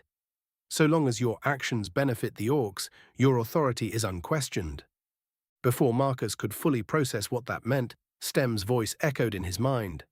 System notification, unique title granted, Shift Lord, honorary. Effects, plus 10% to all stats when in a party comprised of orcs. Increased influence over orc leadership and resource allocation. Recognized as a leader within the stronghold. Marcus let out a slow breath. Huh, the system even recognizes it. Boruk grinned, slapping his back. You're one of us, lad. Been that way for a while. Vera gave him a knowing smile. This is a big responsibility, Marcus. Marcus rubbed his temples, sighing. I was hoping to relax, maybe have a few drinks before getting into politics. Miran laughed heartily. No rest for those who make history, Shift Lord. The war hall erupted into discussion as the orc leaders laid out their ambitions for the stronghold's future. They spoke of fortifications, reinforcing their borders to prevent outside interference. They spoke of economy, forging trade alliances now that they had wealth to bargain with. They spoke of recognition, how soon Xenor, Astoria, and the Beastfolk nation would have to acknowledge them as a true power. They spoke of threats, knowing that with wealth came enemies who would seek to take it from them. At the peak of the conversation, Miran turned to Marcus. Tell me, Shift Lord, what shall we build in your honor? The room leaned in. Marcus, without hesitation, grinned. A boxing gym. Silence. Boruk, Vera, and Ragn immediately face-palmed. Miran raised an eyebrow. A boxing gym? Marcus nodded. A proper one. Heavy bags, striking drills, sparring arenas, the works. One of the orc elders scoffed. Why in the ancestors' name would we need a gym when we have battlefields? Marcus crossed his arms. Because warriors who only train for battle die in battle. Fighters who train for mastery, they win. Miran stroked his beard, considering it. Then his grin widened. I like it. It shall bear your name. Far beyond the stronghold, in the grand city of Zenor, the Thane sat in his private chambers, his thick fingers gripping a quill as he penned a letter that would set wheels into motion. The candlelight flickered over his scowling face, his heavy brows furrowed as his frustration bled onto the parchment. A resource dungeon, secured through Marcus Elder's claim, had become the foundation of the Orc stronghold's rapid rise. The Orcs were growing too strong. For years, the Thane and his predecessors had ignored the Orcs, letting them fester in their isolated, hard-won land, struggling against the shift dungeon they so recklessly delved into. The dungeon's unpredictable nature had always been a death sentence for those foolish enough to claim it, keeping the Orcs in a constant cycle of survival and attrition. But now they had wealth, they had stability, they had power, and worst of all, they had Marcus Elder, a troublemaker, a wild card, a fighter whose name was already traveling far beyond Zenor's walls. The Thane's grip tightened on the quill, nearly breaking it in his hand. He finished the letter, signing it with a flourish before carefully sealing it with his official crest. He strode toward the Griffin courier roost, his armored boots clanking against the stone floors. The beast, a large, sleek feathered griffin bred for long-distance travel, tilted its head as he approached, sensing the tension radiating from its handler. The Thane tied the letter securely to the griffin's leg, then stepped back, his expression grim. Fly to the Beastfolk King, he will want to hear of this. The griffin shrieked once, then launched into the air, its powerful wings carrying it into the night sky, toward the distant Beastfolk capital, Canindrus. The Thane watched it disappear into the horizon, a cruel smirk forming on his face. If I cannot claim the dungeon, then perhaps the Beastfolk King will. He turned, striding back toward the grand hall of his estate. The Orcs thought they had secured their place. They thought Marcus Elder had won them sovereignty. But they would soon learn that power attracts danger, and Zenor was not the only force watching. Later that night, Marcus and Miran sat beside a roaring bonfire, discussing their next steps. We need a proper name for the dungeon, Miran mused. Something to mark its place in history. Marcus thought for a moment. Then, Stem's voice hummed in his mind. Rebirth. Marcus smirked. Rebirth. Miran nodded approvingly. A fine name. It fits. The system immediately registered it, finalizing the dungeon's title. Marcus suddenly felt a strange sensation in his mind, like an unintelligible noise, a burst of static, but happy. Stem! Was that you? No response. Marcus chuckled, shaking his head. He could feel it. Stem was genuinely proud of something. As the fires burned late into the night, Marcus looked around, at the thriving stronghold, at the Orcs who had become his family, at the path he had carved out for himself. Tomorrow there would be new challenges, new threats, and new enemies who sought to take what they had built. But for tonight, Marcus let himself enjoy the victory. Chapter 56. The Trial Begins. Chapter 56. The Trial Begins. An unexpected letter from Canindrus leadership set the group on their next adventure. The road to Canindrus was nothing like the paths Marcus had walked before. Unlike Zenor's structured cityscape or the rugged wilderness of the Orc stronghold, the Beastfolk capital felt alive in a way that was both chaotic and perfectly organized. Massive stone structures, reinforced with ancient wood and iron, rose high above the streets, adorned with banners bearing the sigils of different Beastfolk clans. Warriors, merchants, and nobles walked freely, some in elaborate ceremonial armor, others bare-chested and scarred, wearing their battle histories like trophies. Marcus and his party stood at the entrance of the city, looking up at the massive ironwood gates, which bore the ancient inscription, "Strength without purpose is a wasted gift." Baruch exhaled, taking in the sheer scale of it all. "It's been a long time since I've been here." Ragan grunted in agreement. "Canindris hasn't changed much, just more bodies, more weapons, and more things to kill you if you aren't careful." Vera, ever the strategist, studied the way the guards moved, their patrols disciplined but relaxed, as if they knew no one would be foolish enough to challenge their authority. "They aren't worried about invaders," she noted. "They think no one can touch them." Marcus smirked. "Cocky, huh? Sounds like my kind of place." Before they could proceed further, a deep, commanding voice called out from within the walls. "Marcus Elder."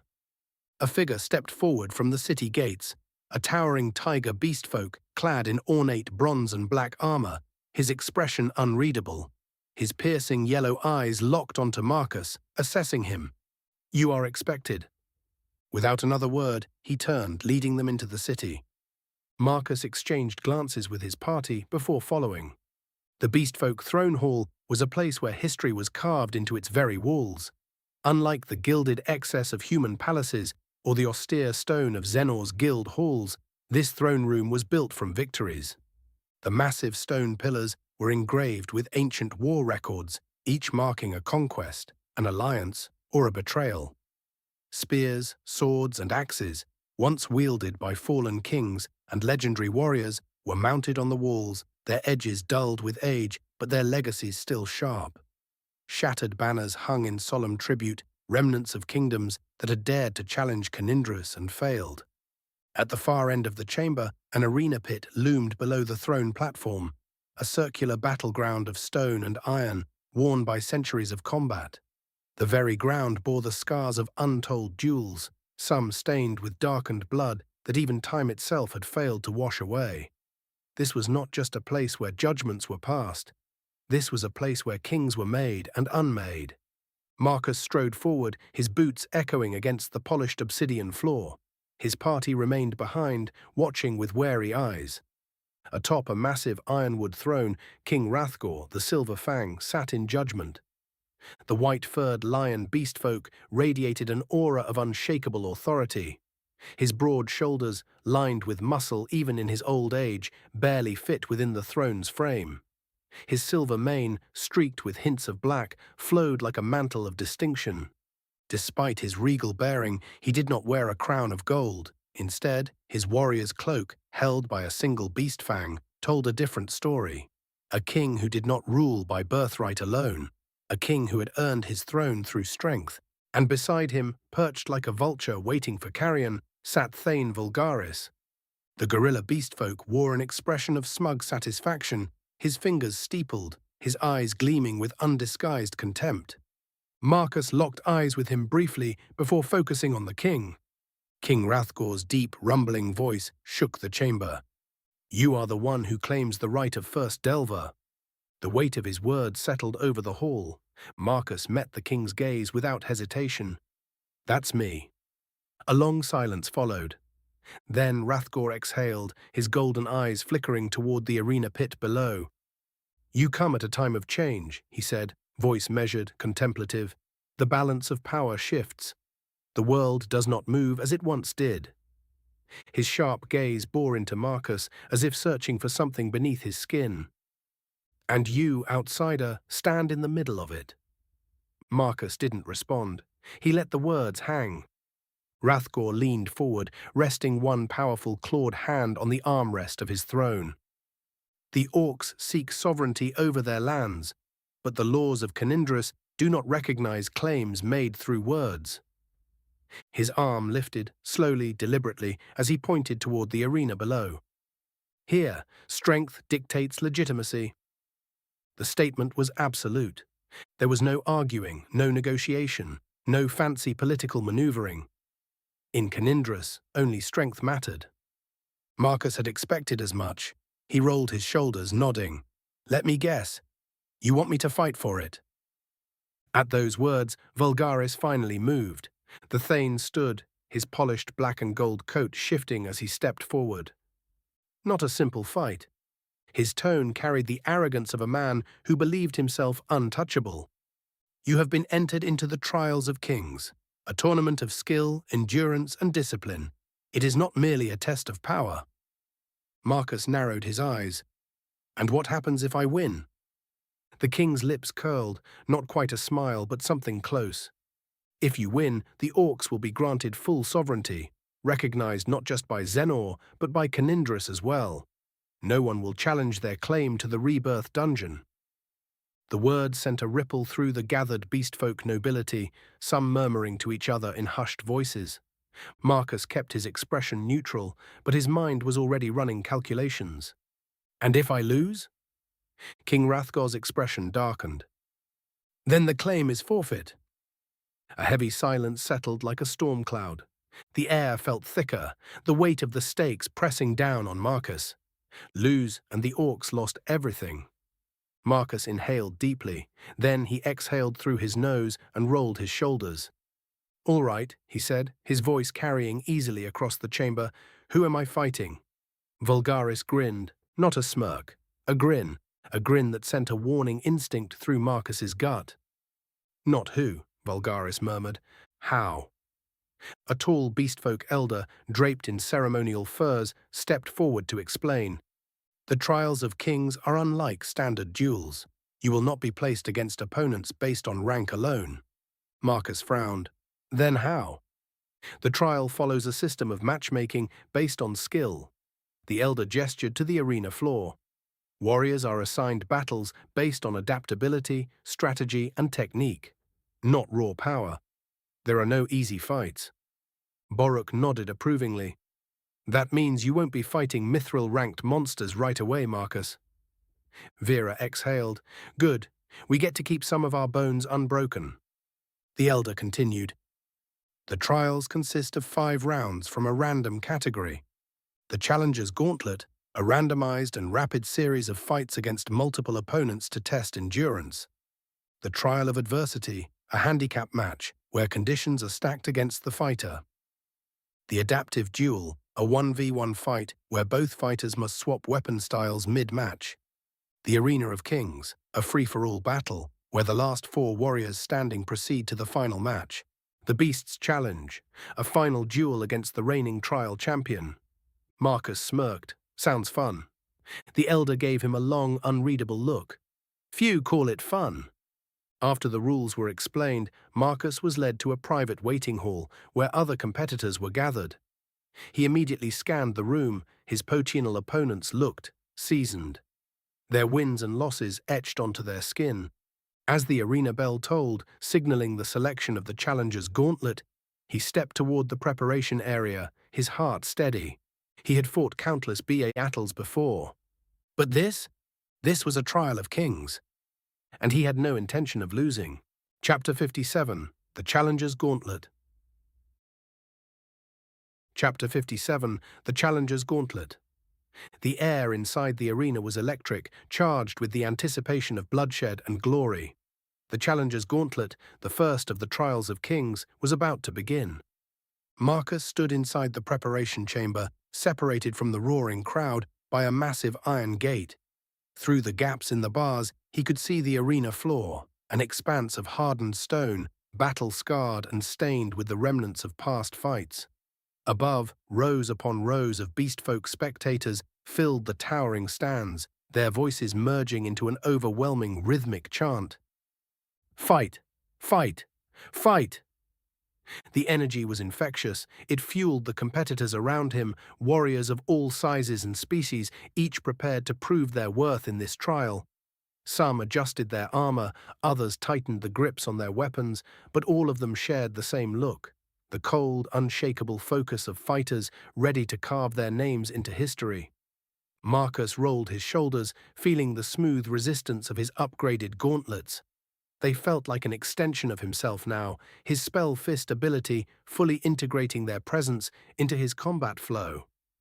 Baruch leaned against the wall nearby, arms crossed. Remember, this isn't a simple brawl, Marcus. They're not going to send weaklings at you. Marcus smirked. Good. Wouldn't be fun otherwise. Vera exhaled sharply.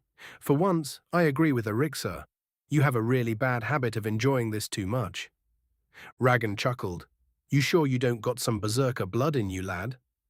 Marcus flexed his fingers, feeling the energy pulse through his Kai-infused limbs. Nah, he said, I just like winning. A horn blasted from the center of the arena. The iron gates groaned as they lifted. A shadow loomed over Marcus. One of the beastfolk attendants stepped forward, draped in ceremonial warrior's garb. Marcus Elder, the attendant called, his deep voice cutting through the crowd's deafening noise. Step forth. Marcus took a breath, cracked his knuckles, and walked into the arena. The moment his foot touched the battlefield, the crowd erupted. A mix of cheers, jeers, and growls rippled through the stands. Some called his name, others called for his blood. High above, from the royal balcony, King Hrathgor watched with quiet intensity. Beside him, Thane Vulgaris leaned forward, a smug smirk curling his lips. A beastfolk elder, standing at the edge of the arena, raised his hand for silence. The roar of the crowd slowly died down. The challenger's gauntlet is a test of endurance and adaptability, the elder announced. Those who stand in this arena must prove they are worthy of the trials. Warriors will enter in waves, increasing in difficulty. There are no breaks. There are no pauses. The only way forward is through. The elder's sharp gaze locked onto Marcus. Survive, win, and you will move to the next stage. A massive iron gate on the far end of the arena rumbled open. A bestial roar echoed from within. The first opponent stepped forward. First wave, the Hammer Brothers. Two beastfolk warriors emerged, each towering over Marcus by nearly a foot. They were broad, powerfully built, and carried warhammers the size of tree trunks. Their matching armor, reinforced iron with fur-lined pauldrons, suggested they were a bonded pair, trained to fight as one. Hope you can take a beating, little human, the first one sneered. His brother cracked his neck. We'll see how many hits it takes to put you down. Marcus exhaled through his nose. Two heavy hitters, slow but powerful. They'd rely on overwhelming force. He grinned. Let's find out. The horn blasted. The fight began. The first Hammer Brother lunged, swinging downward in a devastating arc. Marcus sidestepped, masterfully dodging the impact as the hammer slammed into the stone, sending a shockwave through the ground. A fraction slower, and he would have been flattened. The second brother capitalized on the movement, sweeping his hammer in a horizontal arc. Swiftly Marcus ducked, just barely, feeling the hammer's force graze his hair as it whistled past. They're coordinated, they attack together, they cover each other's openings. Good. Marcus activated spatial footwork. The moment his feet touched the ground again, he disappeared from their line of attack, reappearing behind the first brother. His fists blurred as he struck the back of his opponent's knee with a Kai-infused blow. The beastfolk warrior buckled. Marcus used the momentum to launch himself upward, driving an uppercut into the warrior's jaw, sending him sprawling. The second brother roared, pivoting, his hammer already mid-swing. Marcus leaned back, too late. The hammer clipped his ribs, sending him tumbling across the stone floor. The pain barely registered. Marcus smirked. He twisted mid-roll, flipping back onto his feet just as the second brother charged. This time, Marcus didn't dodge. He charged forward. The crowd gasped as Marcus closed the distance in an instant, ducking under the hammer swing. He drove his knuckles into the beastfolk's ribs, releasing a burst of Kai. Crack! The warrior choked on his breath as he dropped to a knee. Marcus threw a left hook at the beastfolk's weapon, knocking the warhammer from his grasp. Marcus finished it with a brutal follow-up right hook to the temple. The beastfolk warrior collapsed. The first brother, barely recovering, pushed himself to his feet, shaking his head groggily. Marcus didn't give him a chance. He surged forward, fists glowing with Kai energy. One strike, two, three. Each punch landed clean, carving into the beastfolk's defenses. Then, with a final uppercut, Marcus sent him flying. The beastfolk warrior hit the ground. Unmoving. Silence. Then, the crowd exploded. Marcus exhaled, rolling his shoulders. He felt no pain from the early strike. Breaking that threshold really boosted my durability, barely managing to contain a smile. The elder raised his hand. First wave, completed. Above, from the royal balcony, King Hrathgor watched in silent appraisal. Vulgaris scowled. Marcus turned toward the iron gate. It was already opening again. The next challenger stepped forward. Marcus smirked. 4 more rounds to go. The iron gate groaned open once more, revealing the next set of challengers. Marcus cracked his neck, rolling his shoulders, bouncing on the balls of his feet as the crowd's roaring cheers and jeers filled the air. His fists were still tingling from the previous bout, the rush of combat thrumming in his veins. Then they stepped forward. 2 beastfolk warriors, both wolves, clad in segmented iron armor with crimson pauldrons. They were leaner than the Hammer brothers, but carried themselves with the deadly grace of trained killers. Their weapons: twin crescent blades, curved and wickedly sharp. The iron fangs. Marcus had seen fighters like them before, dual wielders, speed-based, the kind that could tear a man apart with relentless coordinated slashes. A touch of Psyker should strengthen my perception enough to keep up with their speed, Marcus assessed. One was light grey-furred with a long scar running down his muzzle. His eyes gleamed with something between excitement and hunger. The other, darker furred, moved with eerie silence, his expression calm, calculating. "Fighters, take your stances." The elder's voice boomed over the arena. Marcus rolled his shoulders. "Hope you two are fast," he muttered. Scar Muzzle bared his teeth in a grin. "You're quick with your fists, human. Let's see if they're quicker than our blades." The darker one said nothing. He merely sank into a low stance, one blade held in reverse grip, the other extended forward. Marcus exhaled, eyes locked onto them both. The fight hadn't started yet, but they were already reading his stance. Unlike the Hammer brothers, who relied on raw strength, these two were tactical. The arena bell rang. The second wave had begun. Scarmuzzle moved first, darting toward Marcus with a burst of speed, his twin blades flashing in an arc meant to cut deep. Marcus reacted instinctively, weaving under the first slash and twisting his body to let the second pass just inches from his ribs. With raised gauntlets, blocked a coordinated strike from the pair. He countered with a sharp jab, aimed at Scarmuzzle's exposed side, but clang! The dark-furred wolf intercepted, his blade catching Marcus's fist mid-strike with a precise parry. "Fast," Marcus admitted, shifting back. Before he could fully reset, Scarmuzzle lunged again, this time faster. His blades moved in a blur, strike, step, pivot, strike again, a deadly dance of steel and precision. Marcus dodged left, narrowly avoiding a swipe aimed at his throat. He brought up his arm to block the follow-up, only for the darker wolf to appear behind him, his blade cutting through the air. Damn! They're synced. Marcus twisted, narrowly avoiding a deep gash across his back.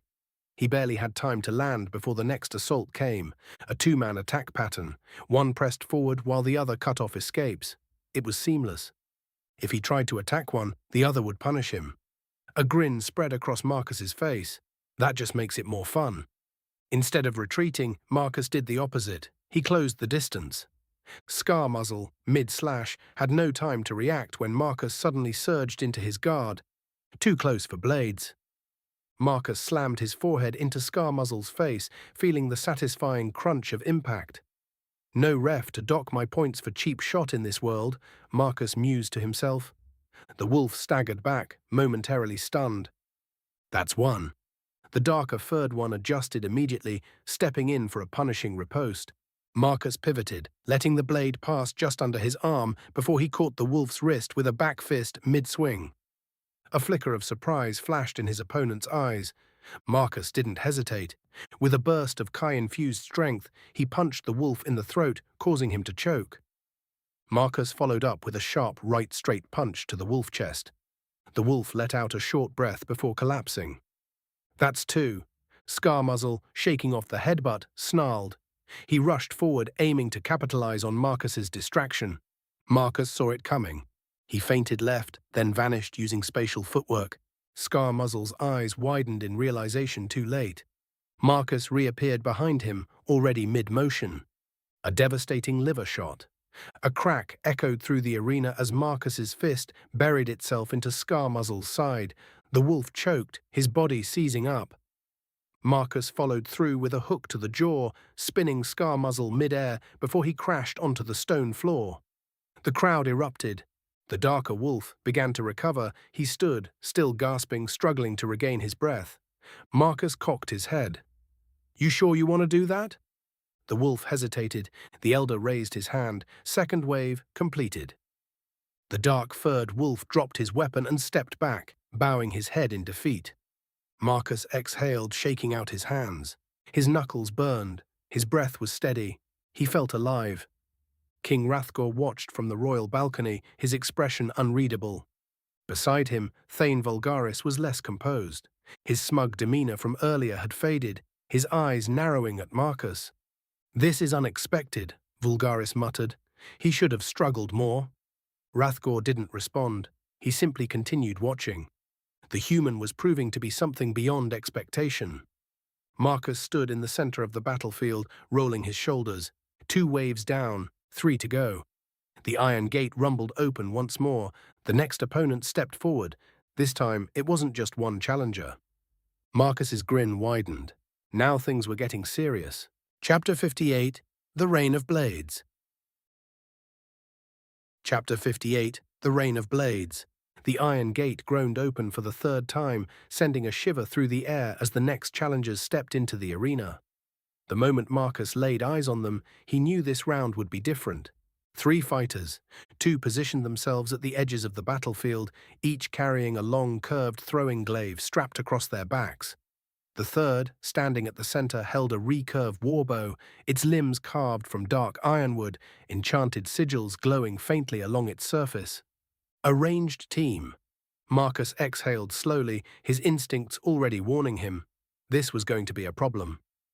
Unlike the previous rounds, where his opponents engaged him in direct combat, these fighters wouldn't meet him head-on. They were hunters, meant to harass and control the battlefield, to whittle him down from a distance before striking the finishing blow. He clenched his fists.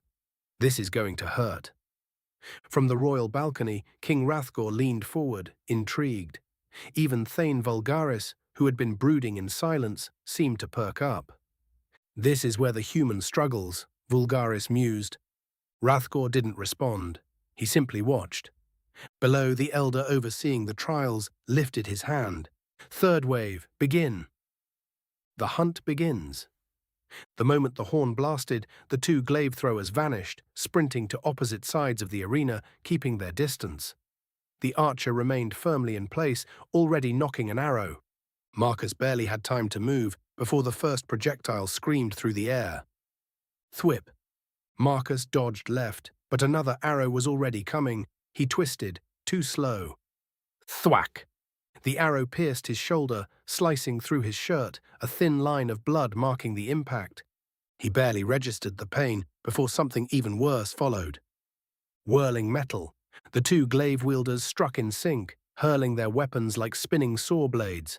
Marcus ducked the first, but the second clipped his ribs, sending a jolt of pain through his torso. He winced. Damn. They were fast. They weren't throwing blindly. They were reading his movements, coordinating their strikes to leave him nowhere to run. A second volley was already incoming. Marcus activated spatial footwork, shifting just in time to evade another arrow aimed at his knee. But the moment he landed, a glaive was already coming for his head. He twisted, not fast enough. Crack! The weapon smashed against his forearm as he barely managed to block. The impact sent a shockwave of pain up his arm. This is bad. Marcus had fought plenty of ranged fighters before, but not like this. They were controlling the fight. If he charged the archer, the glaive throwers would punish him. If he went after the glaive throwers, the archer would pick him apart. He needed a way in. Another arrow sliced past his ear, followed by a glaive nearly taking his knee out. Marcus clenched his teeth. Think. And then, Stem's voice cut in. "Marcus, you are fighting on their terms. That must change." "Yeah, thanks for that," Marcus grunted internally, dodging another glaive by inches. "Your best option is to force close combat on your terms," Stem continued. "Eliminate the archer first. The glaive users are reliant on spacing. Without their formation, they lose effectiveness." Marcus exhaled sharply. "Archer first. Got it." "Bait them," Stem added. "Make them believe you're too injured to press the attack." Marcus smirked despite himself. "I can sell that." Marcus staggered slightly, rolling his shoulder as if the previous hit had slowed him down. He let his stance widen, his movements just a fraction of a second slower. It worked. The archer saw weakness and took the bait. The next arrow came at his chest, a kill shot. Marcus moved at the last second. Instead of dodging, he snatched the arrow out of the air. The crowd exploded. The archer froze, just a half-second hesitation. That was all Marcus needed. Activate floating butterfly, stinging bee. He vanished. He surged forward, closing the distance before the archer could react. The glaive users saw it, but they were too far away. Marcus was already in the archer's guard. One punch, to the gut. The archer gasped, doubling over. Marcus followed up with a brutal uppercut. The beastfolk's bow clattered to the ground. The archer was out. The moment their formation broke, Marcus turned toward the two remaining fighters. Their advantage was gone. They hesitated for the first time. Marcus grinned. Now it's my turn. Without their ranged support, the glaive wielders were forced to fight up close, exactly where Marcus excelled. The first threw a desperate glaive strike. Marcus weaved through it, stepping inside his guard. A vicious liver shot dropped the wolf to his knees. The second fighter lunged in, glaive swinging like a scythe. Marcus ducked, then blasted forward with a Kai and lightning mana-infused hook. The impact sent the beastfolk spiraling across the arena. Silence.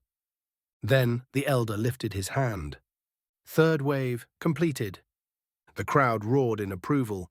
Above the arena, King Hrathgor chuckled, finally speaking. He adapts. Vulgaris, however, was seething. That wasn't skill, that was luck. Hrathgor smirked, not looking at him. If you say so. Thane Vulgaris gritted his teeth. He gathered himself. After gaining his composure, he gave a nearby guard a slight nod. Marcus stands victorious. Marcus exhaled. He broke the arrow in his shoulder and flexed his fingers. His arms ached, his ribs throbbed, but the adrenaline felt good. 3 waves down, 2 left to go. The iron gate rumbled again. Marcus rolled his neck. Stem, you got any more fight tips? Survive the next round first, Stem replied. Marcus smirked. Challenge accepted. The iron gate groaned open once more. Marcus exhaled, flexing his fingers, feeling the dull ache settling into his muscles. His ribs were bruised, his forearm still stung from the earlier glaive impact, and his shoulder throbbed where the arrow had punctured him. But none of that mattered. He was still standing. The crowd buzzed with excitement. 3 rounds down, 2 to go. But something was different. The energy in the arena had shifted. The cheers were still there, but now they were laced with murmurs, uncertainty. Even King Hrathgor, who had watched with mild amusement up until now, narrowed his eyes slightly. Something was off. Then Marcus saw them. 4 figures stepped out from the iron gate, their forms obscured by loose, dark-furred cloaks. Unlike the previous challengers, these warriors moved with eerie synchronization. No dramatic entrances, no boasts or battle cries, just quiet, methodical steps as they took their positions around Marcus.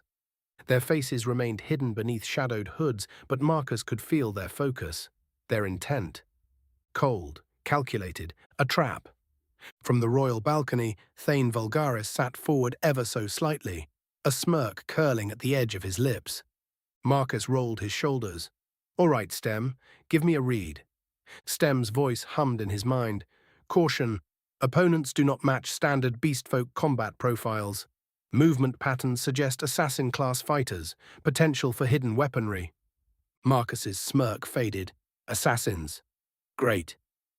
The elder overseeing the trial raised his hand. His gaze flickered toward the hooded figures, something unreadable passing behind his eyes. Then he spoke. 4th wave, begin. The moment the horn blasted, the assassins vanished. Marcus barely had time to react before a blur of motion struck from his right. Instinct screamed at him. He twisted just in time, narrowly avoiding a blade that aimed for his ribs. Another came from behind. Marcus ducked low as a dagger whistled past his neck, feeling the sharp wind of its edge slicing through the air. He rolled forward, creating space, but they were already on him again. These bastards are fast. No wasted movement, no unnecessary aggression. They didn't try to overpower him. They aimed for weak points, arteries, joints, organs. They weren't fighting to subdue him. They were fighting to kill. Marcus dodged a third strike, but a fourth clipped his leg, a shallow cut opening just above his thigh. He hissed, pivoting away. The crowd's cheers faltered. Beastfolk fought with pride, with ferocity. Assassins, cowards' weapons. Even the spectators could sense that something wasn't right. Marcus wiped the small trickle of blood from his leg, his eyes scanning the arena. Stem, talk to me. Their movements suggest training in formation-based combat. They attack in rotation, two press the offensive, while the other two reposition. Designed to disorient and control the battlefield. Strategy required. Marcus clenched his fists. He couldn't keep dodging forever. He had to break the pattern. Marcus exhaled sharply, forcing himself to slow down. Not physically, mentally. He let Psyche sharpen his perception, his senses stretching outward. Time seemed to slow. The next assassin lunged. This time, Marcus didn't dodge. He caught the wrist mid-strike. The assassin's hooded head jerked up in shock. Marcus ripped him forward, slamming his fist into the warrior's stomach with bone-crunching force. The assassin choked on the impact, his body convulsing. But Marcus wasn't done. Still gripping the assassin's arm, he twisted, using him as a human shield just as another dagger came for his throat. Shink. The second assassin froze. His blade was buried in his ally's side. Marcus grinned. Oops. He sent a devastating back fist into the second assassin's face, shattering his nose. 2 down. The other 2 hesitated. That was all Marcus needed. He activated spatial footwork, vanishing in a blink, only to reappear behind the third assassin. A brutal right hook cracked the hooded warrior's skull, sending him sprawling. 3 down. The last one, the leader, Marcus assumed, finally reacted. He flipped backward, gaining distance, reaching into his cloak. Marcus's instincts flared. Stem. Evasive action required. Marcus threw himself sideways, just as 3 hidden blades shot from the assassin's sleeve. One grazed his shoulder, the other 2 missed by inches. Marcus landed in a crouch, shaking off the sting. You guys really suck at fair fights. The assassin snarled, finally speaking for the first time. We don't fight fair. The last assassin blurred forward, his speed surpassing the others. His dagger gleamed with poison. Marcus could smell it. 1 cut was all it would take. Marcus's mind worked in overdrive. He had 2 options. Play it safe, try to bait him into an opening, risk taking a hit, go all in, bet everything on 1 decisive strike. Marcus grinned. Option 2 it is. As the assassin closed in, Marcus did something insane. He rushed forward. The assassin's dagger flicked upward, aiming for Marcus's throat. Marcus shifted at the last possible moment, twisting his body inside the assassin's guard. The blade skimmed his cheek, drawing a thin line of red. Before Marcus's fist buried itself into the assassin's sternum, a burst of chi detonated from his knuckles. The assassin's body lifted off the ground. Marcus pivoted, a perfect rotation, before launching a devastating spinning backfist. His gauntlet met the assassin's temple with a sound like thunder. The assassin collapsed. Silence. The elder raised his hand. 4th wave, completed. The crowd erupted, but not just in cheers, murmurs, confusion, suspicion. This wasn't an official matchup. Everyone knew it. Up on the balcony, Hrathgor's golden eyes were locked onto Vulgaris. The Thane remained still, his expression carefully neutral. King Hrathgor's voice was low, dangerous. I do not recall approving assassins for this trial. Vulgaris's smirk barely twitched. My king, the trials are meant to test all aspects of combat. Surely an aspiring champion should be able to handle... Hrathgor didn't look at him. He simply raised 1 hand. Immediately, 2 of his royal guards stepped forward. Vulgaris's smirk faded. The king's voice was cold. Do not test me, Vulgaris. The Thane lowered his head slightly. Of course, my king. Below, Marcus exhaled, wiping blood from his lip. His eyes flicked toward the balcony. He didn't need to hear what was being said to know. Someone wanted him dead, and they weren't playing by the rules anymore. The iron gate rumbled. Then, system notification, poison detected. Not good, Marcus said to himself, his vision blurring rapidly. I shouldn't have let that blade nick me. Stem chimed in. Marcus, I've isolated the poison, but I will need 2 minutes to neutralize it. Fight defensively for as long as you can and stay calm. Any spike in adrenaline will cause the neutralization time to increase. Marcus inhaled and then let the breath go. 1 wave left. All right, who's next? Chapter 59. Korak the Unbreakable. Chapter 59. Korak the Unbreakable. The arena was alive with tension. The 4th wave had nearly broken Marcus, not just physically, but strategically. The assassins had been a clear violation of the trial's spirit, a blatant attempt at his life. Yet, against the odds, he had endured. Now, bleeding, poisoned, and barely holding his stance, he faced the final wave. One last fight, one last opponent. The iron gate rumbled, groaning as it slowly lifted. The crowd fell into an uneasy silence as the final challenger stepped forward. Marcus recognized him instantly. Korak, a hulking rhino beastfolk, standing nearly a full head taller than Marcus, his grey hide scarred from countless battles. His frame was pure muscle, his arms wrapped in heavy fighter's bandages, each one stained with past victories. His broad chest bore a fresh tattoo, marking him as a champion of Canindrus. Korak wasn't just any opponent. He was the one who had defeated Thalron during the trial of the Copperfang tournament, the warrior who had crushed opponents with sheer brute force, refusing to fall no matter how many times he was struck. And judging by the way he cracked his thick knuckles, rolling his shoulders in anticipation, he remembered Marcus well. Marcus exhaled, adjusting his stance. His vision was still hazy from the lingering poison. Stem had bought him time, but he wasn't at full strength yet. Korak grunted, his deep voice like rolling thunder. I was hoping we'd meet, human. Marcus smirked despite the pain. Can't say I feel the same. Korak chuckled, shaking his head.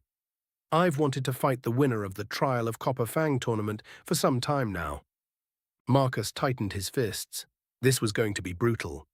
The trial elder stepped forward, voice carrying through the silent stadium. This is the final round of the Trial of Kings. No weapons, no armor, only fists and kai. This will be a test of endurance, strength, and skill. He lifted his hand high, then dropped it. Begin! Korak moved first, closing the gap in 3 massive strides. Marcus barely had time to react before a tree-trunk-sized fist came screaming toward his face. He ducked, just barely. The force of the punch created a shockwave that sent dust flying. Marcus immediately countered, twisting into a sharp right hook aimed at Korak's ribs. His fist connected, and it felt like he had just punched a boulder. Marcus hissed. Even with Kai reinforcement, Korak's body was absurdly dense. The rhino grinned. Yeah, that won't work. Then he struck back, a devastating downward hammer fist. Marcus barely crossed his arms in time. Crack. The force sent him crashing into the ground, the impact shaking the entire arena. Marcus groaned, forcing himself up. Damn, even blocking hurts. Korak didn't let up. He stomped forward, launching another brutal overhead strike. Marcus leaned to the side, avoiding the impact, but Korak was already shifting, adjusting mid-motion. A crushing knee slammed into Marcus's side. He barely managed to absorb some of the force with his arm, but the sheer power sent him skidding across the stone.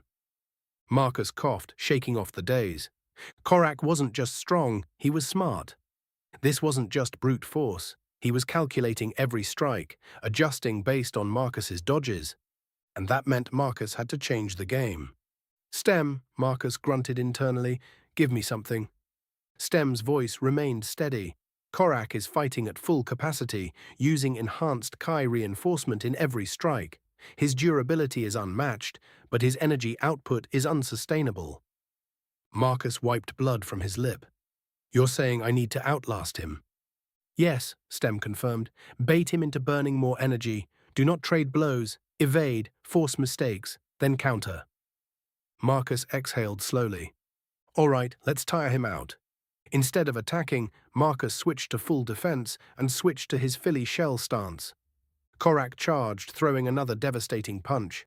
Marcus pushed the blow to the side, but not fully. He let the punch graze his shoulder, making it look as if he had been struck. To the crowd, and to Korak, it seemed like Marcus was losing his speed. The rhino beastfolk grinned, pressing harder. "Finally feeling those bruises, huh? I wore your buddy Thalron down like this too." Marcus didn't reply. He just kept manipulating his opponent's strikes, just slightly slower each time. Another punch, another miss, but just barely. A knee strike, Marcus twisted out of the way, making it look like he stumbled. The crowd leaned in. Korak growled in excitement. He smelled blood. Then he made his mistake. Korak overcommitted. He threw everything into a Kai-enhanced punch, expecting Marcus to be too slow to dodge. But Marcus wasn't slow. He was waiting. The moment Korak's fist extended fully, Marcus stepped inside his guard. A vicious uppercut, right into Korak's exposed gut. Crack. The rhino choked, staggering for the first time. Marcus didn't let up. A left hook to the ribs, a right cross to the jaw. Each strike landing clean, precise, and without wasted energy. Korak reeled. He had spent too much Kai. His energy reserves were depleting, and Marcus was just getting started. Korak roared, his massive frame lunging forward, throwing a final desperate swing. A full-bodied haymaker, powered by the last reserves of his Kai. Marcus ducked under it, pivoting smoothly, his body moving with instinctive precision. The sheer force of Korak's punch tore through the air, displacing dust and loose stone, but Marcus was already gone, slipping past the attack like water. The rhino beastfolk's overextended stance left him completely open, his balance compromised, his chest unguarded, his jaw exposed. Marcus didn't hesitate. His entire body moved as one. He planted his foot, twisting his hips, generating momentum from the ground up. Every muscle, every fiber of his being focused into a singular moment of execution. Then he struck. A check hook, his gauntlet shimmering with Kai-infused energy, carving through the air like a falling meteor. It connected. The impact was instantaneous. Korak's head snapped back, his massive frame convulsing as a shockwave rippled through his body. The force of the blow sent a thunderous echo throughout the arena, shaking the very ground beneath them. For a split second, time seemed to freeze. Then his knees buckled. The towering beastfolk staggered, his massive body swaying as if his very foundation had been shattered. His eyes flickered, consciousness slipping from his grasp. Then he collapsed. Boom! Dust erupted around him, stone fragments scattering as his immense form crashed against the battlefield like a felled mountain. The entire arena shook with the sheer weight of his fall. Silence. Not even the crowd made a sound. Then a single voice rang out. The elder, his tone resolute, lifted his hand high into the air. "The challenger's gauntlet is complete." And with that, the silence shattered. The roar of the audience exploded, the sheer volume rattling the walls of the Colosseum. Beastfolk warriors pounded their chests, nobles whispered in shock, and the spectators erupted into cheers, unable to deny what they had just witnessed. Marcus stood over Korak's fallen form, his own breath ragged, sweat dripping down his brow. His knuckles still tingled, his muscles burned, but through the exhaustion, a slow, satisfied smirk formed on his face. It was over. He had won. As the crowd roared in approval, Marcus turned, locking eyes with King Hrathgor. The king watched him carefully, his expression unreadable, but Marcus wasn't the only one Hrathgor was watching. From the corner of his vision, Marcus spotted something, a flicker of unnatural movement near the balcony. A shadowed figure blending into the walls, a hand reaching toward a concealed object. Then a single silent gesture from Thane Vulgaris. The figure froze, then disappeared. Marcus narrowed his eyes. That was an assassin, not part of the trial. Vulgaris had been planning something, and Marcus had won too quickly for it to work. As Vulgaris met Marcus's gaze, his smug expression barely faltered. Instead, he simply smirked ever so slightly. Marcus's stomach twisted. This wasn't over. As Marcus stood victorious, catching his breath, Korak pushed himself up, wobbling, battered, but grinning. "Damn it," Korak muttered, chuckling. "You really don't let up." Marcus smirked, offering his hand. Korak took it. Next time, Korak said, I'll win. Marcus shrugged. We'll see. King Hrathgor finally stood from his throne. The human has won. His voice carried through the arena. The trial of kings is complete. The crowd erupted, but Marcus's eyes never left Vulgaris. The Thane simply clapped slowly, deliberately. His smirk never left. Marcus exhaled, wiping sweat from his brow. He had won, but this wasn't the end, not by a long shot. Chapter 60. Verdict of the Trial. Chapter 60. Verdict of the Trial. The echoes of the Trial of Kings still hummed in the air of Canindrus, though the blood had long since dried on the arena stones. Victory should have meant the end of the battle, but Marcus knew better. He stood now in the throne hall of Canindrus, where battles weren't fought with fists, but with words, alliances, and power plays. The hall was a grand arena of its own. Warriors, nobles, and advisors sat in elevated stone rows surrounding the great ironwood throne, where King Hrathgor loomed, a monument of muscle and authority. Unlike the wild fervor of the arena, this place pulsed with a quieter, more dangerous energy, a battlefield of politics. Marcus stood at the center, his allies, Vera, Boruk, and Ragn, positioned behind him. At his sides, seated like vipers waiting for a moment to strike, were the noble houses of Canindrus. Among them, his most dangerous opponent yet, Thane Vulgaris. The white-maned Lion King studied Marcus with keen golden eyes. "You fought well, Marcus Elder," Hrathgor said, voice rolling like distant thunder. "Stronger than expected, smarter than assumed."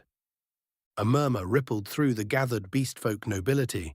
Some nodded in respect, others whispered among themselves, exchanging looks filled with intrigue or resentment. Thane Vulgaris, seated with the nobles, remained eerily silent. The smugness he had worn before the trials was gone. But Marcus could feel the man's calculating stare, studying him, measuring. "The trial of kings is more than a contest of strength," Hrathgor continued. "It is a test of those who seek power. And with your victory, the Orcs' claim to sovereignty is acknowledged. No power, human, beastfolk, or otherwise, may dispute this without declaring war." The words landed like a hammer. Silence stretched before murmurs of protest began. Marcus stood before the war table, his fingers pressing against its worn surface as the murmurs of the gathered beastfolk nobility grew louder. They were circling, like predators sizing up a wounded prey, waiting to see if he would collapse under the weight of their scrutiny. "Sovereignty is earned, but it must also be maintained," a broad-shouldered tiger beastfolk noble declared, his voice sharp with skepticism. His amber eyes narrowed on Marcus. "The Orcs may have won this right, but can they hold it? Victory in the arena is one thing, defending a stronghold from real threats is another." "Agreed," chimed in an older hyena matron, seated among the high-ranking merchants of Canindrus. She had the look of someone who had thrived on cunning rather than combat. Her spotted fur was streaked with silver, her grin filled with too many teeth. "You fought well, human, but a dungeon does not make a kingdom. The Orcs have land, yes, but no infrastructure, no economy, no true governing system. You've won them isolation, not power." A few nobles nodded in agreement, while others murmured their doubts. Marcus could feel the tide turning against him. "Their stronghold will collapse under its own weight before any enemy marches against it," sneered a leopard beastfolk, his tone dripping with condescension. "Even if we acknowledge this claim, why should Canindrus stake its reputation on an unstable force?" The debate was escalating, shifting from skepticism to veiled dismissal. Marcus inhaled slowly, keeping his posture relaxed. Inside his mind, Stem's voice hummed, calculating, refining, feeding him responses like an advanced strategist. "Your first task is not to prove them wrong outright. It is to control the conversation. Do not let them dictate the terms of the debate." Marcus exhaled, rolling his shoulders slightly. Then he spoke, not loudly, but precisely. "You're all making an assumption," he said, his tone even, measured, "that the Orcs must succeed in the same way as your own kingdoms. that the only valid way to govern is the one that already exists. A few heads tilted, intrigued by the shift in angle. Marcus pressed on, channeling the cool confidence of a seasoned diplomat, even as his ribs still ached from the battle earlier. You say they have no economy, but they control a dungeon unlike any other in the region. You say they have no structure, but they've already begun fortifying their defenses before anyone even acknowledged them as a nation. You claim they have no allies, but they've just proven they can produce warriors capable of standing in your most honored arena. He placed his palm firmly on the map. Tell me, what is it that truly makes a kingdom? A title? A bloodline? Or is it power? Silence. The nobles exchanged glances. Some frowned, others leaned in just slightly, reconsidering. Maintain pressure, Stem prompted. Marcus gave them no room to counter yet. You speak of legitimacy, Marcus continued, but history is built on those who took what was not given. The Beastfolk kingdom was not granted dominion by an old treaty. It was forged in battle and solidified through trade. Xenor was not always a city-state of power. It clawed its way into existence through politics, backroom deals, and war. His voice did not waver, and his gaze did not shift. Now the orcs have done the same. And you tell me they have no right? The hyena matron let out a low chuckle. Ha! Bold words. But she was no longer dismissing him outright. Marcus pressed further, shifting from defense to offense. Trade is the lifeblood of every power in this room. You say the orcs have no economy. Then let's fix that. They have something no one else does. Control of the rebirth dungeon. We regulate it. We allow guild-sponsored adventurers to enter under orc authority. We ensure a steady flow of resources, dungeon cores, rare metals, enchanted artifacts. The Tiger Noble's brow furrowed. And who governs this trade?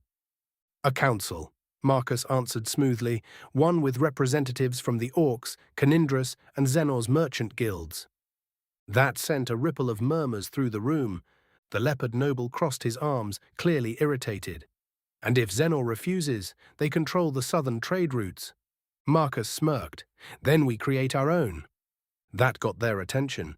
The Orc stronghold sits at the perfect junction between eastern and northern Beastfolk lands, Marcus said, tapping the map. We establish a new trade corridor through Canindrus, bypassing Xenor entirely. We build supply routes through Beastfolk territory, ensuring that any merchant who wants access to the dungeon goes through your city first. The hyena matron's ears perked up. Marcus saw the shift. Opportunism. She was calculating, running numbers in her head. She sees the potential profits, Stem noted. The Tiger Noble stroked his chin. A direct trade link to a renewable dungeon. The guild would fight it, but if Canindrus backed it... Marcus saw the doubt cracking. He went for the killing blow. Support the orcs now, Marcus said, and Canindrus doesn't just gain an ally, it gains control over a new economic lifeline. A trade route untouched by human politics, a dungeon managed by warriors, not by greedy merchants. He folded his arms. The alternative? Leave the orcs to fend for themselves, let Xenor strike first, and when they inevitably seize the dungeon, guess who they'll charge for access? The hall fell into deep silence. Marcus could see it in their faces, the slow realization that he was right. Canindrus didn't have to care about the orcs, but they would care about power, about trade, about staying ahead of Xenor. King Hrathgar sat back, his golden eyes filled with amusement. He let the silence stretch before speaking. You argue like a beast of the court, not just the arena. Marcus shrugged, his smirk unwavering. Why not both? The hyena matron grinned, clearly entertained. The Tiger Noble gave a reluctant nod. The leopard scowled, but offered no further rebuttal. The political tide had shifted. Yet in the midst of this victory, Marcus felt Vulgaris's gaze. The Thane had been silent during the debate, but his expression was carefully neutral, too neutral. Then, as the conversation pivoted toward signing agreements, the throne room doors burst open. A courier, sweating and exhausted, stumbled forward. Forgive me, my king, the courier gasped, but this letter, intercepted from Xenor's inner circle. Hrathgar broke the seal, his expression darkening. Then he handed it to Marcus. Marcus read aloud. The orcs grow bold. It is time to remind them who truly rules these lands. Prepare the war bands. March before week's end. Burn their stronghold to the ground. Silence. Boruk's jaw tightened. Vera's eyes flashed with fire. Marcus slowly folded the letter. Then he met Vulgaris's gaze. The Thane remained calm, but there was satisfaction in his eyes. Marcus exhaled. Looks like we're not done yet. I look forward to seeing you on the battlefield, Thane Vulgaris.